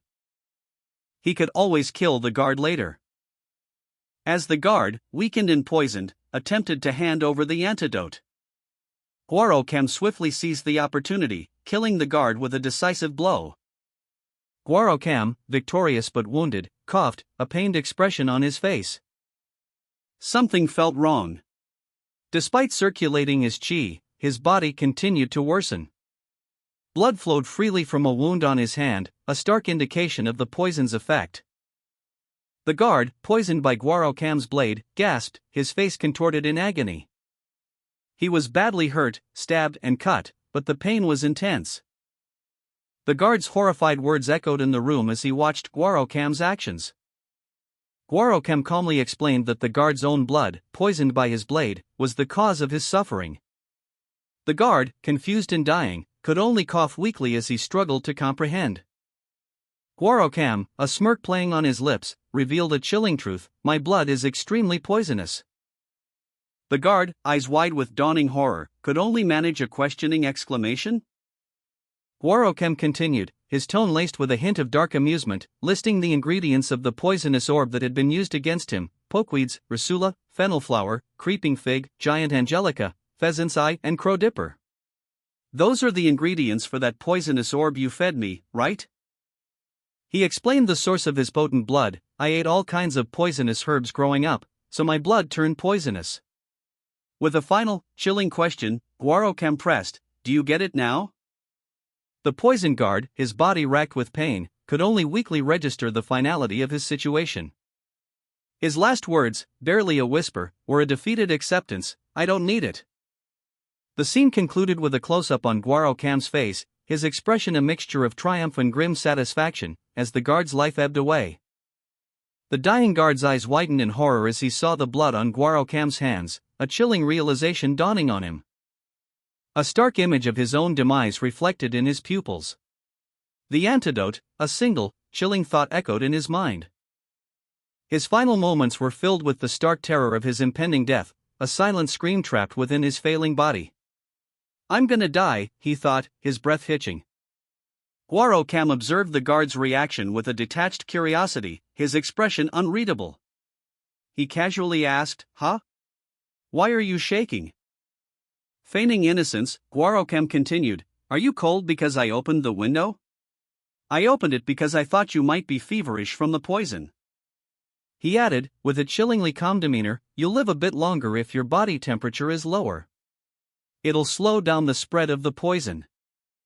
The guard, his body racked with pain and poison, could only manage a weak, barely audible H- before his strength finally gave way. Guaro Cam watched impassively as the guard's life ebbed away, his eyes betraying no emotion as he witnessed the final moments of his victim. Guaro Cam, victorious and calm, watched as the poison he'd administered took effect. The guard's pleas for mercy growing increasingly desperate. His face contorted in a mask of horror and pain as the poison overwhelmed him. His desperate attempts to bargain for his life falling on deaf ears. Guaro Cam remained impassive, his expression unchanging as the guard's strength ebbed away. His final pleas for mercy echoing in the silent chamber. Guaro Cam's calm demeanor only intensified as the guard finally succumbed to the poison. Guaro Cam smiled, a chilling expression playing on his lips as he addressed the guard. With that kind of attitude, he stated, we'll work great together. The guard, eyes wide with dawning horror, could only manage a weak, pained ah. His body convulsed as the poison took hold. A guttural cry escaping his lips, ah. Guaro Cam watched, his expression unchanged, as the guard's life ebbed away. The guard's eyes bulged in disbelief and terror, a silent question hanging in the air. With a final shudder, the guard fell limp, his body stained crimson. Guaro Cam's smirk deepened. You switch sides based on your needs, he observed, his voice laced with contempt. He leaned closer, his gaze piercing. Loyalty, my ass. Or do you disagree? The guard, eyes wide with disbelief and terror, sputtered, "K-cook," blood gushing from his mouth. As the poison took hold, Guarocam, a smirk playing on his lips, declared, "You're better off dead." The guard's final, pained gasp echoed through the room. As his life ebbed away, his eyes, glazed over, reflected the horror of his final moments. His body slumped to the floor, lifeless. Guarocam watched, his expression unchanged, a chilling calm in his demeanor. From the doorway, Guarocam surveyed the scene, the guard's lifeless body a testament to his cunning and lethal abilities. The guard lay dead, a dagger protruding from his chest, blood staining his clothes. His eyes wide open in a final expression of shock and disbelief. Guarocam stood over the body, his own clothes spattered with the guard's blood, a slight frown on his face. He winced slightly, muttering, "Ouch, it still hurts a bit." "Well, he did dig me with that dagger. I changed into new clothes for nothing." He sighed, adding, "Anyway, that took care of things earlier than I expected."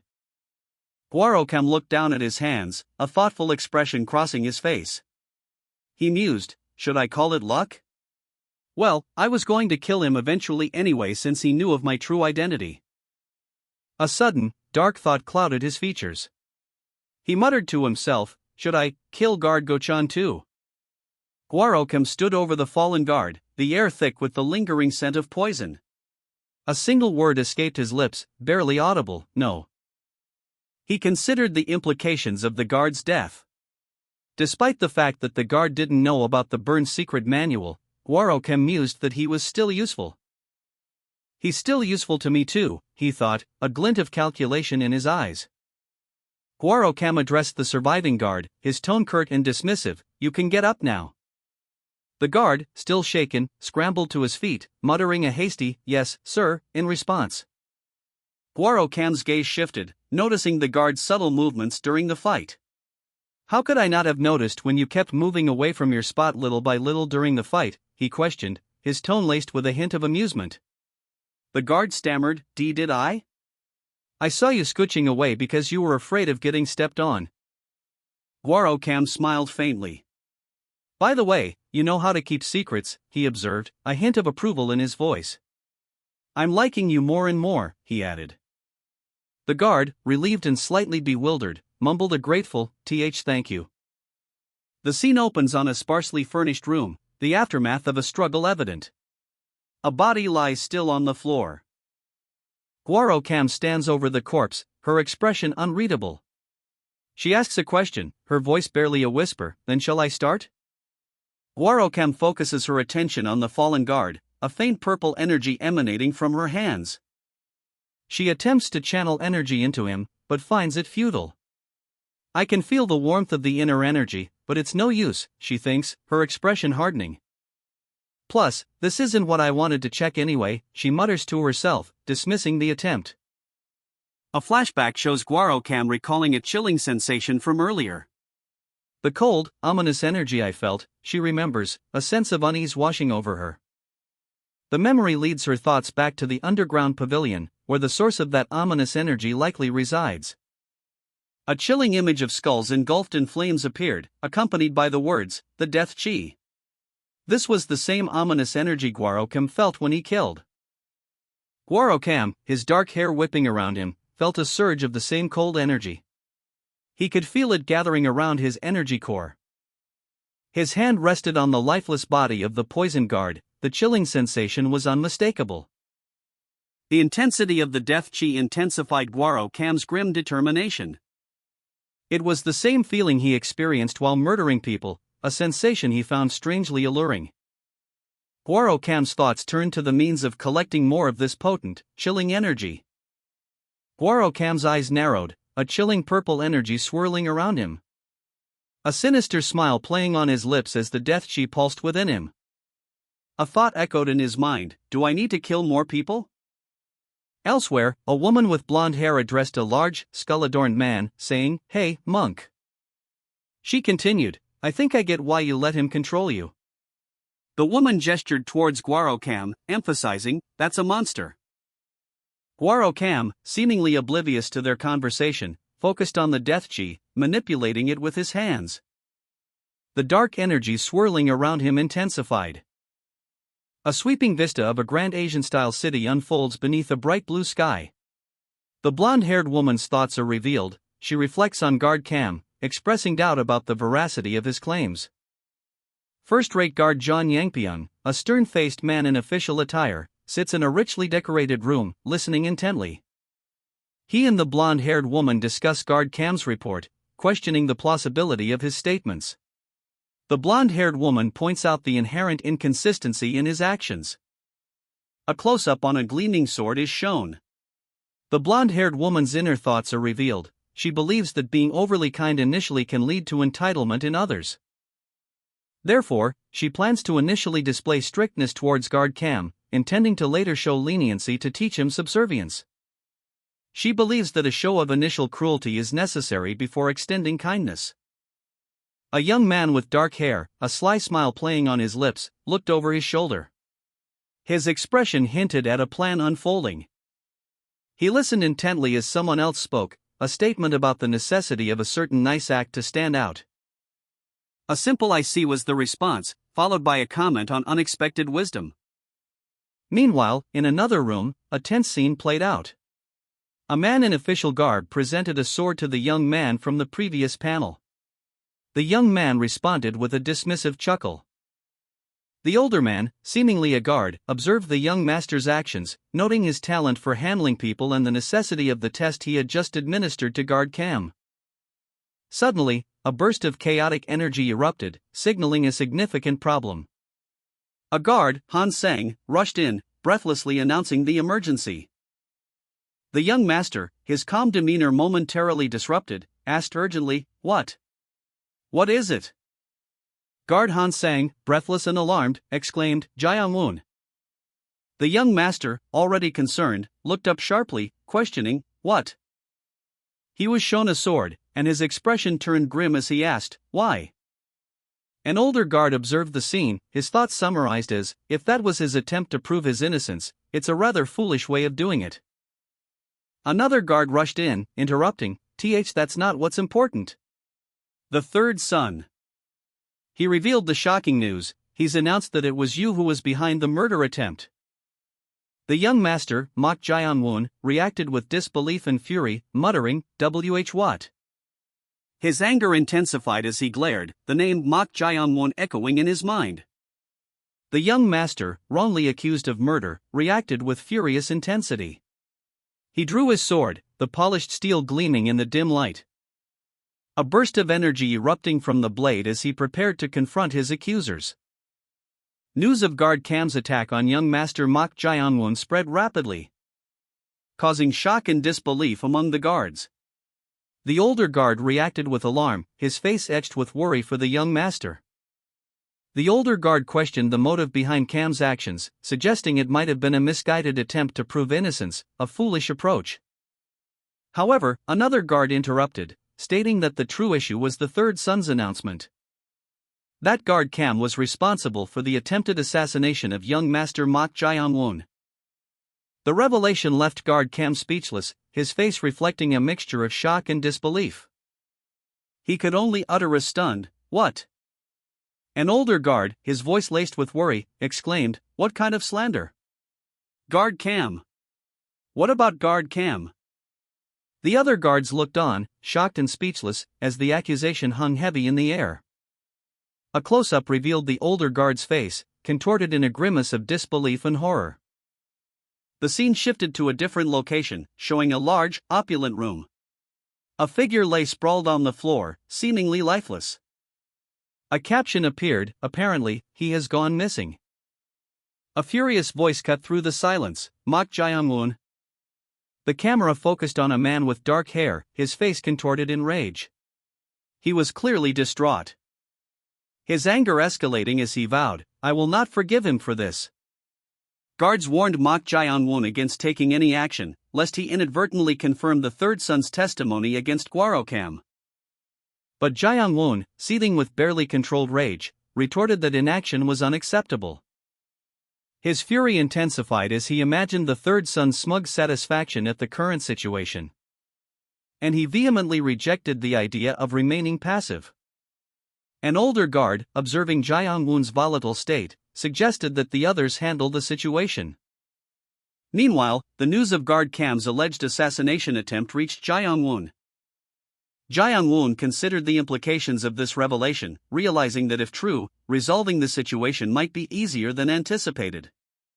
The older guard explained Guard Cam's affiliation with a powerful organization, remarking that they had their own rules, especially regarding assassinations, and that failure was unacceptable, even for retired assassins. A shadowy figure loomed over young Master Mok Jae-young-woon, who was bound and terrified. The figure's chilling words, echoing the organization's ruthless creed, accomplished the mission, no matter the cost. The older guard, resolute, declared his intention to speak with the organization's leaders. Revealing the organization's name, the Flying Assassin Sect, one of the three greatest assassin organizations in Zhongyuan. A panoramic view showed the ominous landscape of the sect's headquarters, a stark contrast to the serene beauty of the surrounding mountains. The older guard, his mind steeled with resolve, silently repeated the name of the organization responsible for young Master Mok Jae-young-woon's kidnapping, the Flying Assassin Sect. A grim determination etched itself onto his face as he contemplated his next move. A single word escaped his lips, a testament to his unwavering resolve: good. The older guard stood before a closed door, his gaze fixed on a figure seated within. He remained silent, awaiting a response. Meanwhile, inside, a figure worked diligently, muttering to themselves about creating an energy core as described in his secret manual. An individual, presumably from the Flying Assassin Sect, focused intently on a secret manual, attempting to create an energy core. Purple energy pulsed from their hands, but the attempt ended in failure. Yet another failed attempt, they muttered, a look of frustration evident on their face. Their internal monologue revealed their struggle. I can circulate the chi very close to it, but as soon as it's close enough, the chi splits up. What am I doing wrong? Guard Go-chan entered the room, his presence immediately drawing the attention of the figure.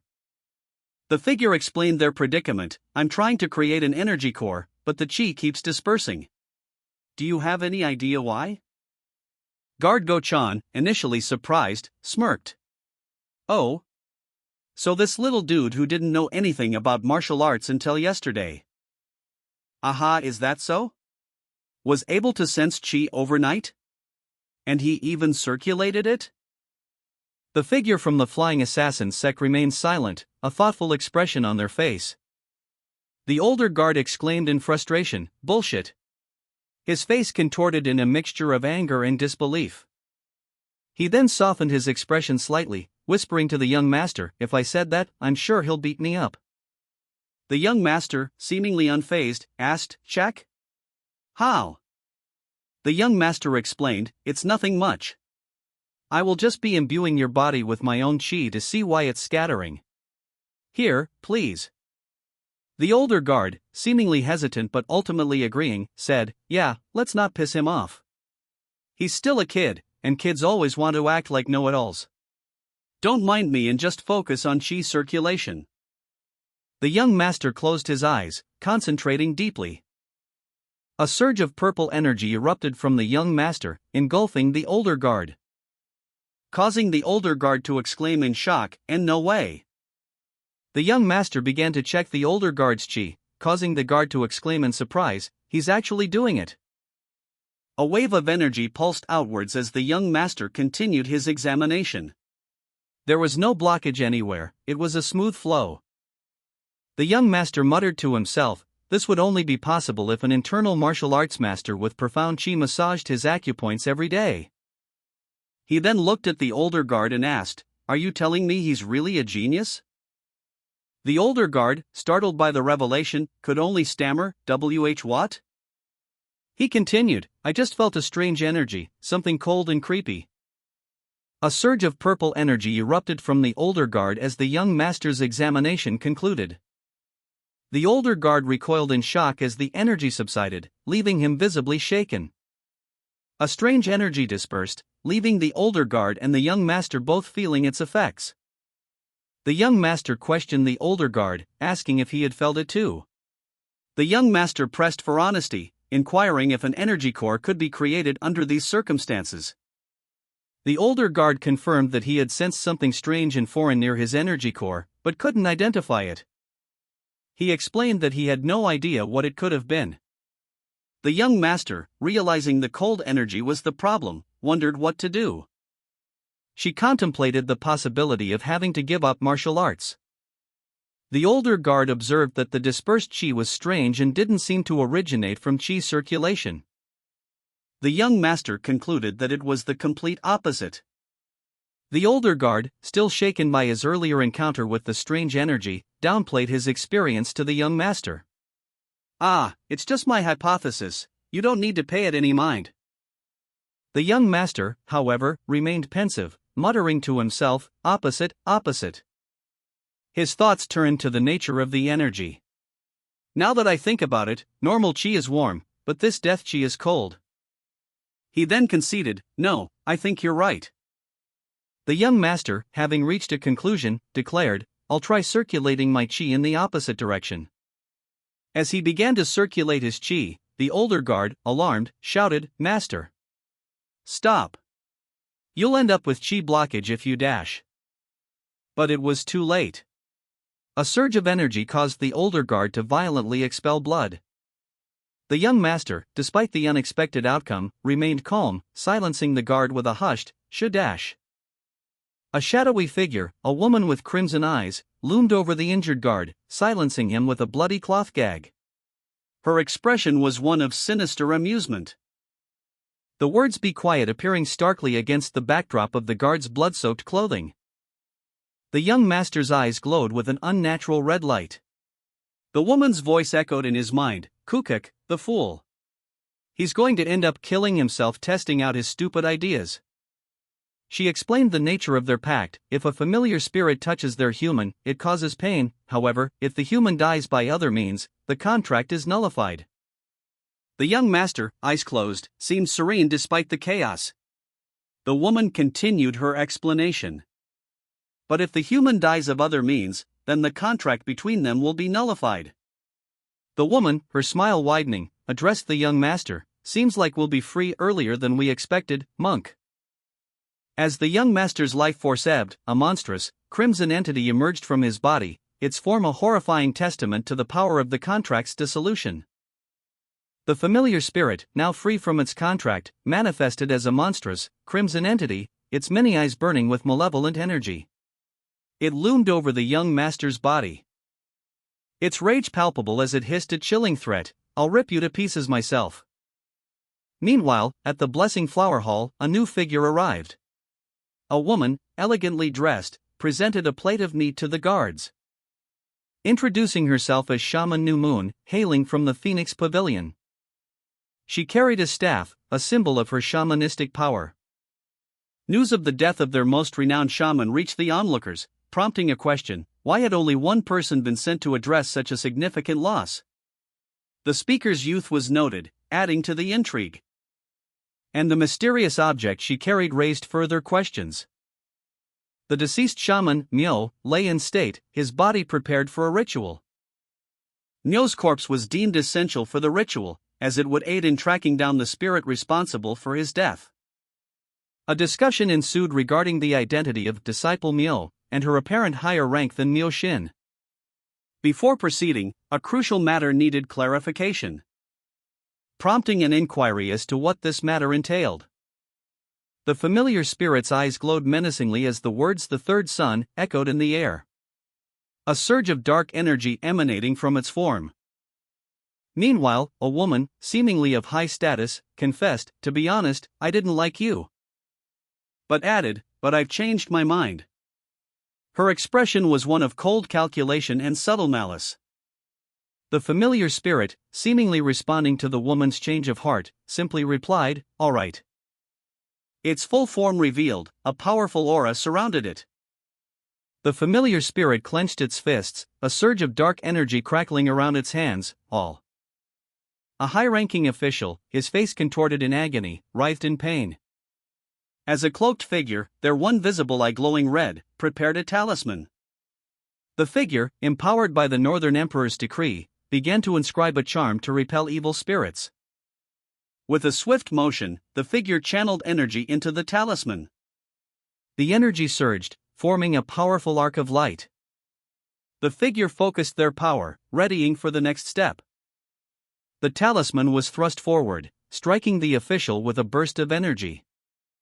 The official let out a final, pained groan. The familiar spirit, empowered by the talisman from the Northern Emperor, moved swiftly. With a decisive strike, they aimed the talisman directly at the official's chest.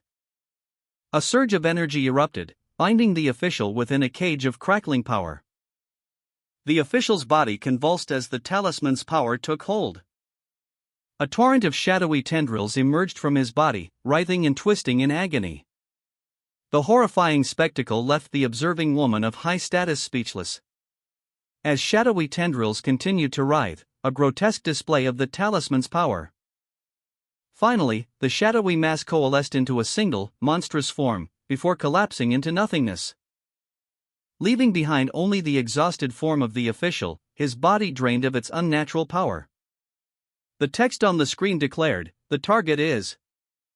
A large, imposing building, visible in the distance under a dark, starless sky. The camera zoomed in, revealing intricate details of the building's architecture.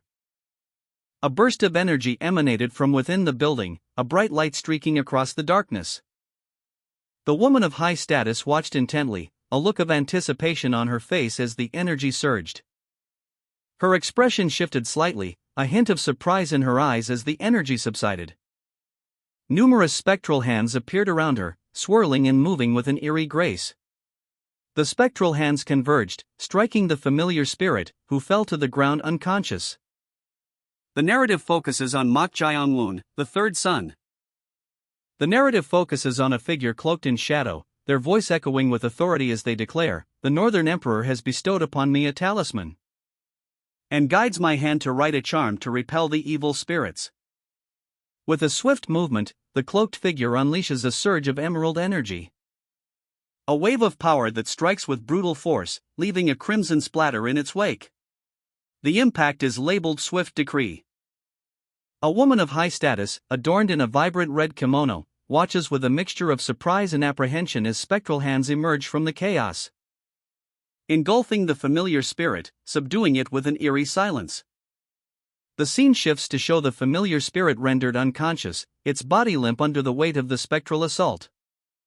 Spectral hands emerged from the shadows, seizing the familiar spirit and subduing it with unnatural force.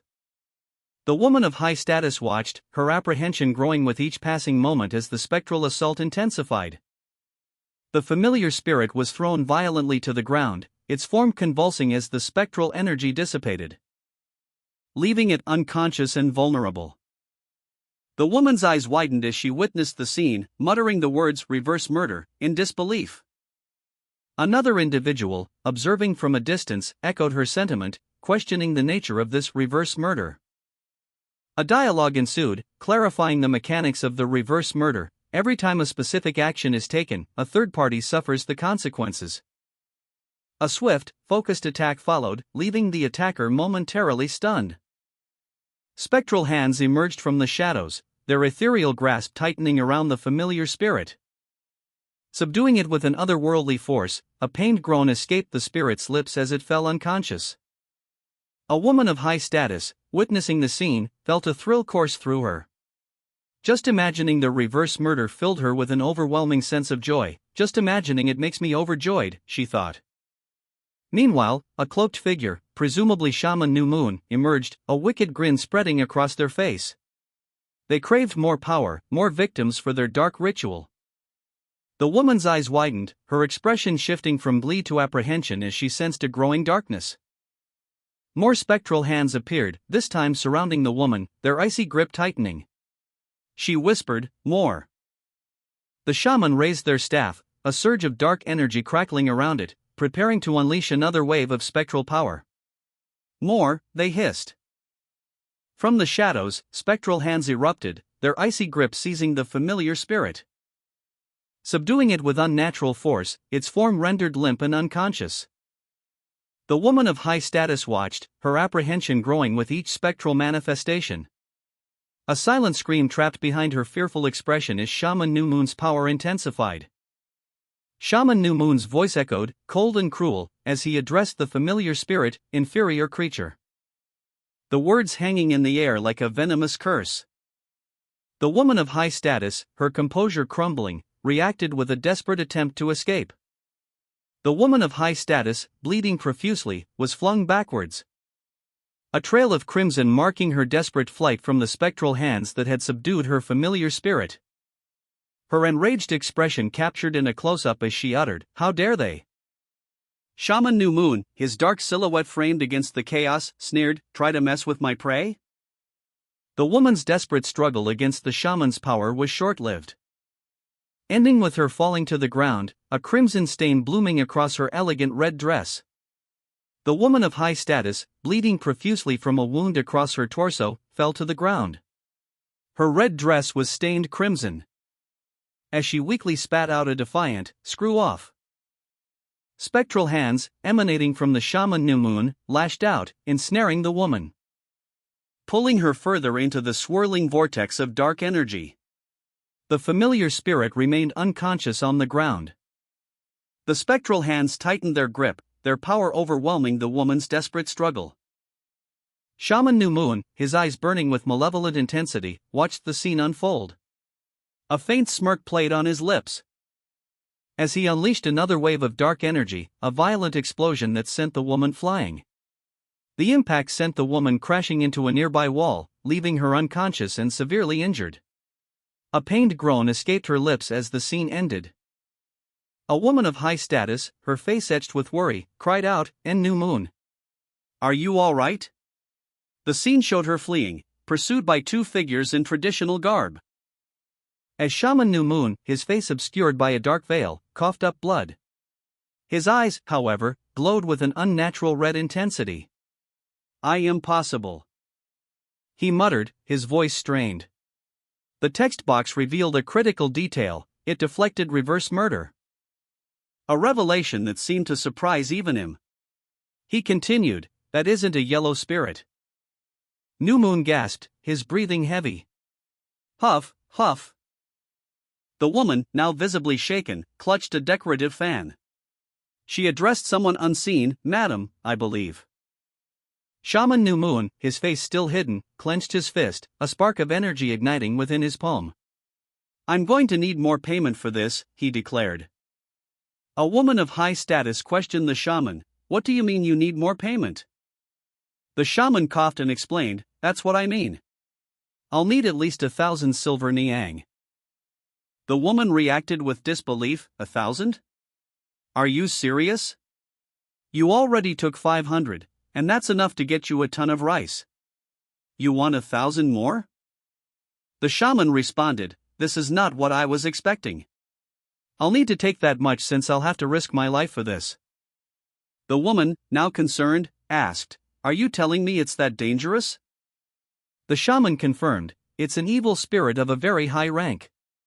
Even just a yellow spirit can threaten a person's life. This is much higher than that."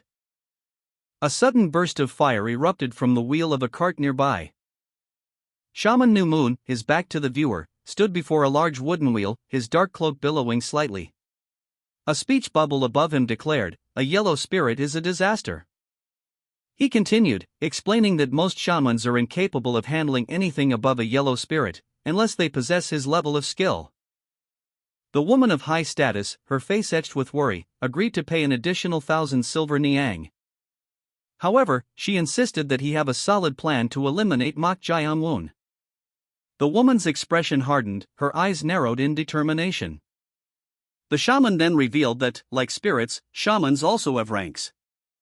A partially obscured figure, presumably Mok Jianwun, was shown, his eyes glowing ominously. The shaman explained the ranking system: divine, sun, moon, talent, darkness, and porter, with him being 2 levels above Miao Xin, who had started as a porter and underwent 5 years of basic training. The woman of high status, her form partially obscured by shadow, stood poised, a large, dark shield held protectively before her.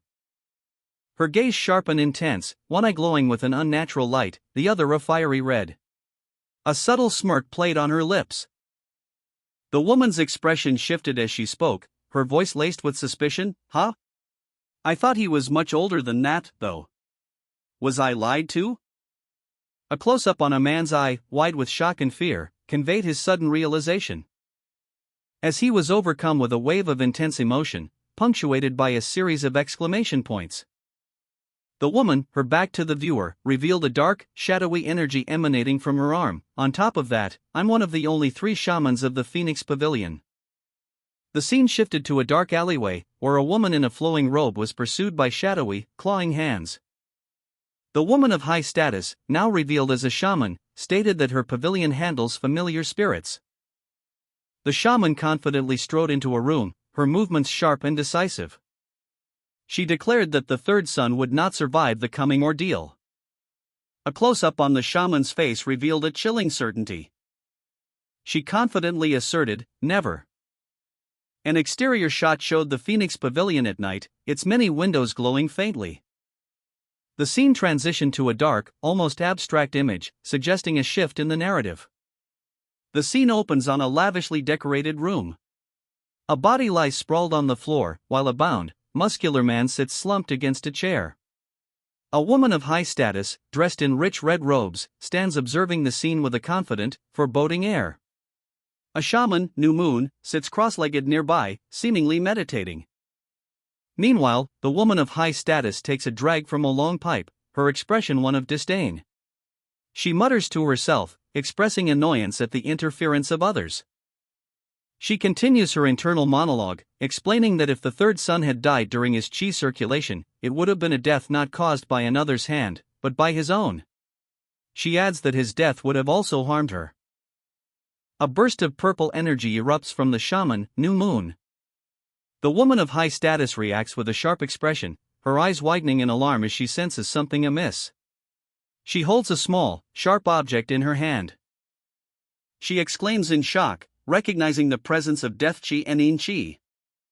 She questions how a living person could be collecting death chi, expressing disbelief. The shaman, New Moon, remains calm and impassive amidst the swirling purple energy. The woman of high status observed Mok Jae-woon with suspicion, her red eyes narrowed. He's definitely not normal, she thought. Meanwhile, Shaman New Moon reflected on Mok Jae-woon's rapid progress in martial arts. He had quickly grasped the ritual of attachment and learned to circulate chi, a feat remarkable for someone with no prior experience.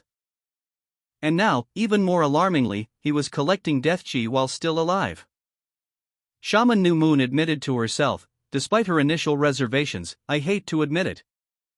Mok Jae-woon's unusual abilities were starting to pique her interest. The woman of high status's unease deepened as she sensed the unsettling presence of death chi and yin chi emanating from Mok Jae-woon. Shaman New Moon, seemingly unfazed, continued to manipulate the dark energy, her actions suggesting a deeper understanding of the situation. But her expression hinted at a growing fascination with Mok Jae-woon's unique capabilities. Mok Jae-woon's hand pulsed with dark energy, a swirling vortex of purplish-black chi. He muttered, I knew it. The solution, he realized, was to circulate his chi in the opposite direction. The dark energy, unlike before, remained stable and concentrated. He mused, it doesn't dissipate like before now. It's a shame I wasn't able to make an energy core because I don't have enough chi yet, though. A woman of high status, her blonde hair a stark contrast to Mok Jae-woon's dark locks, eyed him with suspicion. Are you sure you're alive? She asked, a hint of disbelief in her tone. Mok Jae-woon responded with a calm, well, you can see for yourself. The woman's expression shifted to one of confusion. She questioned, how can a living human pull in death chi? Am I not supposed to? An unseen entity, referred to only as Blue Spirit, seemed to offer a cryptic explanation, it's not a matter of whether you're supposed to or not, never mind. The woman, still perplexed, gestured around the room. Took you long enough to notice. The woman of high status observed the scene, noting that the demonic monk appeared to be struggling as well. She questioned why guard Go-chan was unconscious, and expressed uncertainty about the cause of his collapse. Mok Jae-woon, the demonic monk, was shown surrounded by skulls, his eyes glowing menacingly. The woman of high status, noticing Mok Jae-won's presence, addressed him and angrily attacked him, shouting, "You stupid monk!" But Mok Jae-won calmly remarked on her persistence. The woman of high status, irritated, claimed to have saved him from reverse murder, a concept that confused the other woman. Suddenly, a powerful energy surge erupted from Mok Jae-won.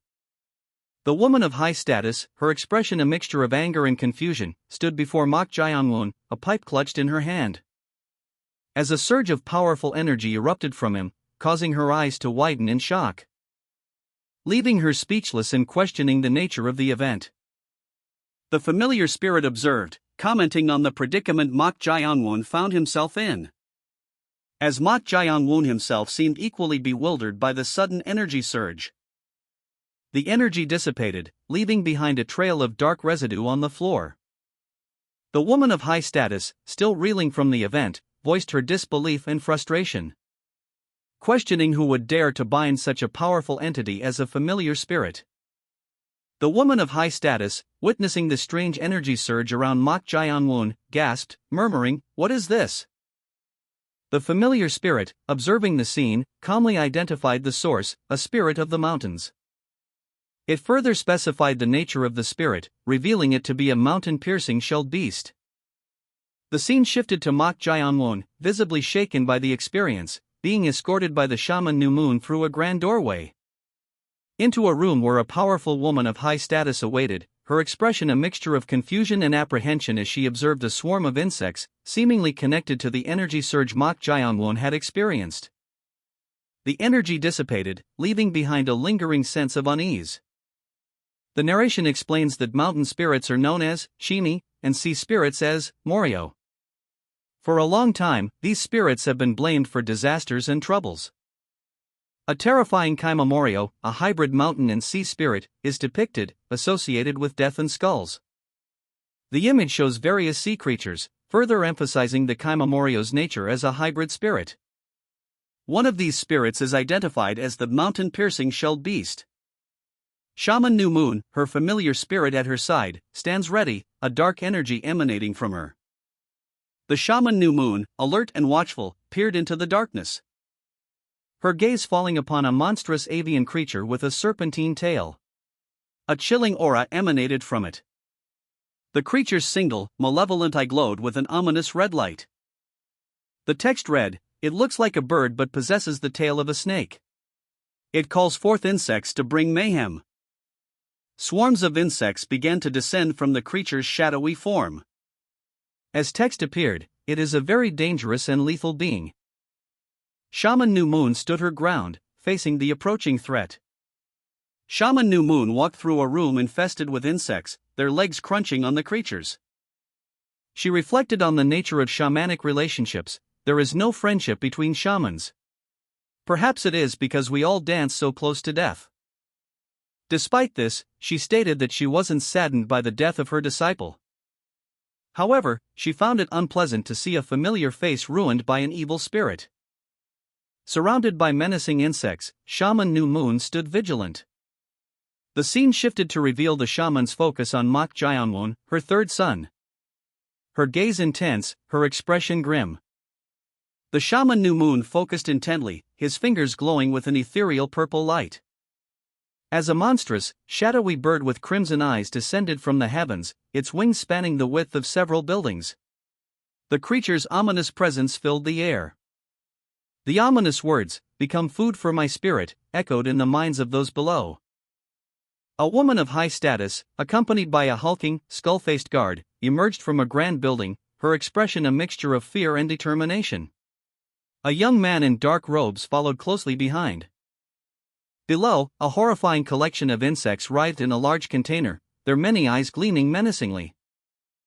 The young man, Mok Jae-won, stared defiantly upward, his face a mask of grim resolve. Guard Go-chan slept soundly, a slight snore escaping his lips, when he was abruptly awakened by a sharp voice ordering him to wake up. Startled, Go-chan received a sharp slap to the face, causing him to exclaim in surprise as he looked around in confusion. He saw a swarm of insects and exclaimed in alarm, "What's all this?" A woman of high status, seemingly unfazed by the insects, instructed Go-chan to keep killing them, emphasizing the danger of the situation. Go-chan, while swatting at the insects, felt a sharp sting on his hand. Go-chan, the guard, was swarmed by insects. He cried out in pain, "All I did was touch them for a second." The woman in red, seemingly of high status, calmly instructed him, "Use your inner energy to protect yourself. These bugs are very small on their own, but it'll only be a moment before they eat us all considering how many there are." Go-chan, bewildered, exclaimed, "Kaya, what am I supposed to do with my inner energy?" The woman observed Go-chan's struggle, commenting, "You're gonna become insect food at this rate." Shaman New Moon, desperate, pleaded with someone unseen. "Blue Spirit, can you help us?" The unseen entity responded dismissively, "Me? Why? What reason do I have to help you?" Shaman New Moon, exasperated, retorted, "You're supposed to be my familiar spirit. Are you gonna keep being uncooperative?" The Blue Spirit made a proposition, "I'll consider it if you'll give me your body." Shaman New Moon, facing a desperate situation, proposed a wager to his familiar spirit. The spirit, a woman of high status, calmly accepted, stating that if he were to die, his body would belong to her. She elaborated on the terms of their agreement: if he were on the brink of death, he would lose, forfeiting his body. However, she added a condition. Should he manage to survive, she would actively assist him. Meanwhile, the insects continued their relentless assault on Go-chan, leaving him vulnerable and confused. The woman, observing the scene, remained composed, her expression betraying no hint of concern. The woman of high status, her red lips curved into a knowing smile, exhaled a plume of smoke from her cigarette. She watched Shaman New Moon with a calculating gaze, her eyes glinting with an unspoken threat. "You better keep that promise," she stated, the words hanging heavy in the air. Meanwhile, guard Go-chan, overwhelmed by the sudden insect attack, felt a sharp sting on his arm. As venomous creatures swarmed around him, their mandibles snapping, he swatted frantically at the insects. But more kept appearing, their numbers seemingly endless. A cry of pain escaped his lips as he struggled against the relentless assault. Mak Jianwon, observing from a distance, saw the chaos unfold. The woman's words echoed in his mind as he watched the shaman's desperate struggle against the insects. And the familiar spirit's calculating smile. He knew the bet was far from over. The woman, seeing the escalating situation, calmly instructed Go-chan, "Guard Go-chan, find something flammable. We're going to set fire to this place." A woman of high status, calmly assessing the situation, proposed a solution: "If we start a fire using that lantern over there, I'm sure even all these bugs won't survive." Guard Go-chan, however, voiced his apprehension, "But it's so far." Mak Jianwon, with a swift movement, seemingly effortlessly propelled Go-chan closer to the lantern. A surge of purple energy emanating from his hand as he demonstrated a surprising display of telekinesis. The woman of high status, caught off guard by the sudden movement, was thrown backward by the force. While Go-chan, equally surprised, found himself propelled towards the lantern. The unexpected display of power left Go-chan speechless, his face a mask of shock and disbelief. Mak Jianwon, having demonstrated his ability, simply stated, "There's no time to explain." A woman of high status pondered aloud, "Anyway, who could have done this?" She continued, observing the scene, "Something like this isn't an area most ordinary people would be proficient in." A moment of contemplation followed. Before a realization dawned on her, it must have been Lady Sook. A sinister smile played on Lady Sook's lips as she watched the events unfold. Meanwhile, the woman of high status instructed her guard, "Go-chan, let's burn this. It'll cause a ruckus if I set fire to this place. I'll use that chaos too." Lady Sook ignited a cloth, the flames dancing in her hand. A malevolent glint in her eyes as she issued a chilling command, "Kill the shaman." A close-up reveals the intense gaze of a powerful being, its eyes burning with an inner fire. The text above reads, "Mountain-piercing shelled beast." A swirling vortex of dark energy erupts, emanating from the creature's presence. Go-chan and the woman of high status worked together, attempting to ignite a piece of cloth. A sudden question mark indicates their surprise. The cloth bursts into flames, but a shadowy figure intervenes, causing the flames to be extinguished and the guard to exclaim, "Whoa?" The shadowy figure speaks, "Did you think that I'd just let you try your little trick?" A dark, shadowy figure moves through a city street, pursued by a swarm of insects. The insects spread across the ground, their red eyes glowing menacingly as they advance. Shaman New Moon observes the scene, a single word escaping her lips, "How foolish." A figure, clad in dark clothing accented with orange, moved through a shadowy corridor. Dust, or perhaps something akin to ash, swirled around her feet, revealing a woman with short, dark hair, one eye a striking red, the other a milky white. Her expression was one of quiet intensity. "My right eye, white eye, can see what the others cannot," she stated, her gaze unwavering. She continued, her voice a low murmur, "The world of Chi." From an aerial perspective, the scene shifted. Two figures were visible within a building, seemingly unaware of the woman's presence. "Whatever you may try doing beyond the walls, you cannot hide from me," she thought, her gaze fixed on the building. The woman's perspective shifted again, her intense gaze focused. "This is," she began, her voice barely audible. "The world I see," she finished, a faint glow emanating from her eye as she extended a hand, a faint energy swirling around her fingers. A surge of energy shot out, striking one of the figures in the building, causing them to collapse. A command appeared, a stark instruction, "Mountain-piercing shelled beast. Destroy it." Shaman New Moon unleashed a powerful attack, the force of which sent a nearby official sprawling. The shockwave from the blast causing significant damage to the surrounding area. Two guards watched in stunned silence as the dust settled, one of them muttering, "Who's that?" Shaman New Moon's eyes glowed with an eerie intensity, her gaze sharp and focused. She manipulated a mystical red thread, its other end connected to a powerful entity, drawing power from it to enhance her abilities.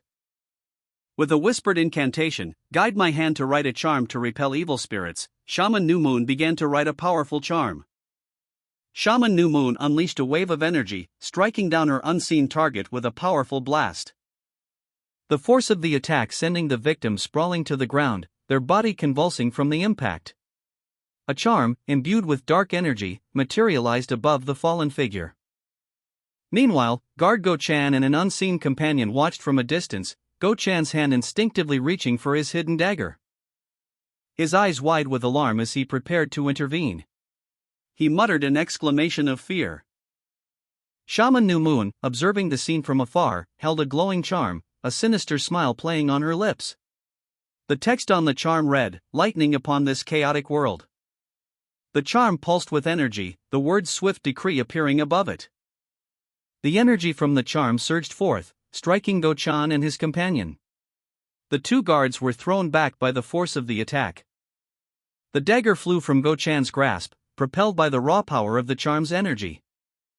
Shaman New Moon, empowered and active, summoned a dark, shadowy beast, identified as a mountain-piercing shelled beast, through a complex ritual. The creature emerged, its form vaguely reptilian with numerous appendages, and spread its ominous presence across the scene. Simultaneously, Shaman New Moon unleashed a swarm of dark insects, her movements swift and precise, commanding them with a single word, "Kill." The insects, obeying their master's will, swarmed towards their target, guard Go-chan, who was caught completely off guard. The familiar spirit watched, observing the unfolding events from a distance. The insects overwhelmed Go-chan, their attack relentless and brutal. He fell, injured and shocked by the sudden assault. Shaman New Moon, the third son of Mok Swordmanor, Mok Jiangwon, unleashed a dark energy, a wave of shadowy tendrils that surged outwards. The tendrils striking with brutal force, sending guard Go-chan sprawling across the floor. A swarm of dark insects, summoned by the shaman's power, filled the room. The text identifying Shaman New Moon and her ability to cross over to the spirit realm appeared, clarifying her actions. Her dark magic continued to flow, the shadowy tendrils reaching out to ensnare her target. The dark energy consumed guard Go-chan, leaving him injured and overwhelmed.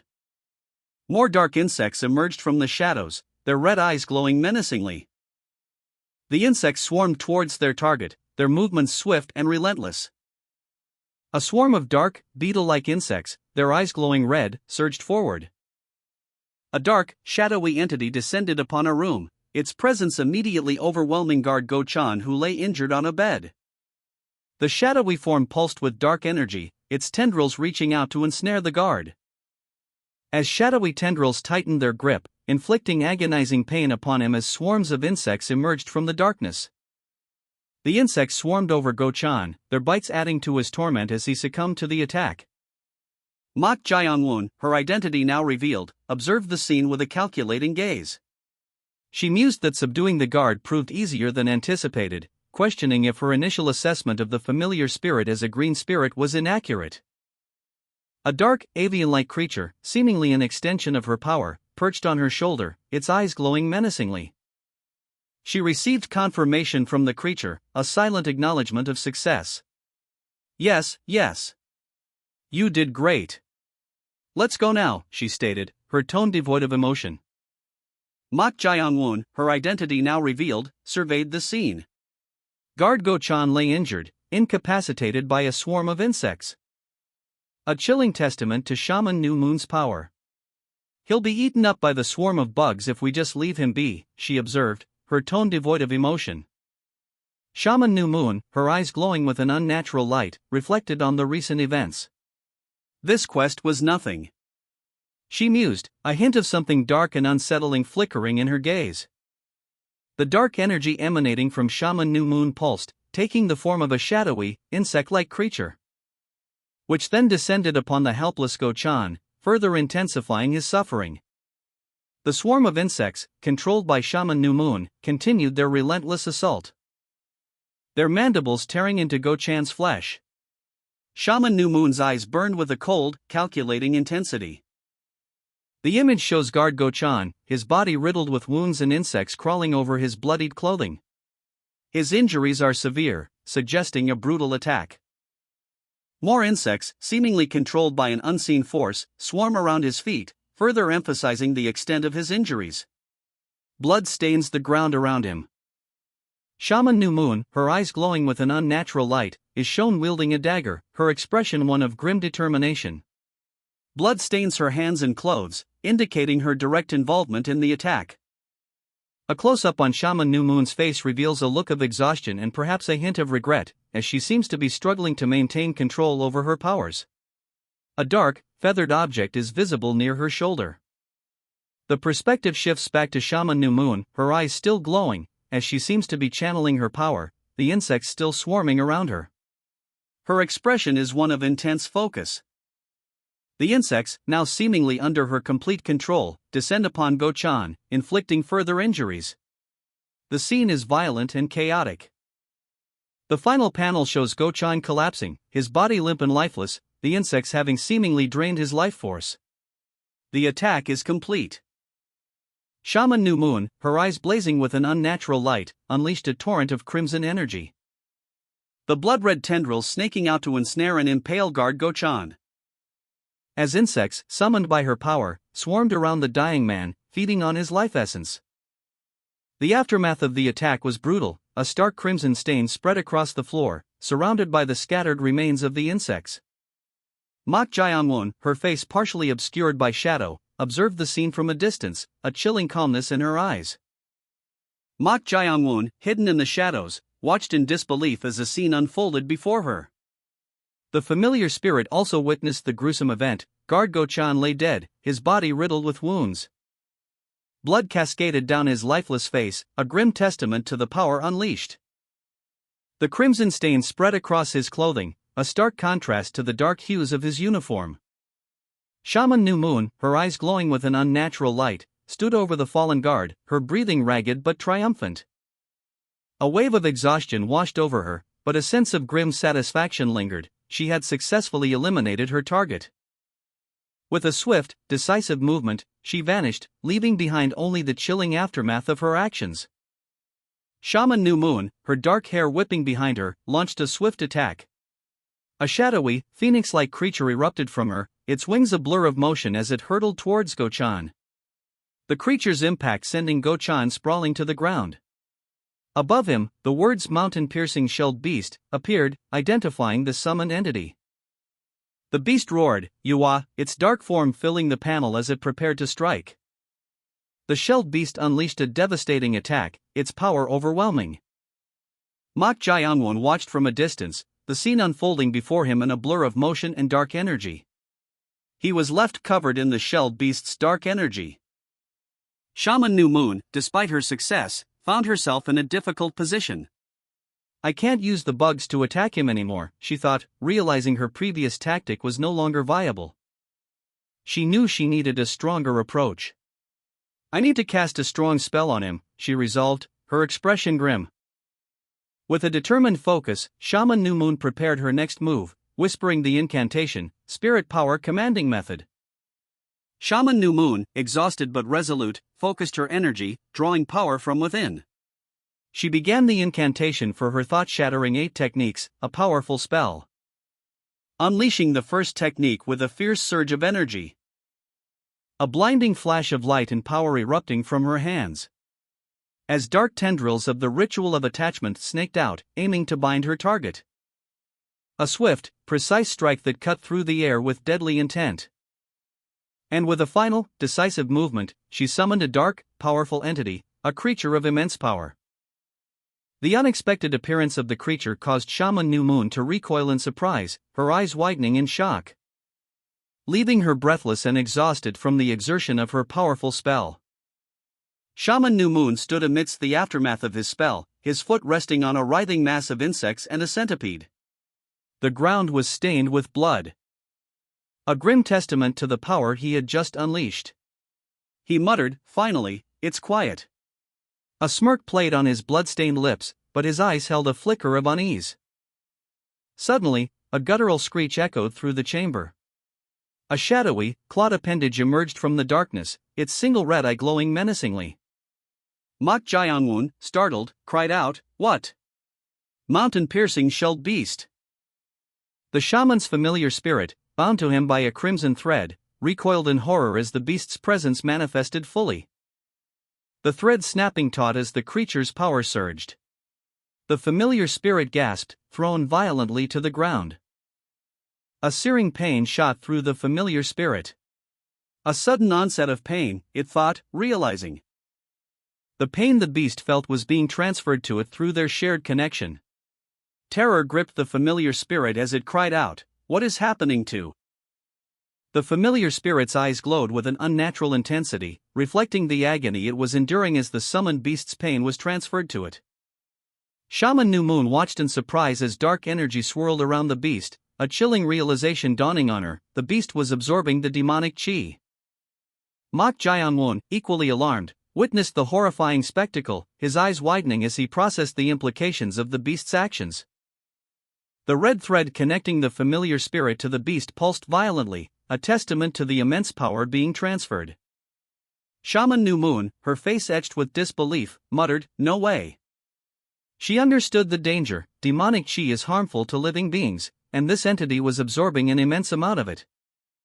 The absorbed demonic chi, saturated with Yin and death chi, twisted the beast's form, its eyes burning with malevolent energy. Shaman New Moon, despite her fear, held onto the transformed beast, her expression a mixture of apprehension and grim determination. Mak Jae-won stared at the demonic energy, muttering, "This is unexpected." He held the familiar spirit, explaining, "I only grabbed it to stop it from doing anything." But acknowledged, "But it holds evil energy within. On top of that, there's a significant amount of demonic chi." A sinister smile crept across his face as he realized the implications.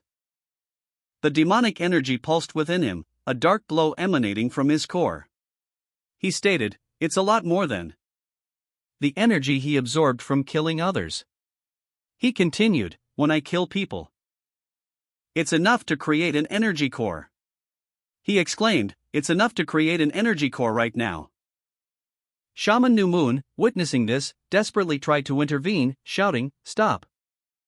Shaman New Moon, her face etched with worry and desperation, pleaded with Mak Jae-won. "If you keep doing that, it'll die. Stop. Please stop." Mok Jae-won, his face bloodied but his expression one of grim determination, ignored her pleas. A sinister smile played on his lips as he continued to absorb demonic energy. A dark, ominous energy pulsed within him, growing stronger with each passing moment. Outside Lady Suk's residence, a guard expressed concern for Lady Suk's well-being. "First Madam, the wind is cold. Why don't you wait inside?" Lady Suk, however, remained steadfast in her vigil. She explained, "I can't do that when I don't know what's going on. I need to step in myself if things go wrong." Her gaze was intense, revealing a deep concern and determination. She revealed her plan. "I asked the shaman to accomplish two things." Lady Suk's thoughts raced.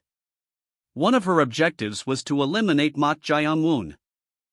And the other was to secure the secret manual, containing the techniques for the adamantine resolve and the wooden dragon transformation. She resolved that if things went south and she couldn't obtain the manual herself, she would ensure that no one else could get their hands on it. Suddenly, Lady Suk sensed something and looked up, exclaiming, "What?" From afar, she saw a figure fleeing the scene. A cry of pain escaped Lady Suk's lips. Ah. Observing the fleeing figure, she concluded, she must have succeeded. Lady Suk, a look of malicious glee spreading across her face, declared, "The damned Mok Jae-won is dead, and the secret manual is in my possession." Her voice dripping with triumph as she continued, "My son will now be the manor master." The implication of her words hung heavy in the air as she clutched the manual. Several of Lady Suk's attendants offered their congratulations, their excitement palpable. However, Lady Suk quickly silenced them with a curt, "Ahem. Don't get ahead of yourselves." Outside, a shadowy figure loomed over Lady Suk and her entourage, the monstrous form of the transformed beast barely visible in the background. The figure's approach was silent and menacing, causing Lady Suk and her mates to visibly tense. The shadowy figure, revealed to be Shaman New Moon, called out, "New Moon? What is it? Come here and tell me." The familiar spirit, still reeling from the demonic energy it absorbed, winced in pain. Its connection to the transformed beast remained a searing bond. As Shaman New Moon watched with growing apprehension, the shaman's concern was palpable, her gaze fixed on Lady Suk, who stood triumphant, yet wary. The acquisition of the secret manual had come at a steep price. "Great First Madam," exclaimed a voice, echoing the sentiment of the Phoenix Pavilion. But Lady Suk's face was etched with grief. "We, the Phoenix Pavilion, cannot kill young Master Mok Jae-won," she cried, the weight of her words heavy with remorse. Her anguish evident in her desperate plea. The loss of Mok Jae-won weighed heavily on her, a consequence of her actions. As other women of the Phoenix Pavilion looked on in horror and disbelief, the scene was one of profound loss and unexpected consequences. Lady Suk's triumph was bittersweet, overshadowed by the death of Mok Jae-won. Lady Suk's face, etched with a mixture of triumph and profound sorrow, was a testament to the events that had just transpired. A single tear traced a path down her cheek, a stark contrast to the resolute set of her jaw.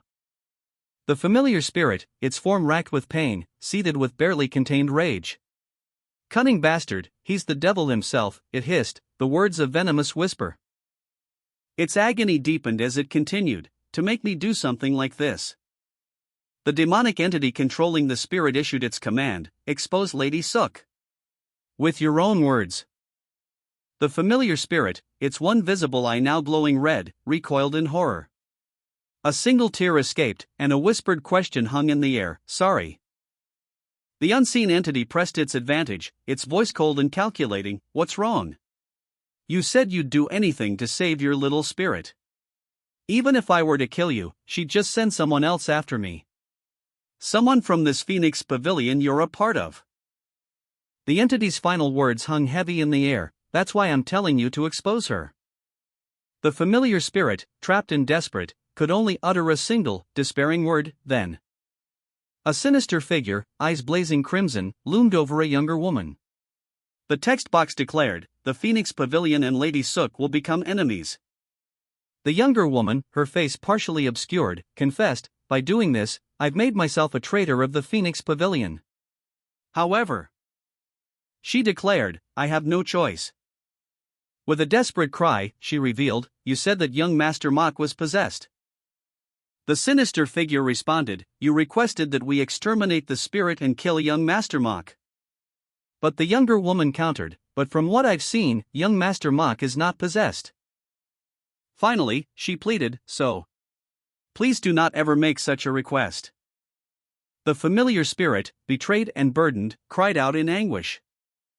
Her desperate plea echoing through the night, to the Phoenix Pavilion again. Meanwhile, Lady Sook, oblivious to the familiar spirit's turmoil, moved with quiet determination. A chilling report reached her ears. What? Who's trying to kill whom? Lady Sook wants the third son dead? The gravity of the situation escalating with each word, an order from the outer hall master. The command was clear and urgent, go to the Blessing Flower Hall and arrest Lady Sook. The news spread like wildfire, causing chaos. As outer hall martial artists mobilized, the outer hall martial artists are coming. First, Madam. The familiar spirit, its face contorted in distress, gasped, Mach Jiangwon. A name whispered with a mix of fear and desperation. A wave of unease washed over the night as an unseen observer wondered aloud what was happening in the Blessing Flower Hall. Meanwhile, another individual anxiously inquired about the whereabouts of the third young master. A figure, cloaked in shadow, appeared, demanding confirmation of a task's completion. The young woman, seemingly a subordinate, looked up, startled by the presence of someone on the balcony above. And then, with a pained cry, the familiar spirit was shown being held by its master, who seemed pleased with its distress. The young woman, her eyes now glowing with an unnatural light, confirmed the task's completion. An unseen narrator reflects on the events, stating that things unfolded as planned. The narrator explains that Lady Sook and the Phoenix Pavilion are now enemies, due to Lady Sook's attempt to kill one of the sons. The young woman, however, is more concerned with her own predicament. She betrayed the Phoenix Pavilion to save her familiar spirit and now faces the consequences. She acknowledges the danger she is in, realizing that the Phoenix Pavilion will relentlessly pursue her. The young woman decides to leave, but before doing so, she demands the return of her familiar spirit, as promised. Her master, surprised by her request, seems to have something else he wants to ask her. The young woman, her expression hardened, glared intensely. She demanded, "What do you want?" She stood before several figures, including a large, imposing man, his face grim. The conversation turned to the Phoenix Pavilion, and the young woman's concerns about it were revealed as she learned that Mach Jiangwon's death was not due to possession, but rather the loss of his familiar spirit. Confused and frustrated, she questioned how someone could harbor such resentment and still lose their familiar spirit. Her confusion was palpable. As the narrative shifted to reveal another, unseen presence, a powerful force lurking in the shadows. A chilling revelation emerged, there was one more. A mysterious, ominous energy pulsed, hinting at a hidden threat. The young woman, her face etched with worry, pressed her companion, "Do you not want to tell me?" A small, dark creature flickered in her hand, emitting a faint glow. The creature let out a small, pained cry as it struggled against her grasp. The young woman released the creature, visibly relieved, and breathed a sigh of relief. Phew. Her expression turned serious as she revealed a newfound understanding. There are 6 levels to the Chimoreo. A monstrous, dragon-like creature filled the panel, its features sharp and menacing. The text below stated, even just an ominous beast is considered a small disaster. The higher the level, the more dangerous they are. The young woman with dark hair and an orange headband explained that the Phoenix Pavilion consisted of 3 people, including herself, each capable of controlling powerful beasts as their familiar spirits. The scene shifted to reveal a cloaked figure wielding a staff, his face obscured. The text bubble revealed that he controlled the Luwu mountain beast known as Gu Diao, a cataclysmic creature of immense power.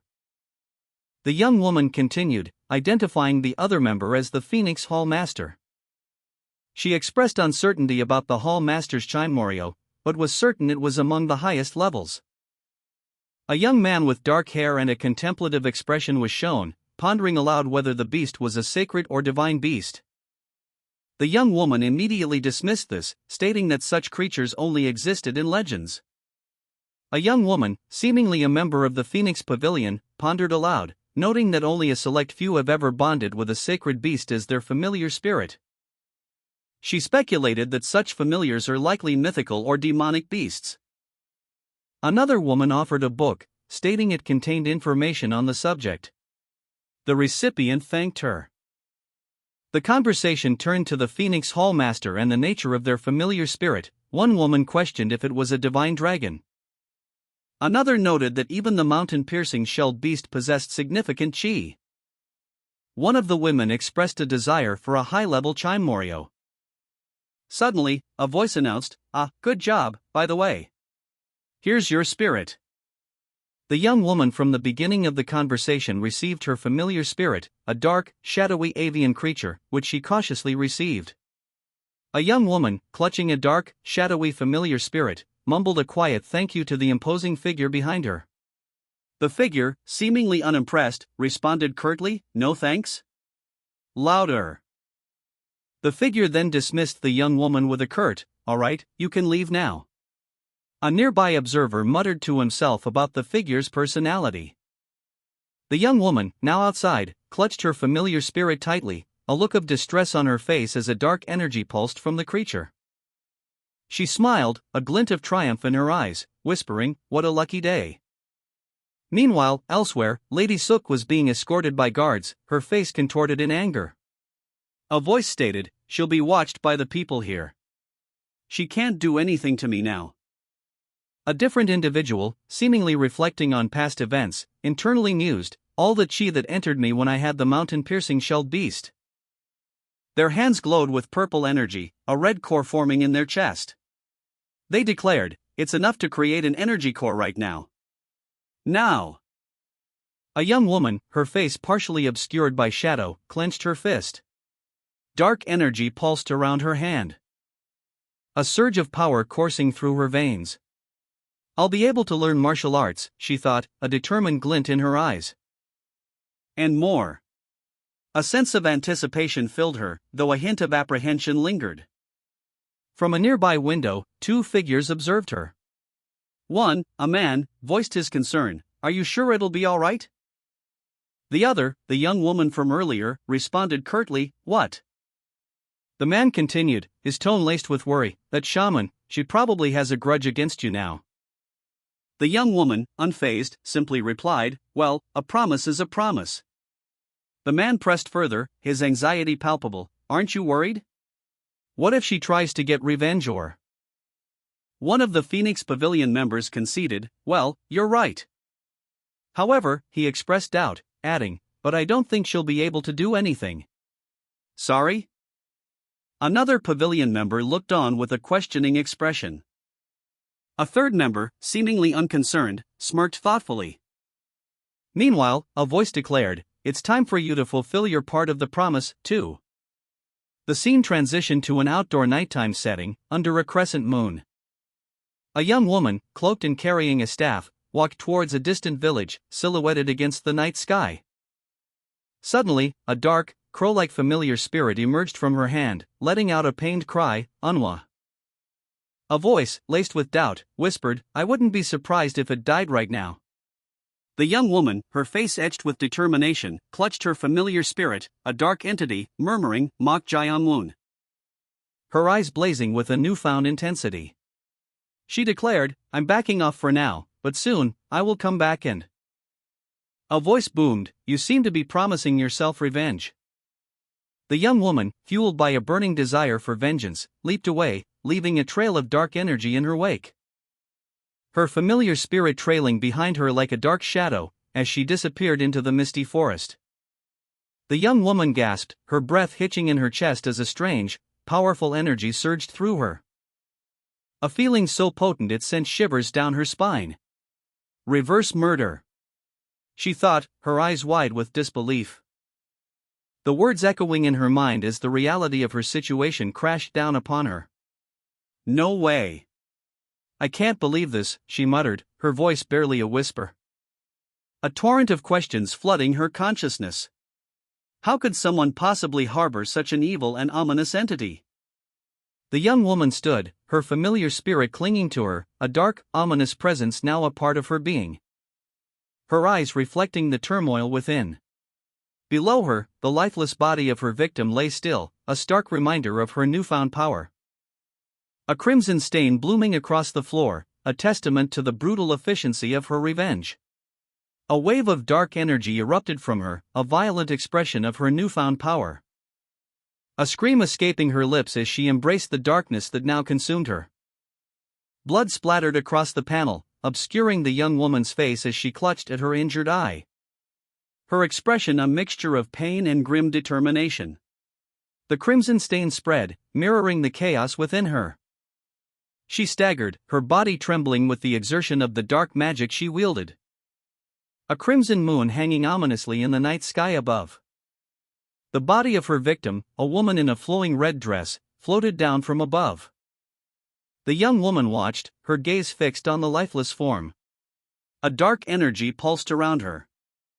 The victim's final words, barely audible, echoed in the silence, "You're still pretty with one eye gone." The young woman gasped, a pained huff escaping her lips as she recoiled slightly. The young woman's victim, blood gushing from their mouth and chest, gasped, "I can't breathe." A trail of blood splattered across the floor, marking the young woman's recent actions. The young woman, her expression a mixture of confusion and exhaustion, channeled a surge of energy. A golden light emanating from her fingertips as she declared, "I feel wronged here, Outer Hall Master." She vehemently accused, "That shaman and the third son are in it together. They're trying to frame me." Her words were directed at a woman with dark hair styled in an elaborate updo, who looked on with disbelief. A hand, seemingly belonging to a Phoenix Pavilion member, rested on a polished wooden table. A faint spark ignited, then flared briefly before vanishing. The young woman, her face etched with worry and apprehension, watched the display with wide eyes. The Outer Hall Master, Sang Wongbik, commanded silence with a curt, "Be quiet." His hand then gestured towards the table, a subtle yet authoritative movement. He inquired about the commotion at the medicinal hall the previous day. A Phoenix Pavilion member hesitantly explained that it involved the banned entry to the Manor Master Hall, but added that the individual in question had saved the Manor Master. Outer Hall Master Sang Wongbik, his expression grim, directly questioned a Phoenix Pavilion member, "Were you trying to kill the Manor Master?" A Phoenix Pavilion member, her face contorted in a mixture of fear and outrage, reacted with a sharp cry. She shouted, "Outer Hall Master!" Sang Wongbik's eyes widened in surprise and alarm. His gaze hardened, reflecting his determination to uncover the truth. He addressed the woman, his voice low but firm. "I cannot just overlook this incident. An investigation will be carried out soon. Please cooperate." He offered a reassuring statement to calm her fears, "Don't worry. I'll make sure that it's a fair investigation." Sang Wongbik, the Outer Hall Master, declared that the matter of the medicinal hall would be investigated thoroughly. Addressing an unseen individual as the second son, the young woman, seemingly implicated in the events at the medicinal hall, sat alone in a dimly lit room, a palpable sense of unease surrounding her. Her hands bound, and the faint glow of dark energy emanating from her body. A figure, obscured by shadow, loomed behind her. A close-up revealed a detail on the mysterious figure's attire, a distinctive emblem on a helmet. The camera pulled back to reveal Sang Wongbik, his expression stern as he spoke of the third son. A wide shot depicted the night cityscape, the Phoenix Pavilion visible in the distance, its lights casting a warm glow against the dark sky. Master Sang Wongbik tapped his fingers on the table, a thoughtful frown creasing his brow. A question forming in his mind, why would both the second son and Lady Suk attempt the third son's life? He mused aloud, considering the implications. A struggle for power, perhaps, or a plot against the Manor Master's beloved youngest son? But the third son lacked martial prowess and his family background was unimpressive, there seemed no obvious motive. Or was there a hidden reason, one unknown to him? The master's fingers drummed a restless rhythm on the polished wood. A sudden realization dawning on him. The third son's demeanor during questioning had been unusual. During the inquiry, a witness described the second son's past behavior, noting that he used to be very arrogant towards anyone who acted subservient to him. Another witness offered their assessment of the second son's current demeanor, suggesting that his subdued behavior might be due to shock from his near-death experience, or perhaps a newfound composure. However, a subtle shift in the atmosphere became apparent. Master Sang Wongbik, the outer hall master, felt a growing unease. Something felt amiss. His gaze sharpened, suspicion hardening his features. He concluded that he had no choice but to investigate further, and vowed to look into the matter more thoroughly. The second son, his body bearing the wounds of a recent ordeal, sat in a meditative posture. Purple energy swirled around him, a faint glow emanating from within. A shadowy figure loomed in the background, its features obscured by darkness. A woman with striking blonde hair and a red dress appeared, seemingly conjured from the shadows, her expression one of intense scrutiny. She observed the second son with a mixture of curiosity and concern, her gaze lingering on his wounds. The shadowy figure watched them both, its presence heavy with unspoken power. The woman spoke, her voice laced with a hint of surprise. "Oh, look at this. I didn't expect him to be able to take in so much of the mountain-piercing shelled beast's chi." The mysterious woman, a striking figure in a crimson robe, languidly smoked a long pipe, her gaze fixed on the second son. A faint purple aura still emanated from him. Her red eyes narrowed in assessment as she observed the lingering effects of his chi absorption. His energy core? She mused, a hint of surprise in her voice. "How about this?" she questioned, a subtle smirk playing on her lips. The thought of the second son's feat, once deemed impossible, now seemed within the realm of possibility. She continued to observe the second son, his eyes closed in meditation, his body still bearing the marks of his recent ordeal. The familiar spirit remained nearby, silently watching. A subtle doubt crossed the mysterious woman's face. "But," she thought, a flicker of uncertainty in her expression. The lingering bloodstains on his torn clothing served as a stark reminder of the battle's intensity. Despite his injuries, his overall condition seemed surprisingly stable. "He doesn't look that bad," she muttered to herself, her initial surprise slowly giving way to a more calculating assessment. The mysterious woman and the second son locked gazes, a silent exchange passing between them. The air crackled with unspoken tension. The mysterious woman, her eyes narrowed in suspicion, watched the second son intently as a surge of energy emanated from him. Their faces inches apart, a silent tension filled the air between them. The woman's expression was one of intense scrutiny. As she questioned him, "What are you doing?" The second son, startled, denied any wrongdoing, stammering, I am not doing anything." The mysterious woman's gaze shifted, observing the second son's subtle movements and the faint glow emanating from his body. A skeptical expression on her face as she questioned, "Is that true?" The camera focused on a small wound on the second son's chest, a stark reminder of his recent ordeal. The mysterious woman's frustration grew, her face contorted in anger as she snapped at the second son. "Stop with the nonsense and concentrate on circulating your chi," she commanded, her voice sharp and impatient. The second son, seemingly relieved, smiled faintly. The mysterious woman, her face etched with frustration, muttered to herself, "Damn it, why did I have to accept the bet?" She let out a sigh, her gaze hardening as she added, "That damn shaman bitch. She should have done better." A dark-haired woman, seemingly a servant, entered the room, prompting the mysterious woman to simply reply, "Ah, right." The servant's expression shifted to one of surprise as a powerful, imposing figure, a shaman with a skull-adorned headdress, appeared, causing her to question, "What?" The mysterious woman gestured towards the second son, who was still recovering, explaining to the shaman, "I need to check if this is the energy core you were talking about." The mysterious woman, seemingly pleased, continued, "If you keep at it, you'll be able to this little collection beneath the belly button." Her eyes widened, reflecting a sudden realization as she stared intently at the second son's abdomen. The dark-haired woman, observing the scene, voiced her own understanding, isn't this what an energy core is? A bright, pulsating energy core glowed in the hands of an unseen figure. The mysterious woman's eyes widened in surprise and apprehension as she observed the phenomenon. She gasped, a single word escaping her lips, "What?" The shaman, observing the scene, questioned the mysterious woman's actions, asking, "What exactly are you going to do?" The mysterious woman explained her plan, stating that she would place her hand on the second sun's energy core, using only her fingertips to interact with it. She instructed the second sun to remain still, even if it felt uncomfortable.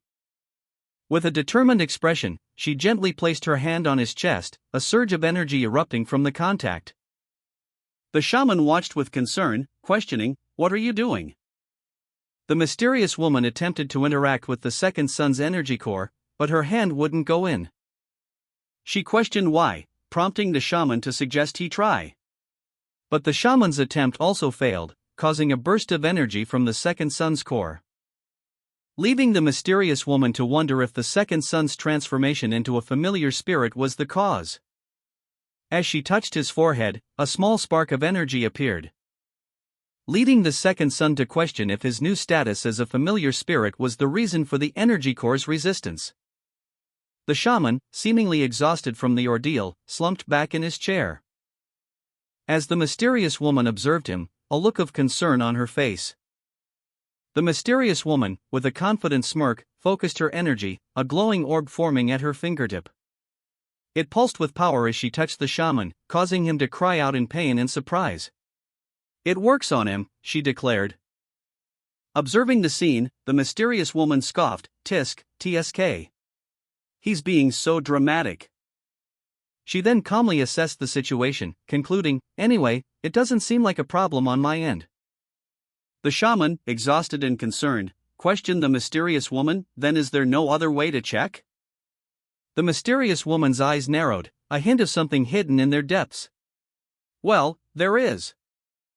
A subtle shift in her expression hinted at a more complex solution, a plan forming in her mind. As she looked towards the familiar spirit, her gaze intense and calculating. The mysterious woman pondered aloud, "Outer Hall Master." She mused internally, "What business would he have to come to me so late?" The narration revealed that Sang Wongbeek, the Outer Hall Master, was a highly respected figure within the mock sword manor, known for his unwavering loyalty and influence. His firm beliefs and the trust he commanded among the elders made him a key player in the succession of the next patriarch. This power even shielded him from Lady Suk's influence. A narrator's voice cuts in, stating, "Currently, he has the greatest influence in the manor." Sang Wongbeek, the most influential figure in the manor, approaches the mysterious woman. He observes her and says, "You are awake." The mysterious woman, slightly injured, asks, "What is it, Outer Hall Master?" Sang Wongbeek begins an apology, stating, "First, I would like to apologize. Despite the protection of the Outer Hall martial artists, it's all my fault." He kneels before her, showing concern for her well-being. The mysterious woman attempts to reassure him, saying, "It's okay, you don't need to worry about it." Sang Wongbeek insists, "No, but still, this is." She interrupts him, firmly stating, No. I'm completely fine." The mysterious woman shows a reassuring smile, despite a visible bandage on her hand, emphasizing her resolve to downplay the situation. Sang Wongbeek's face, etched with worry, filled the frame. His gaze was heavy with concern. He gently touched the mysterious woman's head, his expression one of deep apology. He murmured a question, his voice barely audible. The woman's response was equally soft, a quiet reassurance. Sang Wongbeek, still concerned, offered a similar gesture of comfort to the shaman, his concern evident in his posture. The shaman's injuries were less visible, but the tension in the scene remained palpable. The mysterious woman, though seemingly composed, held a guarded expression. Sang Wongbeek's touch seemed to elicit a flicker of something akin to gratitude. Sang Wongbeek chuckled, relieved by her words. His relief was evident in his hearty laughter. The scene shifted. Sang Wongbeek's expression turned inquisitive as he questioned the whereabouts of a dagger he had previously given her. The mysterious woman calmly explained that she had given the dagger to the second son for self-defense when the manor master fell unconscious. Sang Wongbik, his brow furrowed with concern, questioned the mysterious woman, "Did you perhaps lose it?" The mysterious woman responded calmly, "Ah, I recall. I stored it in a drawer in my closet." Sang Wongbik, relieved, simply stated, "I see. That's good." He chuckled, adding, "I would have been sad had you lost it." The conversation shifted. Sang Wongbik inquired, "But about that dagger?" Sang Wongbik's expression turned serious as he received a confirmation, "Yes, young master." The mysterious woman, however, seemed puzzled, stating, "No matter how much I think about it, I don't recall hearing that I had received such a thing." The panel focuses on the mysterious woman's waist, hinting at a possible hidden dagger. Sang Wongbik's face was etched with suspicion as the mysterious woman flatly denied giving the second son a dagger. "That's because I never gave it to you," she stated. His expression hardened, a mixture of disbelief and anger clouding his features. Suddenly, a blur of motion erupted as Sang Wongbik lunged forward. He moved with surprising speed, aiming a swift strike at the mysterious woman, who barely managed to evade the attack by leaping back, sending her sprawling across the room as the wooden chair she was sitting on shattered upon impact. Sang Wongbik's attack was relentless. He followed up with another strike, forcing the woman to defend herself. He pressed his advantage, his voice low and dangerous. "You made two mistakes," he growled, his eyes narrowed. The mysterious woman, her face contorted in a grimace of pain and exertion, channeled her energy, shouting, "Meridian!" Sang Wongbik, fueled by anger, continued his assault, his movements a blur of motion. The narration in this panel is a direct quote from the manhwa. First, the third young master always becomes arrogant when others act subordinate to him. Second, after getting beat up by the fourth young master, the third young master has always flinched when it looked like they were about to hit him. However, you were too tolerant, and you also did not flinch. The mysterious woman, despite her injuries, remained resolute, her eyes unwavering as she faced Sang Wongbik's relentless attack. She had anticipated his every move, her body reacting instinctively to evade his blows. With a sudden burst of energy, she activated her meridian, a surge of power coursing through her veins. Sang Wongbik, surprised by her unexpected power, found himself momentarily stunned. Seizing the opportunity, she countered with a swift strike, aiming to incapacitate him. "I've gotten your meridian. You won't be able to move anymore." Sang Wongbik, his face contorted in fury, demanded, "Where is the real young master?" The mysterious woman, still reeling from Sang Wongbik's attack, was sent hurtling backward, her body a blur of motion as she tumbled through the air, her expression hardening with determination as she braced for impact. With a powerful surge of energy, she landed, a shockwave rippling outwards from the point of contact, her body glowing with an ethereal light as she channeled her meridian, readying herself to counterattack. Sang Wongbik watched, his eyes widening in disbelief as the mysterious woman's power surged. Sang Wongbik's eyes glowed crimson as a powerful energy surged within him. The words "blue spirit" erupted from the page, signifying a transformation. A sinister smile stretched across his face, revealing sharp teeth as his power intensified. He unleashed a devastating attack, a crimson wave of energy radiating outwards. The force of the blow struck the mysterious woman, who reacted with a pained expression. The impact sent a shockwave through her body, causing visible damage to her clothing. She clutched at her chest, a look of pain and surprise etched on her face as she gasped, "And my heart?" The mysterious woman's expression hardened as she stared at Sang Wongbik, a cold fury replacing her initial shock. She uttered the words, "How dare you?" Her voice dripping with icy disdain, she added, "You're just begging to be killed." The aftermath of Sang Wongbik's attack left a trail of dark energy. As the mysterious woman, undeterred, addressed Sang Wongbik, commenting on her opponent's skill, calling him Blue Spigot. The mysterious woman, with a knowing smirk, explained that because life and death chi are on opposite ends of the spectrum, the innate energy Sang Wongbik used to pin her meridian would naturally scatter. With a surge of purple energy, the mysterious woman's eyes glowed crimson as she countered the attack. forming an energy core, a testament to her resilience. Demonstrating a body resistant to acupuncture without needing immense inner energy. The mysterious woman's crimson eyes gleamed with triumph. A subtle smile played on her lips, hinting at a hidden satisfaction. The shaman, his face etched with worry, observed the scene. He muttered to himself, "How interesting. You did manage to create an energy core, but you've been found out. What will you do now? You won't be able to stay here any longer." The shaman's words hung in the air, heavy with implication. He expressed his concern about the mysterious woman's predicament, noting that she had been discovered and could no longer remain hidden. The mysterious woman, seemingly unfazed, responded with a quiet, almost amused, "Yeah. I didn't expect to be exposed like this." A sinister glint appeared in her eyes as she silently formulated a plan. She would use this unexpected turn of events to her advantage. Her thoughts turned to the second son, a pawn in her larger game.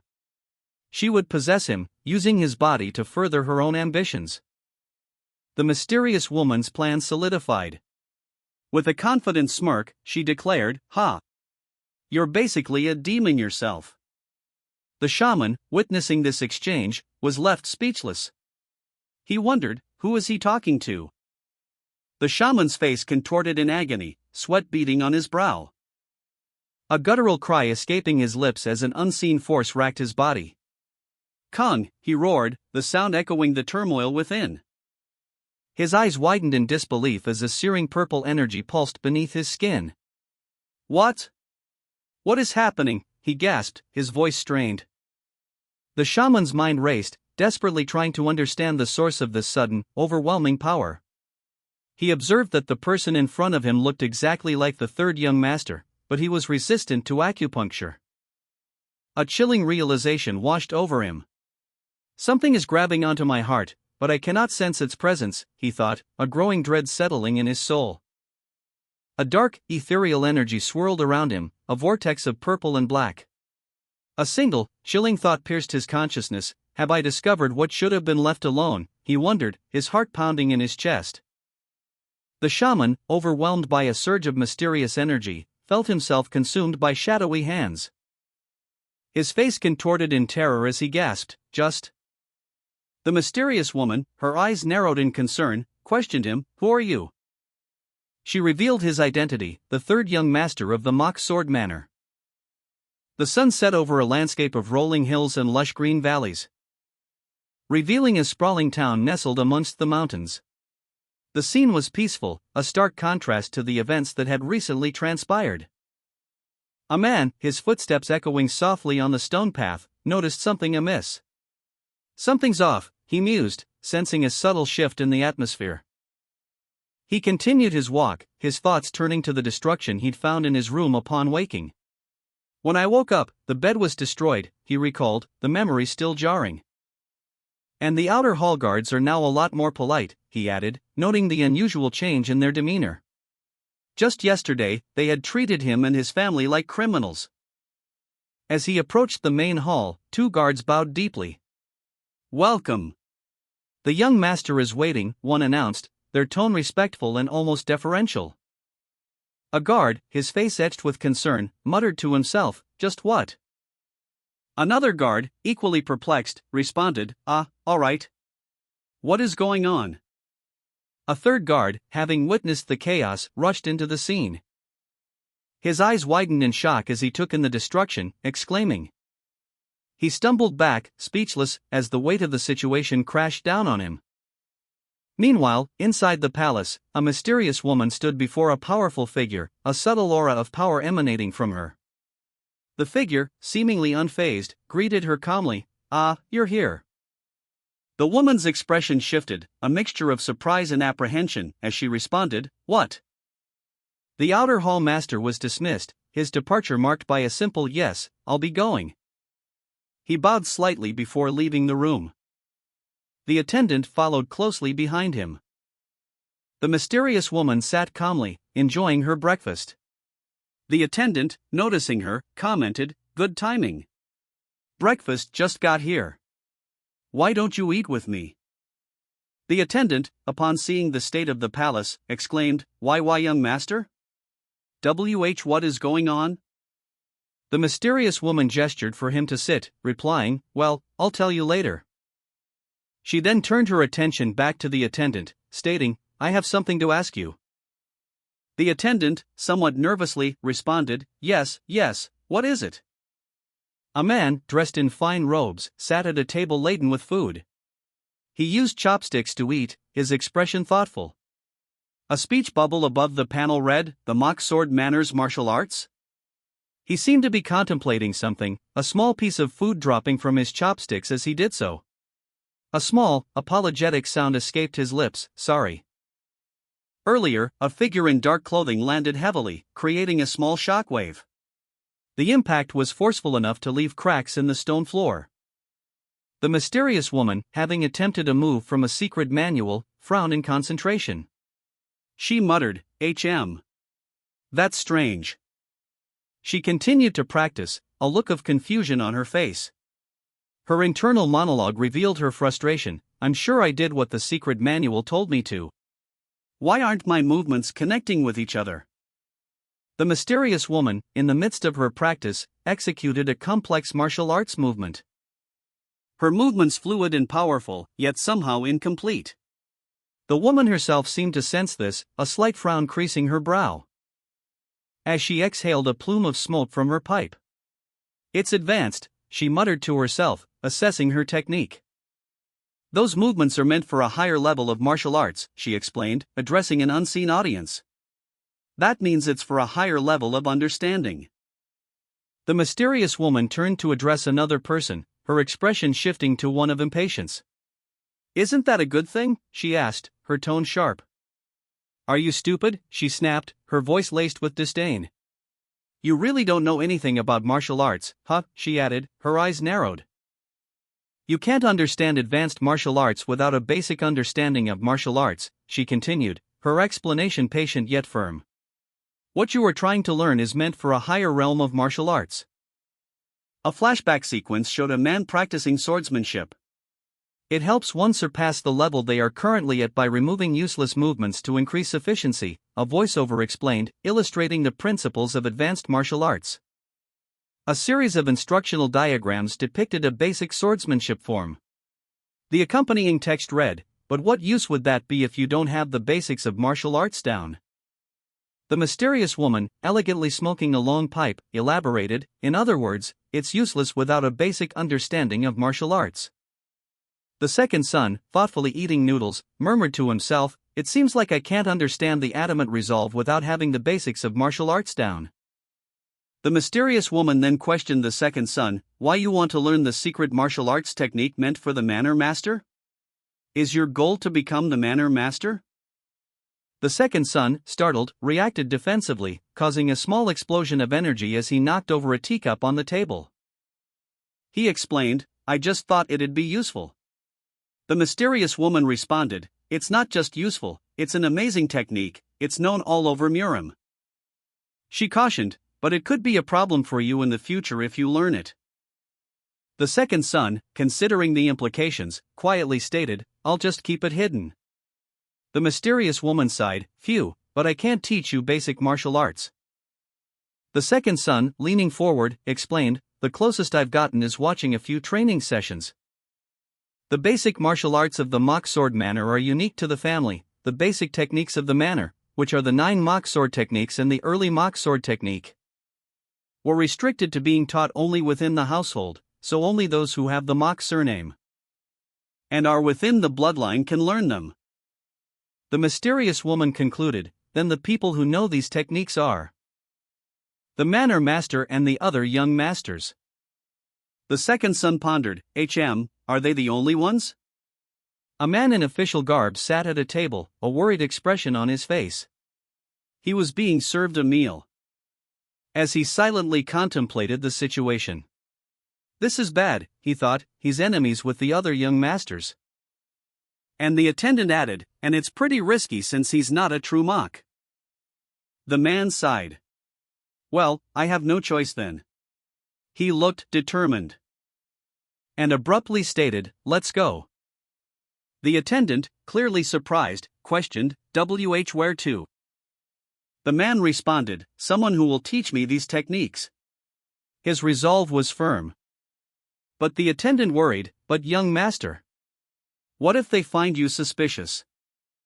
Following Sang Wongbek's defeat, a group of guards escorted the defeated warrior away, their expressions a mixture of confusion and concern.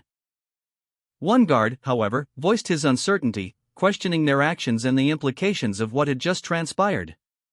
But who are we? He wondered aloud. His apprehension grew, his face contorting in a mixture of fear and disbelief as the weight of the situation settled upon him. The guard's internal monologue revealed the gravity of their actions. It had to be the youngest son. Meanwhile, the second son, having made his decision to pursue further training, was shown practicing martial arts in a secluded training hall. He was observed by a mysterious figure, cloaked and watchful, from a distance. The figure's reaction suggested surprise and perhaps recognition, as they muttered, "The youngest?" The second son continued his rigorous training, sweat glistening on his back, his determination unwavering. The second son continued his intense martial arts training, his muscles straining with exertion. His attendant and the mysterious woman watched from a distance. As the attendant, overcome with worry, stammered, wait. The mysterious woman calmly interrupted, stating, "I told you there was an incident." The attendant, clearly agitated, exclaimed that the real third young master called his mother an inferior bitch and got beaten up? Why are you approaching him if you remember that? The mysterious woman's expression remained unchanged as she replied, "The memories from that day are still vivid." A flashback showed the third young master, severely injured and crying out in pain, "Quack! Stop! I'm sorry. Stop!" The narration revealed the extent of his injuries. The third young master's legs and ribs were broken in multiple places. He was sobbing and crying. It was a whole mess. The mysterious woman concluded, "The youngest really resents the third young master. So, you." A man, his face etched with concern, spoke, and more importantly, "He is a monster who has reached the peak realm. At just the age of 16. Observing the young man's training, the mysterious woman commented, "He's certainly pretty useful."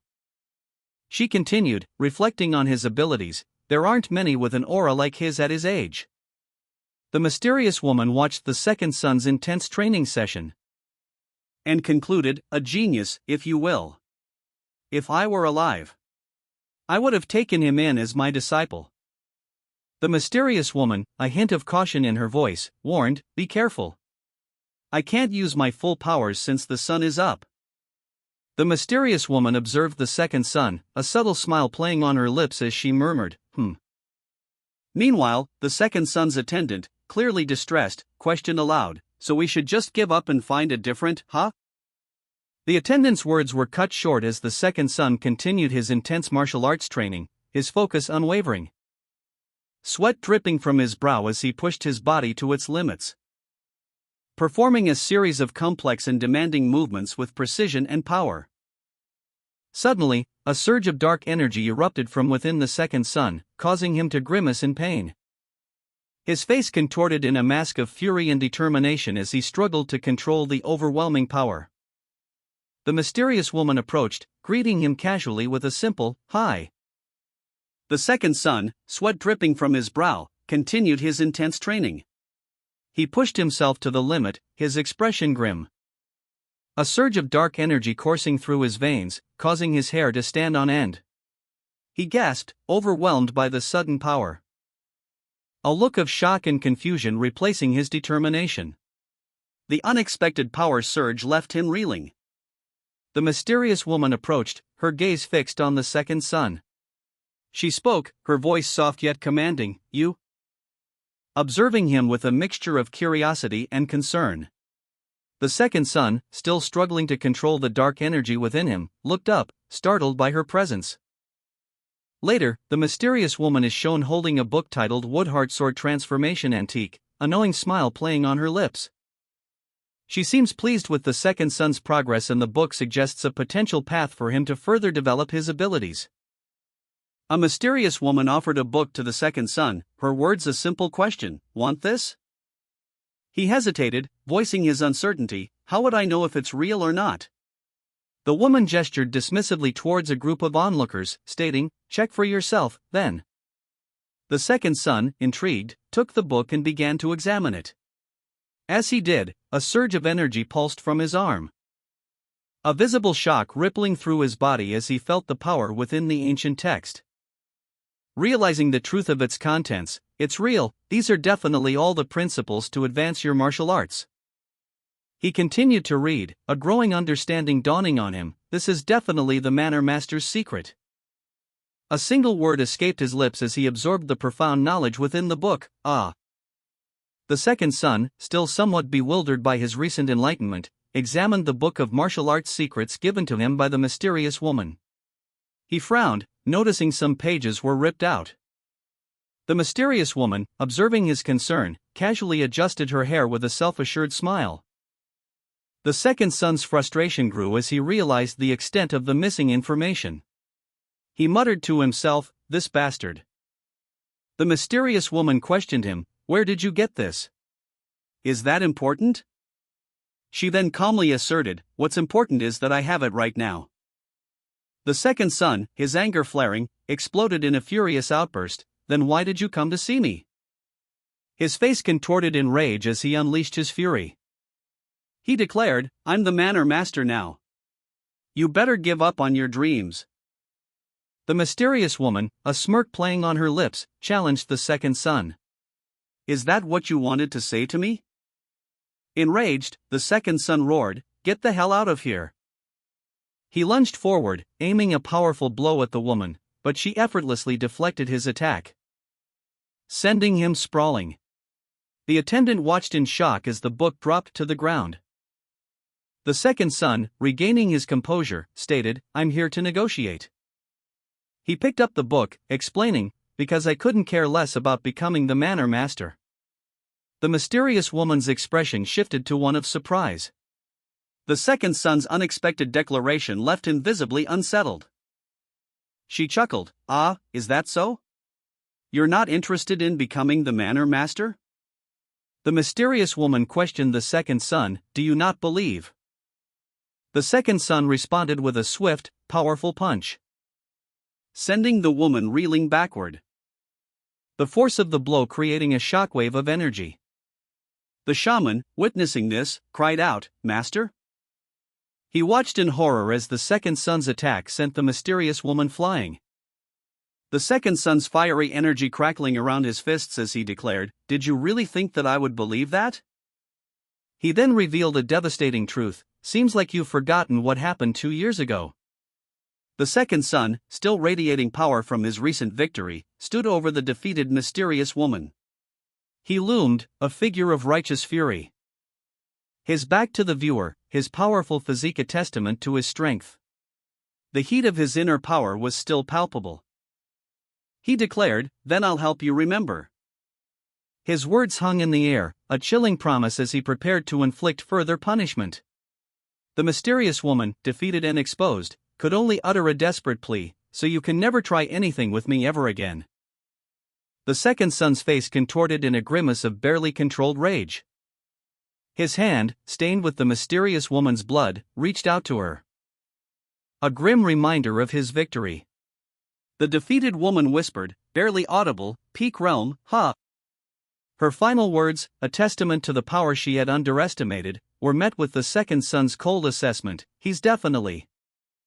The second son stood over the defeated mysterious woman, a cruel smile playing on his lips, blood staining his nose and mouth.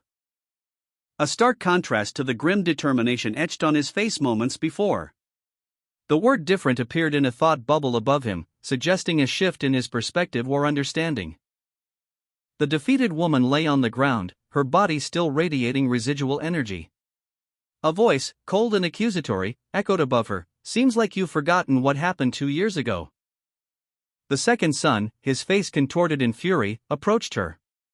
His attendant watched from a distance, a mixture of fear and apprehension in their eyes. His muscles tensed, a surge of power coursing through him. He stood over the woman, his shadow looming large. Then, with a chilling declaration, he vowed, "Then I'll help you remember. So you can never try anything with me ever again." The second son's face was a mask of rage, his eyes burning with a newfound intensity. His earlier uncertainty and confusion were gone, replaced by a steely resolve. The woman's life ebbed away, her final breath escaping her lips. A single word, barely audible, escaped her: peak. Realm. The panel focuses on the lifeless hand of the mysterious woman, blood staining her dark hair. A thought bubble above reads, "He's definitely different." The next panel shows a close-up of the mysterious woman's face, her mouth slightly open, blood trickling from her nose. The word "different" is displayed in a large, red speech bubble. A shadowy figure, cloaked and wielding a dark sword, is shown from the waist down. A speech bubble above states, "The man with the dark sword is out of the question." However, I have seen other expert martial artists like Guard Cam or the Outer Hall Master. The scene shifts to a man with graying hair, his expression thoughtful. He observes the scene and thinks, "I see why Go-chan was being so dramatic." The second son stands, engulfed in flames, his body radiating intense heat. Korean characters indicating intense energy surround him.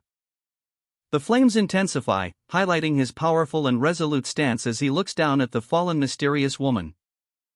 The mysterious woman's final words echoed in the aftermath of her death: "He is a monster." The second son, bruised but resolute, sat alone, his thoughts turning inward. He reflected, "This isn't something I can resolve with luck.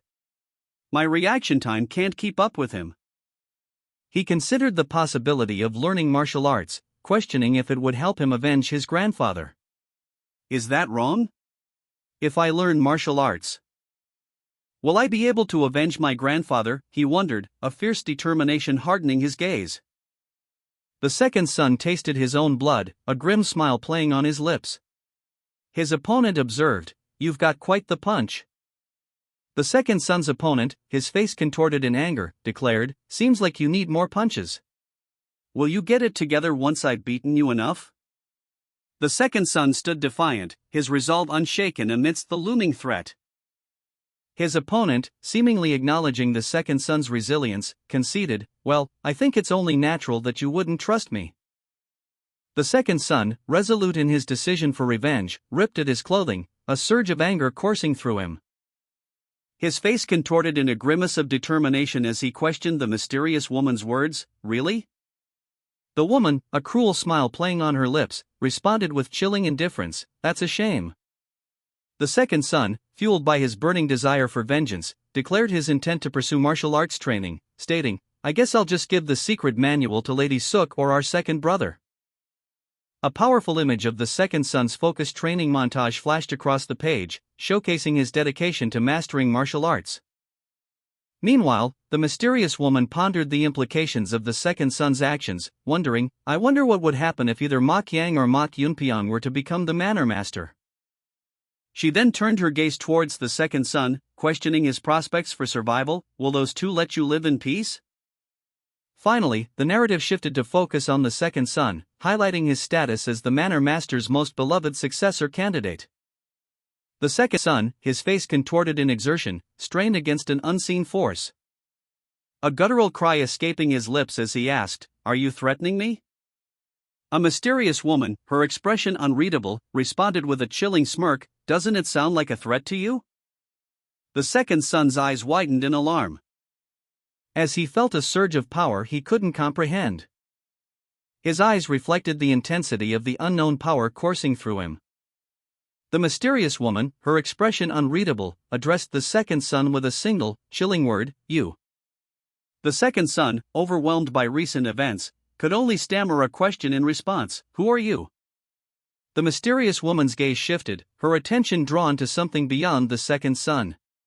She murmured a question, her voice barely audible, "Are you?" The camera angle shifted, revealing the second son from a new perspective as he stood before the mysterious woman, his body tense with a mixture of fear and dawning realization. The second son's face, contorted in a mixture of confusion and apprehension, reflected his inner turmoil as he grappled with the implications of her words. A surge of unfamiliar energy pulsed beneath his skin, a raw power that both terrified and exhilarated him. The mysterious woman, her expression unreadable, calmly questioned the second son. She seemed to probe his very identity. And as her words hung in the air, a surge of unfamiliar power coursed through him. The mysterious woman's gaze remained fixed on the second son, her question, "Who else would I be?" echoed in the silence.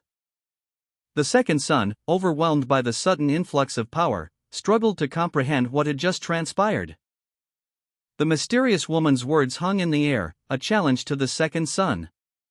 "What?" he questioned, his brow furrowed in confusion. She continued, her tone sharp and accusatory, "You speak like you know everything about me." The mysterious woman scoffed, "Ha! Me, not knowing you?" She revealed a shocking truth. "I know that you were beaten by me like a dog 2 years ago. And couldn't speak a peep to me after that because you were too afraid. You always ran away whenever you saw me.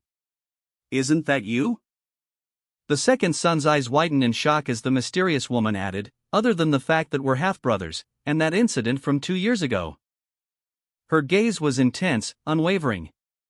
The weight of her words pressed down on him. Finally, the second son, overwhelmed, could only manage a single, desperate question, "What do you know about me?" The second son and the mysterious woman stood facing each other, a palpable tension filling the space between them. The second son's inner turmoil evident in his pensive gaze. His thoughts raced, what I like, what I hate, what I'm thinking, what situation I'm in. He continued his internal monologue, why I don't want to become the manor master. His eyes narrowed, a sudden surge of anger rising within him as he questioned, "Do you know the answer to any of those?" A clenched fist, a symbol of his repressed fury, was shown, followed by a powerful outburst, "Then do you know me?" His voice was raw with emotion as he unleashed years of pent-up resentment. "You were the ones who labeled me an inferior bastard son and kept me at a distance." Finally, in a desperate plea for understanding, he cried out, "All right, then let me ask you. Why me?" The second son, his face contorted in anger, confronted the mysterious woman. "You guys never once acknowledged me," he shouted, his voice raw with emotion. He continued, his words laced with bitterness. "So why aren't you trying to negotiate with the better guys?" The mysterious woman responded simply, "It's simple." The mysterious woman stood in profile, her expression unreadable, her thoughts obscured. A brief flashback showed the second son as a child, his eyes wide with fear and sadness as he was surrounded by a group of elegantly dressed people, their faces cold and uncaring. He was clearly ostracized. The second son's muscular torso was shown, highlighting his physical strength, a stark contrast to his vulnerable past. A close-up of his face revealed a deep sadness and resentment. "I've always been insulted and cast out for being of inferior origins." The second son, his face etched with a mixture of anger and vulnerability, confessed to the mysterious woman, "I was lonely, isolated." He continued, "I trained all those years so that I could be acknowledged by someone. And that someone is right here," he stated, his gaze unwavering. The mysterious woman, the last person he expected to acknowledge him, listened intently. His thoughts drifted back. "I thought he would hate me because of what happened 2 years ago." The second son's expression darkened with self-doubt. He questioned himself, "Does that mean I also need to change?" The second son stood with his back to the viewer, his shoulders slumped slightly, a pensive expression etched on his face. He seemed to be contemplating something deeply personal, lost in thought as he gazed out at the distant horizon. A sigh escaping his lips as he finally turned, his attendant nowhere in sight. He muttered, "Phew, all right." To himself, a hint of relief in his tone. His gaze hardened, a determined glint appearing in his eyes. The second son's expression shifted from relief to a steely resolve as he prepared to face whatever lay ahead. He flexed his muscles, a silent declaration of his readiness. His words, about this negotiation or whatever, revealed his pragmatic approach to the situation. The mysterious woman's lips curled into a subtle, knowing smile, her eyes gleaming with an unreadable emotion. She seemed pleased, but the exact nature of her satisfaction remained unclear. A single word, "good," escaped her lips, a concise yet powerful affirmation of her assessment. Her expression suggested that the second son's actions had met her expectations. The mysterious woman's calm demeanor hinted at a deeper strategy, her intentions still veiled in mystery. The scene ended with a shot of the sky, leaving the audience to ponder the implications of the events that had just transpired. The second son's declaration, "What I want is," left his desires hanging in the air, creating a sense of anticipation and suspense. The second son and his attendant walked through the city, the attendant muttering, "Ha!" He continued, impressed, "Amazing. I have no choice but to admit that what he did was amazing." The attendant reflected on the second son's strategy. "I was wondering how he was going to convince him, but that was absolutely not what I was expecting. It'd be impossible to have done it more naturally than he did." Meanwhile, the second son's thoughts turned to his own plan. This Mok Jae-won had to come up with a plan since the real Mok Jae-won knew basic martial arts. "I have 3 requirements." He held up 3 fingers, his expression resolute. The second son, resolute in his approach, presented 3 requests to Mok Yu-chun. He prioritized being left alone, even if Mok Yu-chun became the manner master. Secondly, he demanded financial support. And finally, he requested the basic martial arts of the Mok sword manner. He posed the question, "Can you promise me these things?" Mok Yu-chun, appearing calm and collected, simply replied, "All right, that's fine." He then clarified that he would leave the second son alone as long as the second son reciprocated. The narrator observes that the second son acted as if the first 2 requests were his primary concerns. In reality, his true priority was the third request, the basic martial arts of the Mok sword manner. This was revealed when he explicitly stated his desire for the martial arts, causing Mok Yu-chun and her attendant to react with surprise. The second son's attendant worried that he might be exposed as the fake Mok Jae-won, given his direct request. Mok Yu-chun remained completely unconvinced by the second son's claims. As the second son, bare-chested and confident, smirked at him, revealing that this was all part of Mok Jae-won's plan to gain Mok Yu-chun's trust by fulfilling his desire for acknowledgement, which led Mok Yu-chun to teach him basic martial arts without any hesitation. A scene unfolds showing the second son training in a courtyard, observed by Mok Yu-chun and his attendant. Even though it took the genius Mok Yu-chun more than 2 hours to memorize the secret manual, the second son had memorized it all after only hearing it once, leaving the mysterious woman awestruck. The mysterious woman reflected on her past, a pensive expression on her face.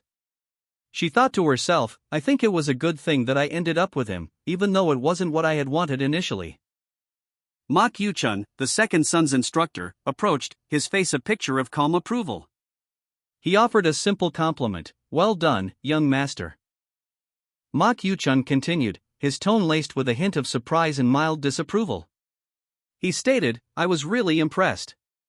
To think that you would have had such a plan. Although it is a shame that you gave him the secret manual." Mok Yu-chun's expression shifted to one of self-reflection, a hint of regret in his eyes. He muttered to himself, "I didn't even teach it to him correctly." The mysterious woman, observing from a distance, tilted her head slightly, a question forming in her mind. She quietly wondered, "Sorry?"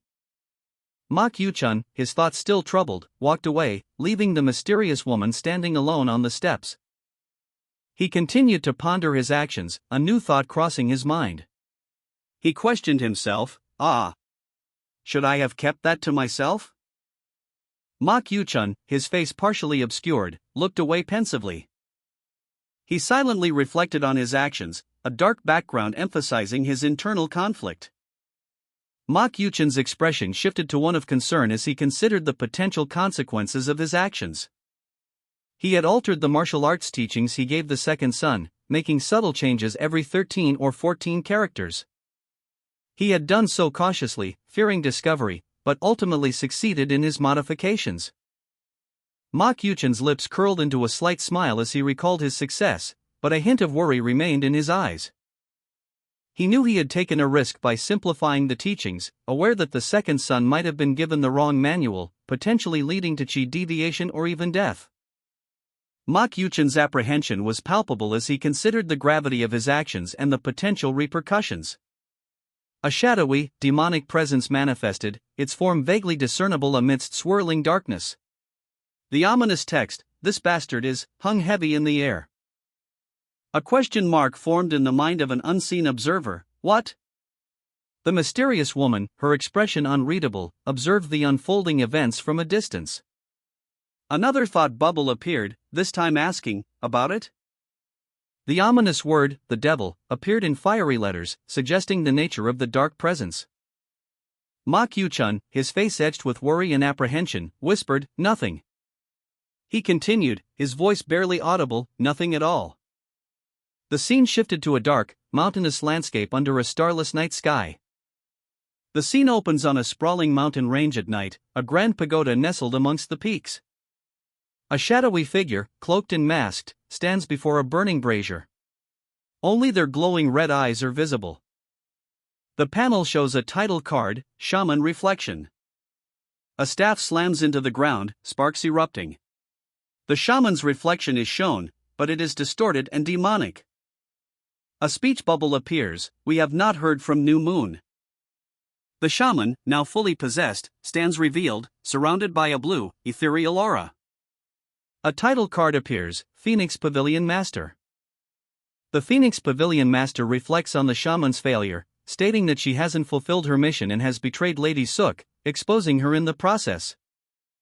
Following the shaman's failure, a conversation revealed the consequences. Relations with the Sook patriarch were severed, and their image tarnished. The shaman, addressing a shadowy figure, called Reflection, commanded the disciple to find New Moon, to uncover the truth and restore their damaged reputation. The shadowy figure, cloaked in with glowing red eyes, responded with a single word, "Yes." A dark, bird-like creature with glowing red eyes emerged, its presence filling the room with an ominous aura. The creature's arrival marked a significant escalation in the conflict. A panoramic view of a vast, mountainous landscape unfolds under a twilight sky. The peaks are shrouded in mist, creating an atmosphere of mystery and isolation. The camera focuses on a deep gorge, its rocky walls covered in lush vegetation. A waterfall cascades down one side, disappearing into the misty depths below. A shattered helmet lies on the forest floor, stained with blood. The scene suggests a recent and violent struggle. Nearby, a blood-stained ring rests on the ground, attached to a torn orange ribbon. The ring appears to be made of metal. A figure, seemingly a woman in dark clothing, stands over a small, dark pit in the earth. The ground around the pit is disturbed and stained with blood. The woman examines the pit, her expression unreadable. The pit seems to be the source of the blood staining the ground around it.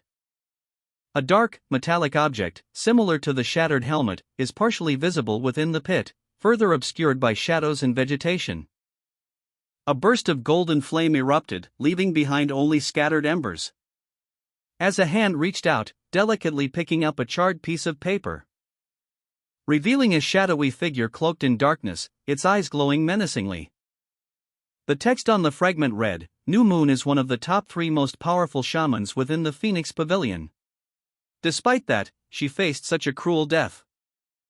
A dark, ominous energy swirled, a sense of foreboding filling the air. The shaman, eyes blazing, commanded, "Merge." A surge of power coursed through him, a dark energy coalescing within. He declared, "Definitely off," as he launched himself forward, ready for battle. A voice, imbued with authority, declared, "I was given authority by the Northern Chi. Everything that happened here shall be revealed." The word "swift decree" appeared dramatically, as if a powerful force was about to be unleashed. A masked figure, their eyes burning with an intense light, prepared to enact this decree. A surge of energy emanating from their hands, revealing a swirling vortex of dark power, a malevolent eye opening within. The shaman, now possessed, was lifted into the air by the mysterious woman, her expression a mixture of triumph and something akin to fear. The shadowy figure watched, compliant, as the shaman was subjected to a dark ritual. The woman's power surged, unleashing a torrent of energy that struck the shaman, causing him to convulse violently. A fierce battle erupted. Ma Qiuchun, desperately trying to defend himself, was overwhelmed by the sheer force of the dark entity's power. The Phoenix Pavilion master watched with growing concern, appraising the situation. Blood streamed down the face of the mysterious woman, a cruel smile twisting her lips. As she declared, "I'm backing off for now." But added with chilling finality, "But soon, I will come back Anne." Ma Qiuchun, his face contorted in pain and fear, collapsed to the ground. A crimson stain spreading across the floor. As the shaman, now fully possessed, was enveloped by the mysterious woman's dark magic. The woman's long, crimson nails extended, framing the shaman's terrified face. A final, ominous image of the possessed shaman, completely under the mysterious woman's control. The shaman, his body racked with exertion, collapsed to the ground. A wave of dark energy emanating from him as he gasped for breath. The air crackled with unseen power. The shaman, still recovering from his recent battle, muttered to himself that just now. A surge of dark energy erupted from the shaman, a violent expulsion of power that sent shockwaves through the surrounding forest.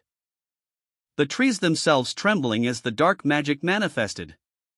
The words "blue spirit" echoed in the air. The shaman, now fully possessed, stood, his movements stiff and unnatural. A chilling calm settling over his features as he spoke, it seems. The familiar spirit, observing from a distance, registered the shaman's increased power. As the possessed shaman moved with newfound strength and purpose. A small, cloaked figure knelt nearby, seemingly compliant. A panoramic view revealed a serene, sunlit landscape, showcasing a sprawling village nestled amidst verdant hills. The mysterious woman, her expression unreadable, contemplated the scene before her. The mysterious woman, clad in a crimson robe, delicately applied something to her chest with a long, slender instrument. Her expression remained inscrutable. A subtle movement, almost imperceptible, hinting at a ritualistic preparation. Meanwhile, the second son moved with surprising speed, his footsteps barely disturbing the dust as he dashed across the courtyard. Consulting a tattered book filled with diagrams of martial arts techniques. The illustrations depicted various sword forms and fighting stances. The second son's attendant, observing from a distance, watched with growing concern as the second son's movements became increasingly swift and powerful. A blur of motion as he practiced a series of rapid strikes, his form precise and deadly. In another location, a young boy, possibly a student of martial arts, practiced a basic stance from an ancient scroll. His movements were stiff, but his determination was clear. The shaman, still possessed, unleashed a burst of energy, his body trembling with the power coursing through him. The second son, deeply engrossed in his martial arts studies, observed an ancient scroll depicting a powerful strike. His eyes tracing the fluid motion of the depicted figure. He focused intently on replicating the technique. With a burst of energy, he channeled his focus into a powerful punch, the air around him shimmering with barely contained power. A surge of chi radiating outwards in a brilliant, turquoise aura. The intensity of his training was evident. The speed of his movement blurred, leaving only streaks of motion in his wake. A testament to his dedication and rapidly growing skill. The mysterious woman, observing from afar, watched with a thoughtful expression. She muttered, "What the?" A detailed diagram of basic martial arts techniques was shown, illustrating the fundamental movements and their sequential connection. The text explained that mastery requires repetitive practice of these basic movements. The mysterious woman observed the second son's training, a thoughtful expression on her face. She noted his exceptional form, commenting that, other than his very first form, he had yet to make even a tiny mistake. His movements were precise and powerful, a testament to his dedication and natural talent. All he needed now, she mused, was to continue training to build muscle and strength. The mysterious woman's internal monologue continued, revealing her assessment of the second son's abilities. She concluded that he didn't even need to practice the techniques, his innate talent was that exceptional. It was no exaggeration to call him a genius, she thought. In fact, she admitted to herself that she had expected him to whine and beg for her to teach him. But she secretly admitted that if he had begged, she might have considered teaching him. The second son stood, bewildered, as the mysterious woman, a powerful aura surrounding her, exclaimed, "The hell was that thought?" Later, the second son's attendant approached him, stating, "Young master, I'm here. I was told you wanted to see me." The attendant continued, his expression serious. "Ah, good. I wanted to ask you for a favor." The second son, intrigued, responded with a questioning look. The scene shifted to Zhongyang County, a bustling city. The second son's attendant was shown sitting in a room, seemingly waiting. The second son's attendant examined a small piece of paper, a thoughtful frown creasing his brow. His expression shifting to one of curiosity as he deciphered the single character written upon it. "What is this?" he wondered aloud, showing the paper to the second son. The second son, upon seeing the paper, responded, "Something I'm looking for." "Just put in a quest at that intel organization for me," he explained, his tone matter-of-fact. "Is what he said," the attendant summarized, a hint of worry in his voice. The second son's attendant sighed, muttering to himself, "And they're the least skilled. We won't be able to get much from them." He paused, a sudden thought striking him. The second son, reflecting on his recent actions, admitted to himself, "I've turned into a loyal dog." He continued his internal monologue, questioning, "When did I become like this?"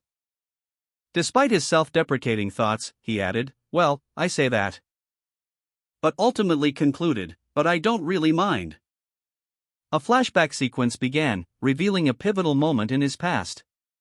The second son's inner voice stated, "I don't have a goal in life." The scene shifted to his childhood, where he explained, "I was abandoned by my parents and raised as an assassin." A young boy, the second son, is shown being led away from a group of other children and adults. His narrative continued, "I wasn't talented, so I was basically forced into retirement." The second son recounted a past event, explaining that his current situation, while not ideal, was preferable to his previous one. He reflected on the timing of his misfortune, noting it coincided with that of guard Cam. And then revealed his bitterness towards his former master, stating that the man had treated him merely as a tool. A sentiment echoed in his own acceptance of his current, similarly transactional relationship. He admitted that while he was still treated as a tool, he had no complaints. His attendant observed him, noticing the subtle shift in his demeanor. The second son continued his self-assessment, attributing his lack of purpose to his own perceived ineptitude. Concluding that he simply lives life as it unfolds. A stark realization washed over him: once he becomes useless, he will be abandoned again. Despite this, the second son found a measure of contentment in his current circumstances, acknowledging that his life is better now than it was before. He noted that his workload has significantly decreased.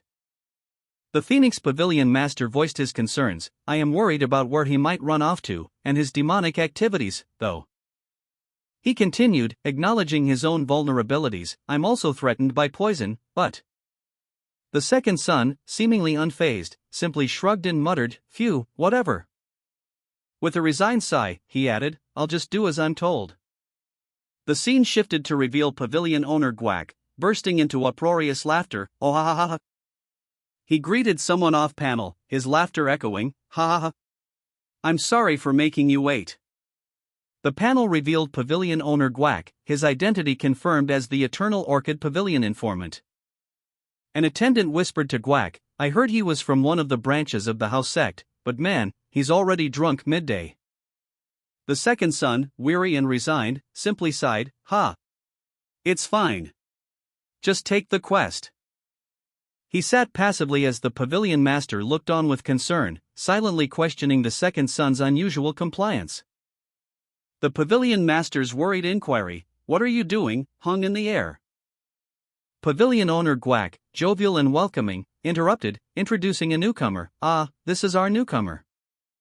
He added, with a suggestive grin, "What do you think? Isn't she pretty all right?" Guac's arm rested possessively on the newcomer's shoulder. The pavilion master, however, remained unconvinced, stating that it was a quest from an important person and that she should be sent out. Guac, dismissing the master's concerns, simply responded, "Ah, don't worry. She's our, go on." Pavilion owner Guac, a jovial yet unsettling figure, chuckled, his eyes glinting with amusement as he addressed a young woman.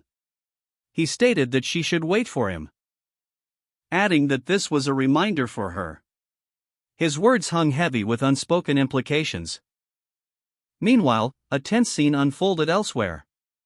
A man, seemingly a servant, was abruptly attacked. The attacker, a woman with dark hair, swiftly and decisively disabled him with a single, precise strike. A voice commanded him to stop and focus. The woman, her movements fluid and powerful, continued her assault, unleashing a burst of energy that sent the pavilion owner sprawling. Her attack was swift and unexpected. The servant, recovering from his surprise, watched the unfolding chaos with wide eyes. He was clearly unnerved by the events. The woman, having dealt with the pavilion owner, turned her attention to the servant, her expression hardening. She addressed him with a sharp, angry insult, "You bitch." The newcomer, a whirlwind of motion, launched a swift attack against pavilion owner Guac, sending him sprawling with a single, powerful blow. His body crashed to the floor with a resounding thud. Guac, stunned and disoriented, could only stare up at his attacker in disbelief, as the force of the impact left him gasping for air. Meanwhile, another servant, caught completely off guard, was swiftly subdued, their head covered by a cloth, rendering them helpless. The newcomer, displaying remarkable strength and speed, effortlessly tossed the pavilion owner aside, leaving him dazed and vulnerable on the floor. A nearby servant, witnessing the scene, could only utter a shocked, "WH what?" The pavilion owner Guac, his face contorted in a grimace, braced himself, anticipating an attack. A blur of motion erupted from the shadows. The newcomer launched a swift, powerful kick, sending the pavilion owner sprawling across the floor. A nearby servant also fell victim to the newcomer's brutal assault. Guac, dazed and injured, looked up in disbelief as the newcomer revealed herself. The newcomer, a low-ranking assassin, spoke, "Long time no see, low-ranking assassin number 86. She then swiftly launched a barrage of needles, striking Guac with deadly precision, leaving him stunned and questioning her technique. The newcomer, a woman with purple hair, effortlessly deflected the pavilion owner Guac's attack, leaving him sprawled on the ground. She expressed her disappointment with a sigh, her expression betraying a hint of disdain, revealing a whip-like weapon held casually in her hand. The second son, observing from a distance, recognized her as someone significant, muttering to himself about her identity as number 86. He then corrected himself, realizing her true identity. The newcomer, Hachiren, revealed herself as the head of the Flying Assassin sect, one of the 4 greatest assassin organizations. Pavilion owner Guac stared, his eyes wide with disbelief. As the words "miss" escaped his lips, a mixture of shock and dawning recognition. A clarifying statement appeared, "One and only granddaughter." A chilling scene unfolds, a vast expanse of skulls stretching into the darkness. A single skull, larger than the rest, dominates the foreground, its jaw agape in a silent scream. The words "accomplish 100 murders" appear, setting the stage for a grim ritual. A dark, imposing structure looms in the distance, hinting at the power and danger that await. The text explains that to become the Flying Assassin sect leader, one must complete this macabre task. Additional rewards are promised, including a secret poisonous weapon. A hand delicately holds a needle, poised to strike, as the words "stay still" echo in the silence. A man in a green robe, his face etched with concern, tended to a young woman with vibrant purple hair. He stated, "I'll undo your paralysis." The man's expression shifted to one of dawning horror as he processed a thought, the fact that she had become sect leader. His disbelief was palpable, a single word escaping his lips, "No way." A voiceover explained, Hachiren is the only viable successor of the Flying Assassin sect leader and also talented, but there is a really big disqualifying factor. The camera focused on Hachiren's midriff, highlighting her attire. The voiceover continued, "It's her damned personality. Many people believe that she wouldn't be able to kill 100 people because of that personality of hers. A flashback sequence began, showing a younger Hachiren gleefully riding a stick horse, watched by two older men. One of them mused, "I can remember how much of an arrogant little troublemaker she was." An elder of the Flying Assassin sect gazed upon Hachiren, his thoughts a mixture of surprise and concern. He muttered to himself, "When did she get so big?" The elder's acupuncture needles were swiftly and precisely applied to the sect leader's head, drawing out a small amount of blood. He then expressed his surprise at seeing her again, noting the unexpected nature of their reunion. The elder stammered, struggling to reconcile his past knowledge of Chiron with her current status as sect leader, finally uttering a hesitant, "Sect leader, sorry?" A body lay on the floor, unnoticed as Hachiren walked past, her new status as sect leader seemingly weighing heavily on the elder's mind. The elder reflected on the changes in Hachiren, wondering if her personality had also transformed. Hachiren, now the sect leader, addressed the elder's concerns, stating that his lack of proper respect stemmed from his retirement. She stared intently, her expression a mixture of defiance and perhaps a hint of insecurity. Hachiren, the newly appointed sect leader, sat languidly on a chair, a smirk playing on her lips as she addressed the elder kneeling before her. "Of course not, sect leader," the elder replied, his tone laced with apprehension. Charon's smirk deepened as she muttered under her breath, "Fuck, I had to beg for it." The elder's eyes narrowed, a question forming in his mind, has her personality changed? Chiron waved a dismissive hand. Anyway, this is good." The elder, still uncertain, mumbled a hesitant, "Sorry?" She continued, a playful glint in her eyes, "I was waiting for the first son of the Moonsword Manor since I heard he's pretty deep in debauchery, but now I can just go in with you instead." "You've made it easy for me." The elder's confusion deepened. What do you mean?" Charon's expression shifted, her playful demeanor replaced by a serious focus. "I received information." The information revealed the identity of an assassin, intermediate assassin number 29. The elder's face contorted in fear and recognition as he realized the gravity of the situation. His voice barely a whisper, he uttered, "Guard Cam." News of an assassination attempt reached Hachiren. The report stated that the assassin had failed. The elder, his face etched with worry, confirmed the assassin's identity as intermediate assassin number 29. A detail that underscored the gravity of the situation, given the assassin's reputation and the sect's strict rules regarding mission completion. Hachiren, the newly appointed sect leader, commented that number 29 was usually reliable, expressing surprise at his failure. The elder suggested that, given his disappearance, number 29 should be considered dead. Hachiren, seemingly unfazed, revealed that she knew why she was there, adding a layer of mystery to the situation. A close-up on Hachiren's arm revealed a determined glint in her eyes as she silently vowed to take the head of the third son of the Mock Sword Manor. A stark image of blood splatters underscored the gravity of her mission, no matter the cost. The elder in the green robe, his face etched with worry, reacted with a sharp intake of breath. A silent scream of alarm punctuated by a series of exclamation marks conveyed his utter shock and disbelief. A panoramic view of Mock Sword Manor, bathed in the warm hues of sunset, provided a stark contrast to the recent violence. Two figures practiced their swordsmanship in a courtyard, their movements precise and swift. Meanwhile, a woman in red, seemingly impatient, interrupted their training. "Hey! How long are you going to do this?" One of the trainees, seemingly annoyed, simply replied, "Right." The woman in red, seemingly amused by their response, simply chuckled and turned away. She then casually suggested, "Then shall we have dinner?" A close-up on the woman's face revealed a sly smile playing on her lips. Her smile widened, hinting at a hidden agenda. A young woman with teal hair enthusiastically devoured a meal.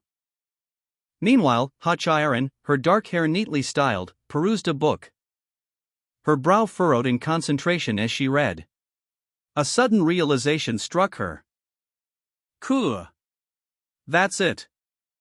She slammed the book shut, a look of triumph on her face. Across the table, another woman watched her. Asking, "Good?" Chiron simply replied, "Hmm." She then poured herself a drink. A caption appeared, one of the biggest joys of life. Chiron, adorned in a rich red dress, smiled slyly. She confidently stated that the other woman would eventually understand her actions. Another woman, dressed in teal and yellow hanbok, poured drinks with a cheerful expression. A woman with dark hair observed, reporting that she had previously possessed a maid who had brought meals a few days prior, and that the maid seemed to enjoy them. The dark-haired woman pondered, questioning whether she should have started her plan sooner. A hand reached out, revealing a small, mushroom-like object. The dark-haired woman scoffed, commenting that the possessed maid couldn't even endure 15 minutes. She explained that her attempt to possess a prettier maid had almost resulted in the maid's death. Chiron, with a confident smirk, watched as her magic subtly influenced the man before her. She then turned her attention to the dark-haired woman, who sat across from her at a table. "Anyway, you," Chiron stated, her tone sharp. The dark-haired woman responded with a simple, "Yes?" Chiron continued, "You're too interested in shamanism." The dark-haired woman, holding a book titled Six-Person Spirit Summoning Technique, replied, "Well, it's interesting." She explained, "Amongst the shamanism books that female shaman brought me, this one called the Six-Person Spirit Summoning Technique was the most interesting." Her thoughts trailed off, a contemplative expression on her face as she pondered, if a dead person's spirit can be. The image cuts to black, leaving her thought unfinished. The dark-haired woman sat alone, engrossed in a book, her expression contemplative. Suddenly, she looked up, her eyes sharp and focused. She held a piece of paper, her gaze intense. And she identified her target, Chiron. The word "you" appeared in a speech bubble above Charon's head. Chiron, seemingly unfazed, responded with a single, amused "ha." The dark-haired woman's expression shifted slightly, a hint of surprise in her eyes. She commented on Charon's improved senses. The dark-haired woman's gaze hardened, her thoughts turning serious. The scene shifted to a room where Chiron and the dark-haired woman were seated at a table, along with another woman in a red dress. The dark-haired woman pointed to the maid's uniform. She explained that those were the clothes the maids wore. A man in a green robe carefully carried a bundle of teal cloth, the orange and brown patterns peeking from beneath, presenting it to a pink-haired woman. She scoffed, commenting that even a prostitute's clothes were superior. The man's face contorted in distress, he muttered that the situation was really bad. His anxiety escalated, repeating "bad" and "super bad" as his fear intensified. His face was etched with terror, sweat beading on his brow as he realized the gravity of his predicament. The pink-haired woman, now identified as the sect leader, reflected on her rise to power. She knew that her ascension meant she had reached the supreme peak, and acknowledged the inevitable consequences of her betrayal of senior brother Cam. She knew that he would eventually discover her treachery. A splash of blood dominated the panel, the stark red against the white background emphasized the man's terror. The words "she'll kill me" were emblazoned across the image. Chiron's mind raced, she needed to inform the demon about her betrayal of senior brother Cam. Meanwhile, the man in the green robe offered to wait outside while she changed. He watched, nervously, as she accepted the teal cloth and began to change. His apprehension grew as she questioned his desire to watch her. Chiron, with a playful smirk, teased him about the rarity of such an opportunity. The man's blush deepened as he stared at her. She broke the tension with a burst of laughter, revealing it was all a joke. Chiron, playful yet apprehensive, expressed her gratitude to the man in the green robe. She had easily gained entry thanks to him, while he, relieved and flustered, simply chuckled, dismissing her thanks as nothing. The man in green robe revealed his own motivations. He too sought revenge against his elder brother. He confided that he was only pretending loyalty to avoid being killed by Chiron, who he knew was still a powerful assassin. Chiron, with a mischievous grin, playfully teased him about his past as an assassin, reminding him that he was still dangerous despite his retirement. But her words held a hint of seriousness as she admitted to having trusted him. The man in green robe, seemingly unfazed, laughed off her comment, but his expression hinted at underlying tension. before he was suddenly attacked by unseen assailants. The man in the green robe, his face etched with worry, exclaimed in shock. Chiron, a playful smirk dancing on her lips, retorted with a question, her tone laced with subtle mockery. That what you expected me to say? She continued, her words carrying a weight of implication. That means you've changed whom you are loyal to. Charon's amusement deepened as she observed him. It's funny to watch you act like you've been waiting for a chance to kill that bastard. She leaned closer, her expression shifting to one of sly amusement. When you're a garbage piece of shit that was basically forced into retirement because of your uselessness. The man's eyes widened in horror as the realization dawned upon him. His secret was out. He could only manage a choked whisper, she dash. His voice cracked with a mixture of fear and disbelief as he finished his sentence. She knew everything already. Charon's words hung heavy in the air. I should have known from the beginning, she mused, a hint of self-reproach in her tone.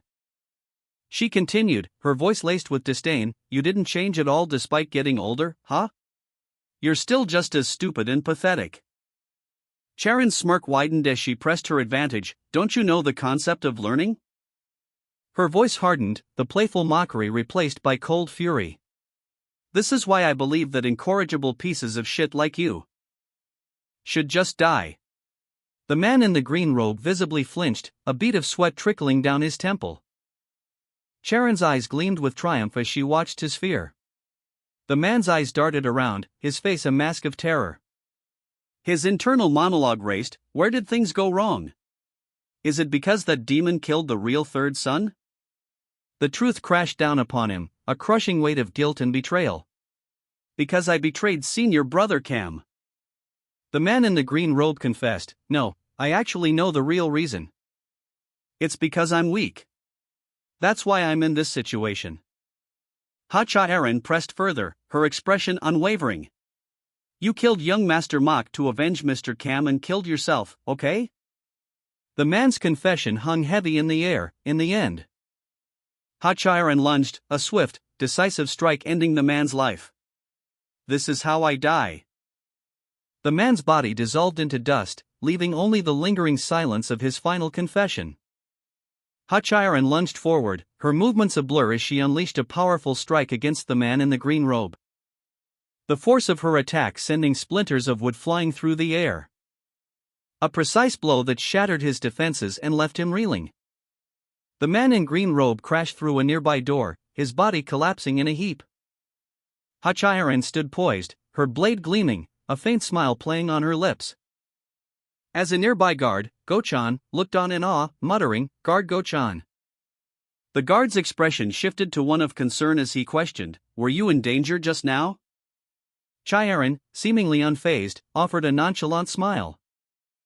She sheathed her blade, the dust settling around her. A nearby observer, impressed by her display, exclaimed, This demonic bastard is cool. Chiron smiled, a predatory glint in her eyes.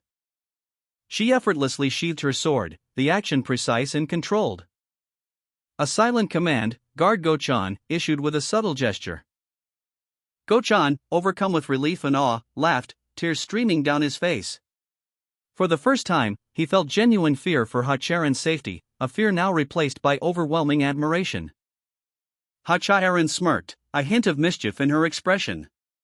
She casually adjusted her sword, her movements fluid and graceful. The dust settled, revealing her opponent's defeat. An observer nearby muttered, This demonic bastard is cool. Young Master Mach's guard reacted with alarm. As a woman, knife in hand, commanded him to stay still, threatening his life if he disobeyed. The woman's threat was clear, comply or watch his guard die. She held the knife to his throat, her expression grim. The tension palpable in the room as she maintained her hold on the young master. An observer noted that the woman likely had prior knowledge of young Master Mach's poor martial arts skills, but was surprised by her use of advanced telekinetic abilities. An observer, unseen, reflected on the scene unfolding before them. I'm sure she thinks he is a supreme peak martial artist, they mused. A young master, held at knife point, his guard rendered helpless. The observer continued their internal commentary, she wouldn't know that. The young master's foot slammed down, a burst of energy erupting from beneath his shoe. A stark contrast to his earlier compliant demeanor. The observer's thoughts turned darker. That bastard is a heartless demon that does not care about the lives of others, they concluded, the scene shifting to reveal the woman's knife, held aloft, a chilling testament to her ruthlessness. The woman with the knife lunged at young Master Mach, her blade glinting dangerously in the dim light. But he reacted instantly, his movements surprisingly swift and precise. Young Master Mach's eyes widened in fear as he realized the imminent danger. I'm going to die, he thought. In a blur of motion, he narrowly avoided the attack. His counterattack was a flash of steel, the blade striking the floor with a resounding clang. The observer watched, surprised by the young master's unexpected skill, leaving the woman and her accomplice stunned by the turn of events. The woman, still holding her knife, glared at young Master Mach, her expression a mixture of surprise and anger. What? The scene opens with a single word, a question hanging in the air. Young Master Mach finds himself in a perilous situation, a woman with a knife holds him at his throat. The woman's expression is one of surprise and anger, her eyes narrowed in frustration. An observer watches from a distance, their face obscured by shadow. The observer, a woman with dark hair, speaks, her voice calm yet commanding, let him go. She continues, you must value him, huh? The woman with the knife hesitates, her grip loosening slightly. She explains, well, it's more like a change of mind. There are still lots of things he needs to do for me. It would be a loss on my end if he died. I'm giving you the opportunity to. Young Master Mach stares at the woman with the knife, his eyes wide with shock and disbelief. He mutters, that demon. Young Master Mach stood, his back to the wall, facing the woman with the knife. He was clearly tense, but maintained a composed demeanor. As the assassin, her expression a mixture of anticipation and something akin to amusement, moved closer. Young Master Mach pleaded, let me go. The assassin responded with a cruel laugh, ha. Her smile widened, revealing a chilling intensity as she hissed, how dare he? She declared her identity, I'm the Flying Assassin sect leader. She offered a chilling ultimatum, if you want to save him, fall to your knees and beg. Then I'll spare him. The Flying Assassin sect leader held her knife to young Master Mach's throat, her eyes gleaming with malicious delight. A chilling smile playing on her lips as she savored her power over him. Their eyes met, the sect leader's cold gaze unwavering, young Master Mach's filled with terror. The tension crackled between them, a silent battle of wills. Young Master Mach, desperate, let out a shaky breath. His fear palpable as he braced himself for the inevitable. He was truly going to get on his knees, begging for his life. The woman with the knife scoffed, her words echoing the disbelief churning within her, just for some guard? Young Master Mach, his face etched with terror, dropped his sword and began to flee. His eyes wide with panic as he scrambled away from the deadly blade. The woman's eyes narrowed, a predatory glint reflecting in their depths. With a burst of speed, she pursued him. Her movements a blur as she closed the distance. The glint of her knife reflecting the desperate energy of the chase. She lunged, her knife aimed at his back. The woman with the knife, her face contorted in a cruel smile, sneered. You wouldn't beg on your knees to save some loser like. Her eyes widening slightly as a sudden thought struck her. Wait. A flicker of uncertainty crossing her features as she questioned young Master Mach's whereabouts. Where is he looking? Young Master Mach, hidden from view, watched intently from a concealed position. The woman with the knife, her gaze shifting, noticed a glimpse of movement behind a curtain. She cautiously approached, revealing a scene of carnage. Numerous bodies lay scattered in a pool of blood, their hands reaching out from the crimson depths. The woman's eyes narrowed as she saw the extent of the massacre, her expression hardening further. The woman with the knife, her eyes wide with shock and horror, stared at the gruesome scene before her. A pool of crimson blood spreading across the ground, the air thick with the coppery tang of death. Her gaze flickered upwards, following the trail of blood that splattered against a nearby wall. revealing a figure partially obscured by the crimson torrent, a sinister smile playing on her lips. The woman's eyes darted back down, her breath hitching in her throat as she noticed the blood spattering her own clothes.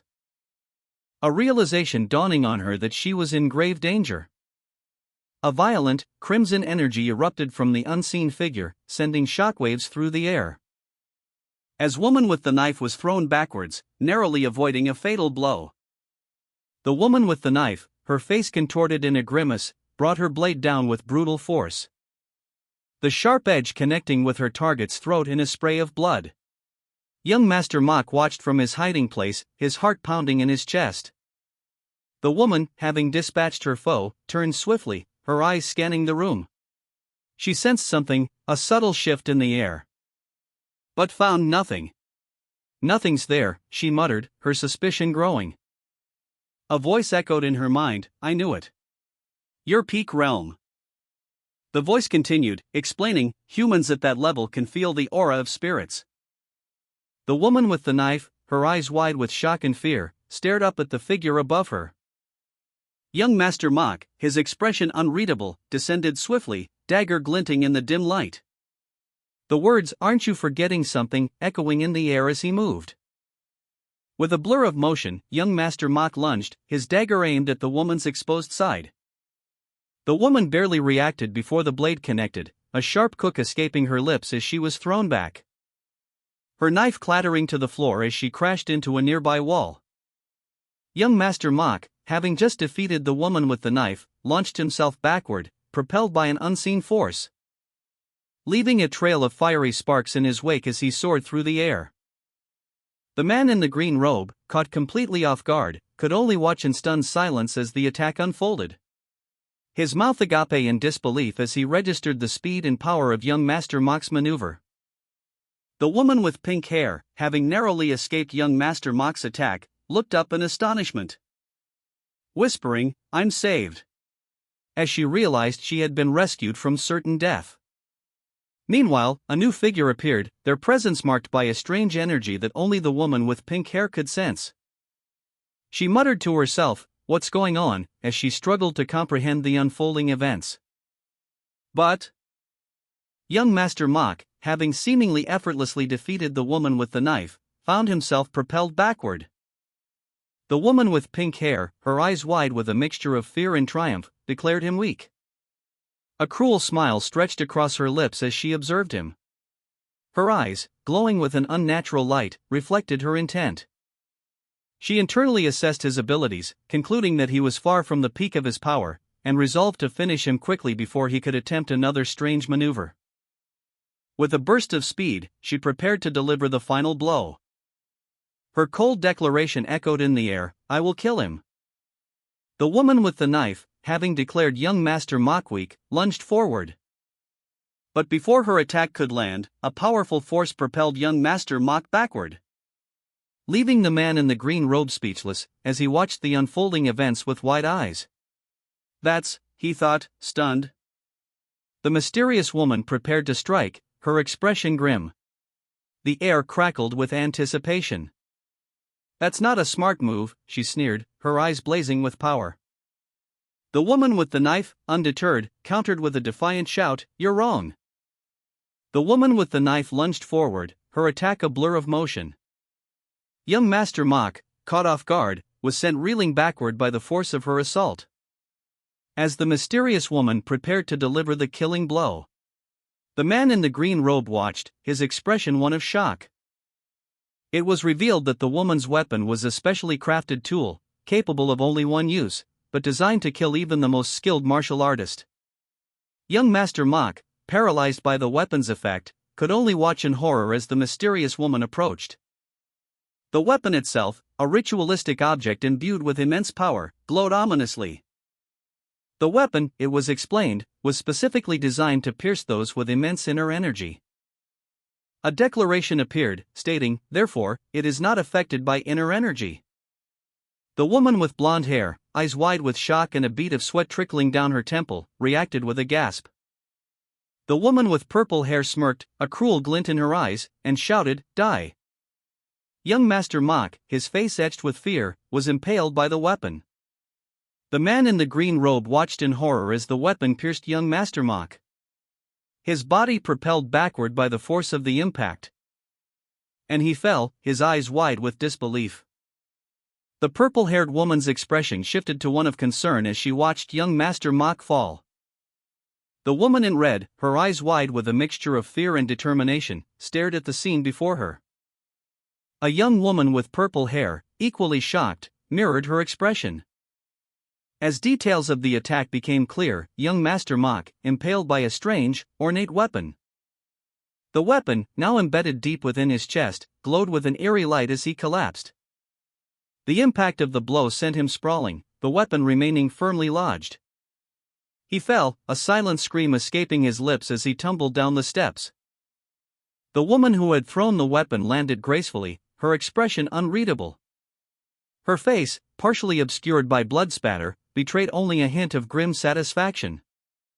Blood splattered across the ground as the woman with the knife stood over young Master Mach, her expression a mixture of satisfaction and conflict. A single, unique weapon protruded from his chest. The mysterious woman and the man in the green robe watched in shock, their eyes wide with disbelief. The words "Guard Go Chan" echoed in the air, a question hanging heavy in the aftermath of the sudden attack. The woman with vibrant purple hair lunged forward, a fierce glint in her eyes. Her weapon, a slender, magically imbued rod, arcing through the air with deadly precision. Young Master Mach, caught completely off guard, registered shock and disbelief as the rod pierced his chest. The man in the green robe and the mysterious woman watched in stunned silence as the impact sent young Master Mach reeling backward. The force of the blow sent young Master Mach and the man in green flying through the air. The woman with the rod watched them fall, a complex expression of satisfaction and perhaps a hint of conflict flickering across her face. The mysterious woman, her eyes wide with shock, stared at the scene unfolding before her. A single tear traced a path down her cheek. Meanwhile, the woman with the rod, her expression unreadable, seemed to be waiting for something or someone. Young Master Mach gasped in agony as the woman's unique weapon pierced his chest, sending him sprawling to the floor, his body convulsing. The woman stood over him, her expression a mixture of satisfaction and unease. Meanwhile, the mysterious woman and the man in the green robe watched in stunned silence. The mysterious woman's eyes widened, reflecting a mixture of shock and disbelief. A flicker of something akin to malice crossed her features. The man in the green robe's face was a mask of horror as he witnessed the unexpected turn of events. The woman with the knife, her face a mask of grim determination, focused her energy, readying herself for the next phase of her plan. A purple aura pulsed around her hands as she channeled her power. And with a swift, precise movement, she unleashed a wave of energy, aimed directly at young Master Mach. The attack, labeled Ritual of Attachment, struck young Master Mach with surprising force. Thin, needle-like projectiles erupted from the woman's hands, piercing his flesh and leaving him impaled and incapacitated. Blood welled up around the wounds. The mysterious woman and the man in the green robe watched in shock and horror as the events unfolded before them. The mysterious woman's expression was unreadable, a mixture of surprise and something darker. The woman with the knife, her task complete, stood over her fallen opponent, a complex mix of satisfaction and unease evident in her eyes. Young Master Mach felt a searing pain as crimson tendrils erupted from his body, ensnaring him. The tendrils tightened, their grip relentless, drawing blood. His screams echoed through the chamber as the tendrils constricted, overwhelming him. The mysterious woman watched, her red eyes gleaming with a mixture of shock and something darker, a hint of malicious intent. Young Master Mach's face contorted in agony as the tendrils continued their assault, his eyes wide with terror as he struggled against the overwhelming force. A silent question formed in his mind: what is this? Crimson tendrils, impossibly numerous, erupted from the ground, ensnaring young Master Mach. The tendrils constricting him, their touch searing his flesh. The mysterious woman watched, a smirk playing on her lips as she uttered two words: "I told you." Young Master Mach's pained expression was a testament to the agony he endured. His eyes widened in terror as the tendrils tightened their grip. The scene shifted, revealing young Master Mach standing amidst a sea of crimson, his face grim. He reflected on his actions, muttering to himself that it was a bad move. The camera angle lowered, focusing on the crimson pool that reflected the bloody scene. The mysterious woman's purple hair was visible at the edge of the frame. The crimson tendrils continued their assault, their grip tightening around the mysterious woman, who now looked genuinely surprised and terrified. Her face was contorted in fear as the tendrils completely enveloped her, silencing her screams. Crimson tendrils, impossibly thin yet impossibly strong, erupted from the shadows, ensnaring young Master Mach. The tendrils tightened their grip, digging into his flesh, causing him to cry out in pain. A nearby woman, witnessing the horrifying scene, was herself suddenly attacked. The tendrils wrapped around her, constricting her movements as she let out a scream. She fell to the ground, unconscious, as the tendrils retreated back into the darkness. The mysterious woman, coughing violently, struggled to her feet. Nearby, young Master Mach lay still, his body battered and broken. The woman, her face etched with worry and determination, looked down at the injured young master, a silent promise forming in her eyes. A guard, gravely wounded, lay on the ground, blood staining his clothes. Above him, a speech bubble read, "Guard Go-chan." He coughed weakly, his breath ragged. The scene was one of quiet desperation. Ha-Chaerin knelt beside the dying guard. "What a shame," she murmured, "I thought we'd work together for a while." "Why did you do that?" she asked, her voice laced with a mixture of sorrow and accusation. Guard Go-chan, mortally wounded, gasped for air, his final words a testament to his duty, "My duty, as a guard. I need to fulfill my duty." His lifeblood staining the ground, a grim testament to his failed attempt to protect someone.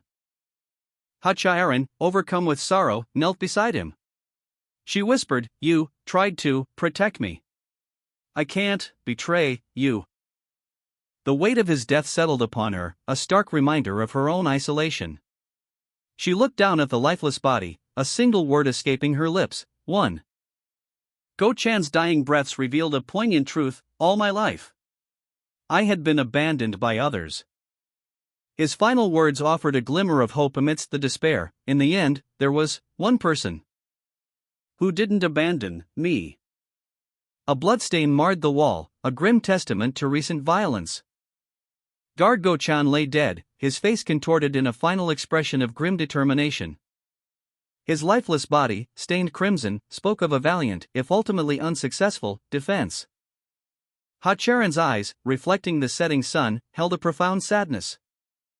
She knelt beside the fallen guard, her expression a mixture of grief and quiet contemplation. The weight of his sacrifice settling heavily upon her. She rose, her movements slow and deliberate, leaving the fallen guard behind as she walked away. A sinister voice echoed, accusing the woman of consuming another being. The woman, with a smirk, responded that the body was not bad. She then expressed her preference for young and pretty bodies. The woman's expression shifted, revealing a hint of discomfort as she noted the body's limitations. She lamented the body's short lifespan, expressing her shame. Chaerin observed the body of Guard Go-chan, lamenting his death. She reflected on his peaceful passing, noting the absence of vengeful spirit and concluding that he died without regrets. Chaerin's companion listened quietly, sharing her assessment of Go-chan's peaceful death.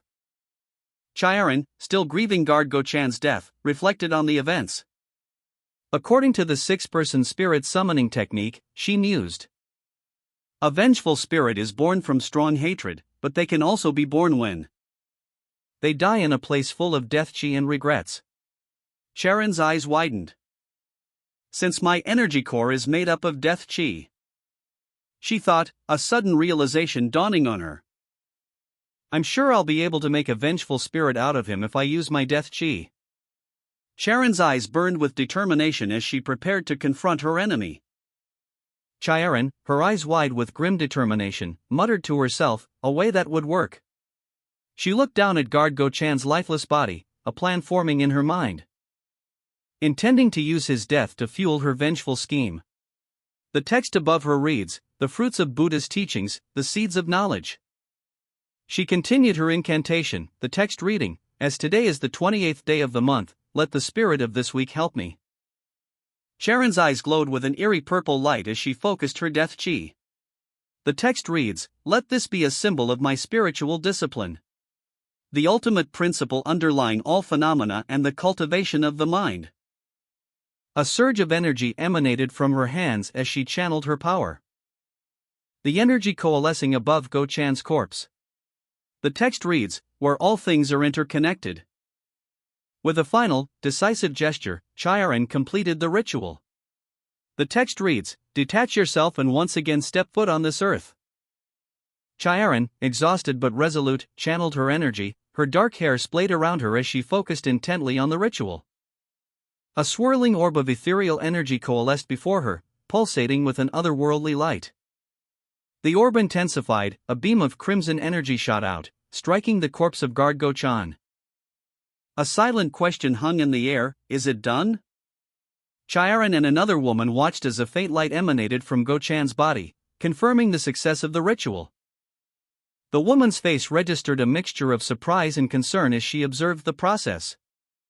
The woman explained that because Chiron used her own death chi, Go-chan returned as a familiar spirit, but with weak energy. Chiron, despite her success, felt the strain of the ritual, her expression reflecting the exertion and uncertainty of the outcome. An unseen woman observed the newly created vengeful spirit, commenting that it might disappear at any time due to the lack of a proper vessel. Chiron, exhausted from the ritual, listened intently. The woman's words caused Chiron to frown, prompting her to acknowledge the need to find a vessel for the spirit. But she questioned where such a vessel could be found. Chiron's eyes widened in alarm as she noticed something unexpected. A sudden realization dawning on her face as she gasped, "You." She stared, speechless, at the figure before her, whispering, "Are you?" A faint, ethereal glow emanated from above, descending in a shimmering cascade. As guard Go-chan, his body translucent and fading, drifted downwards. He questioned his state, murmuring, "Am I dead?" His consciousness slipped away, a chilling realization washing over him, "My consciousness is fading." Powerless, he felt a sense of overwhelming helplessness, whispering, "I feel so powerless." Falling further, a wave of regret washed over him as he reflected, "I wonder why I did that, why did I try so hard?" His form becoming increasingly ethereal. His thoughts trailed off, barely a whisper, "Guard." Despite his fading state, a flicker of something akin to peace crossed his features as he concluded, "But it wasn't that bad," his body almost completely transparent. Suddenly, a voice cut through the ethereal silence, "Guard Go," followed by a questioning, "What?" as a bright light pulsed from his chest. Chiron, observing the aftermath of guard Go-chan's passing, heard a faint voice and recognized it as guard Go-chan's. A wave of shock washed over her as she processed the implications.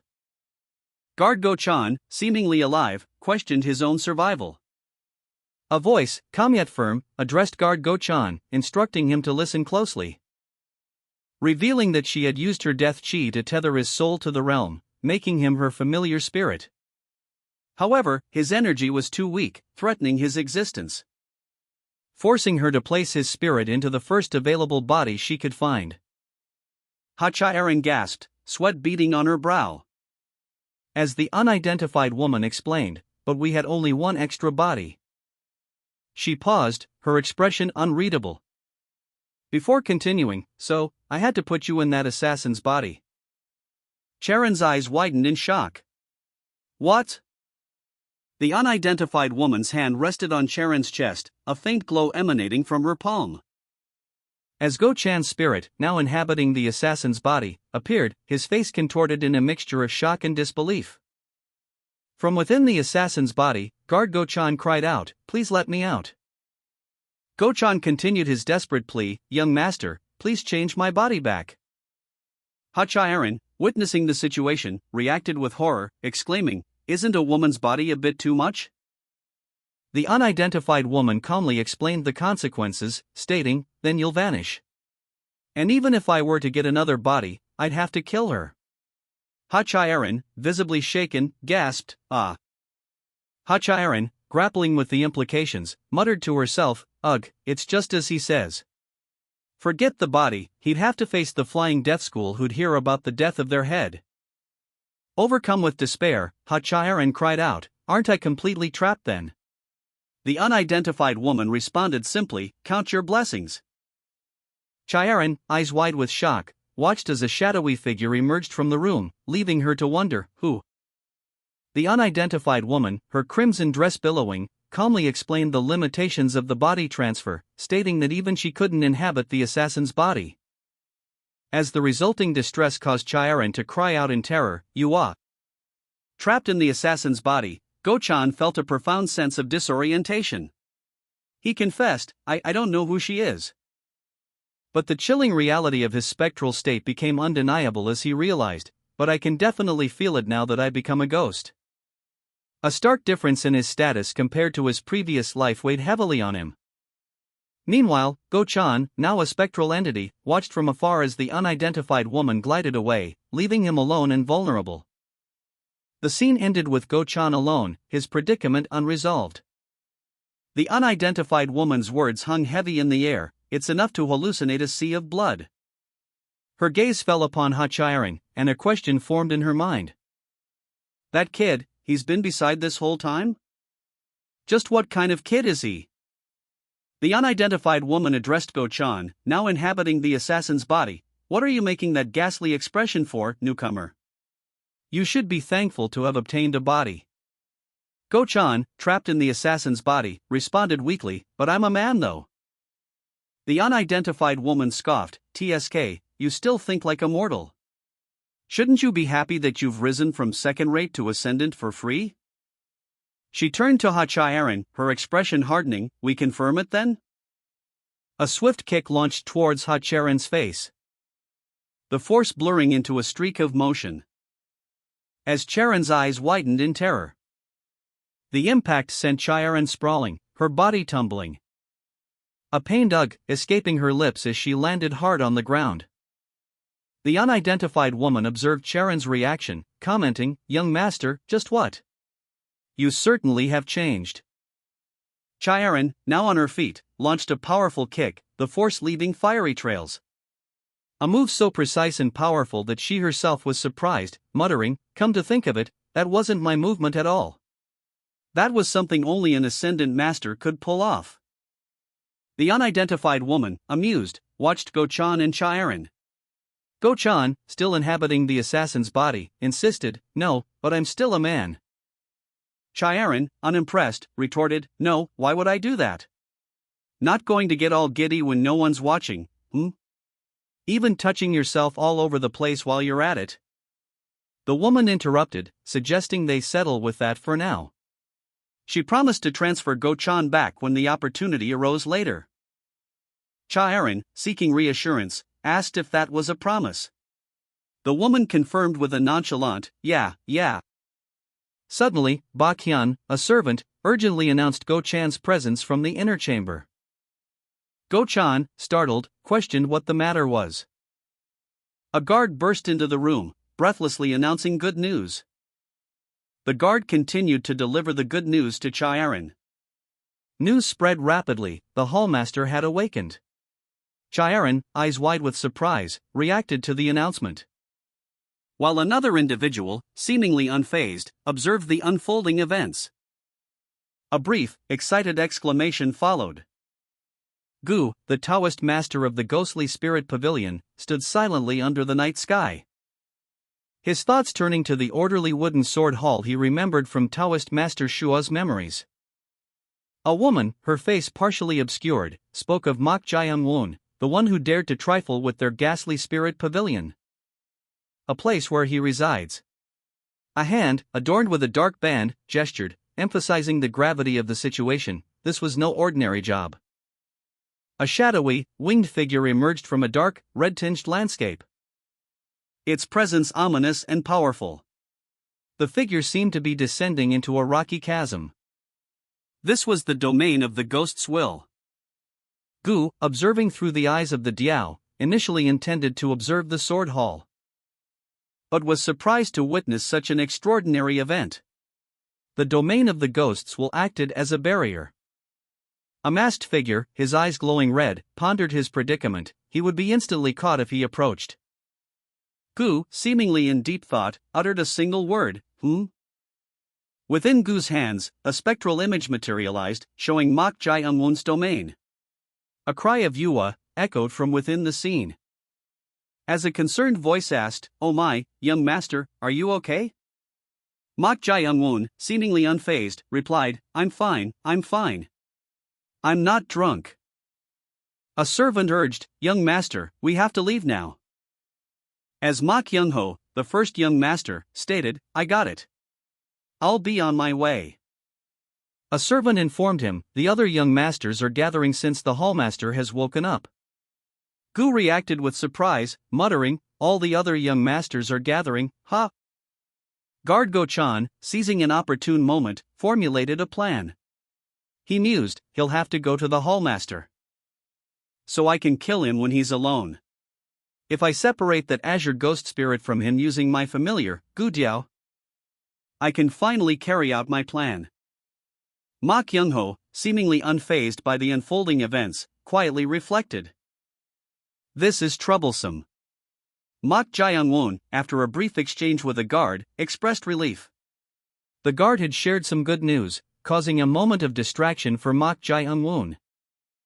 Mok Young-ho continued his internal monologue, "I figured I'd be annoyed to get involved in the competition to become the heir, so I was planning on leaving." Mok Jae-unwon reflected on his recent progress in martial arts, surprised that the hallmaster had summoned all the young masters. A guard informed Mok Jae-unwon of the hallmaster's summons, instructing him to bring all the young masters. Mok Jae-unwon, having received the news, simply stated, "I see. Let's go then." Mok Young-ho questioned whether it was possible to leave yet. Mok Young-ho, annoyed by the air competition, decided to leave, instructing Chae-arin to clean up the mess while he escorted Go-chan. Chae-arin, though surprised, simply responded with a curt, "Ah, yes, understood." The unidentified woman, seemingly unconcerned, calmly smoked her pipe. Mok Young-ho, annoyed, departed, leaving Chae-arin to clean up the aftermath. Chae-arin sighed, muttering to herself as she surveyed the scene. Phew! Who'd have thought I'd have to clean my own corpse? She continued her internal monologue, and come to think of it, didn't I basically kill myself? Chae-arin looked down at Mok Young-ho's body, her expression a mix of weariness and disbelief. What's my life come to? What an unfortunate turn of events. She pondered her current predicament.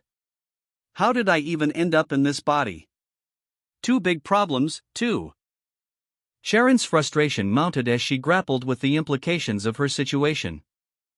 She visibly shuddered, overwhelmed by the weight of her problems. Chae-arin, still in her current attire, reflected on her predicament. She voiced her concern, muttering that the clothes were unsuitable for the hall, and that she needed to change into a more appropriate escort outfit. A slight inconvenience, she thought. Meanwhile, an unidentified woman with striking red lipstick and blonde hair observed from a distance, a subtle smirk playing on her lips. The camera focuses on her upper body, highlighting her attire. Chae-arin, now dressed in a more formal outfit, stood in a hallway with Mok Young-ho's unconscious body on the floor. The unidentified woman watched from a doorway. She let out a sigh, expressing her exasperation with a tsk. A dark, swirling energy emanated from Chae-arin, causing her to visibly sweat and grimace.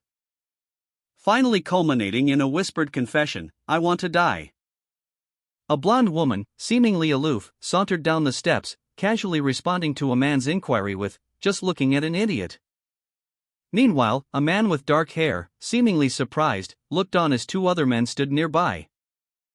One of them, clad in teal, suddenly erupted in a surge of energy, his body radiating power as he prepared to move with intense speed.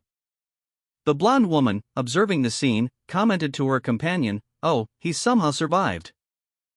Her companion, intrigued, simply asked, "Tell me about it." The teal-clad man's skin began to change, a subtle yet unsettling transformation. His face contorted in a grimace of exertion and barely contained rage. An unseen narrator observes, commenting that the teal-clad man avoided key deviation due to a fake accumulation technique. The teal-clad man, now visibly agitated, confronts a woman with dark hair, demanding she stop her nonsense. He presses her, incredulously asking if she attempted to master a particular technique. The woman, intrigued, asks for clarification, prompting the teal-clad man to hush her and demand a simple answer. A blonde woman observes the scene, commenting on the teal-clad man's condition, while the dark-haired woman smiles knowingly. The dark-haired woman presses the teal-clad man, asking if he tried the technique, to which he confirms he did. She then questions why he and the others are unharmed, leading him to realize that his understanding of the technique is inferior. The teal-clad man is overcome with disbelief, exclaiming that it's impossible, as the blonde woman and dark-haired woman look on. The unidentified woman, lips painted a striking crimson, meticulously applied more lipstick, a thoughtful expression on her face.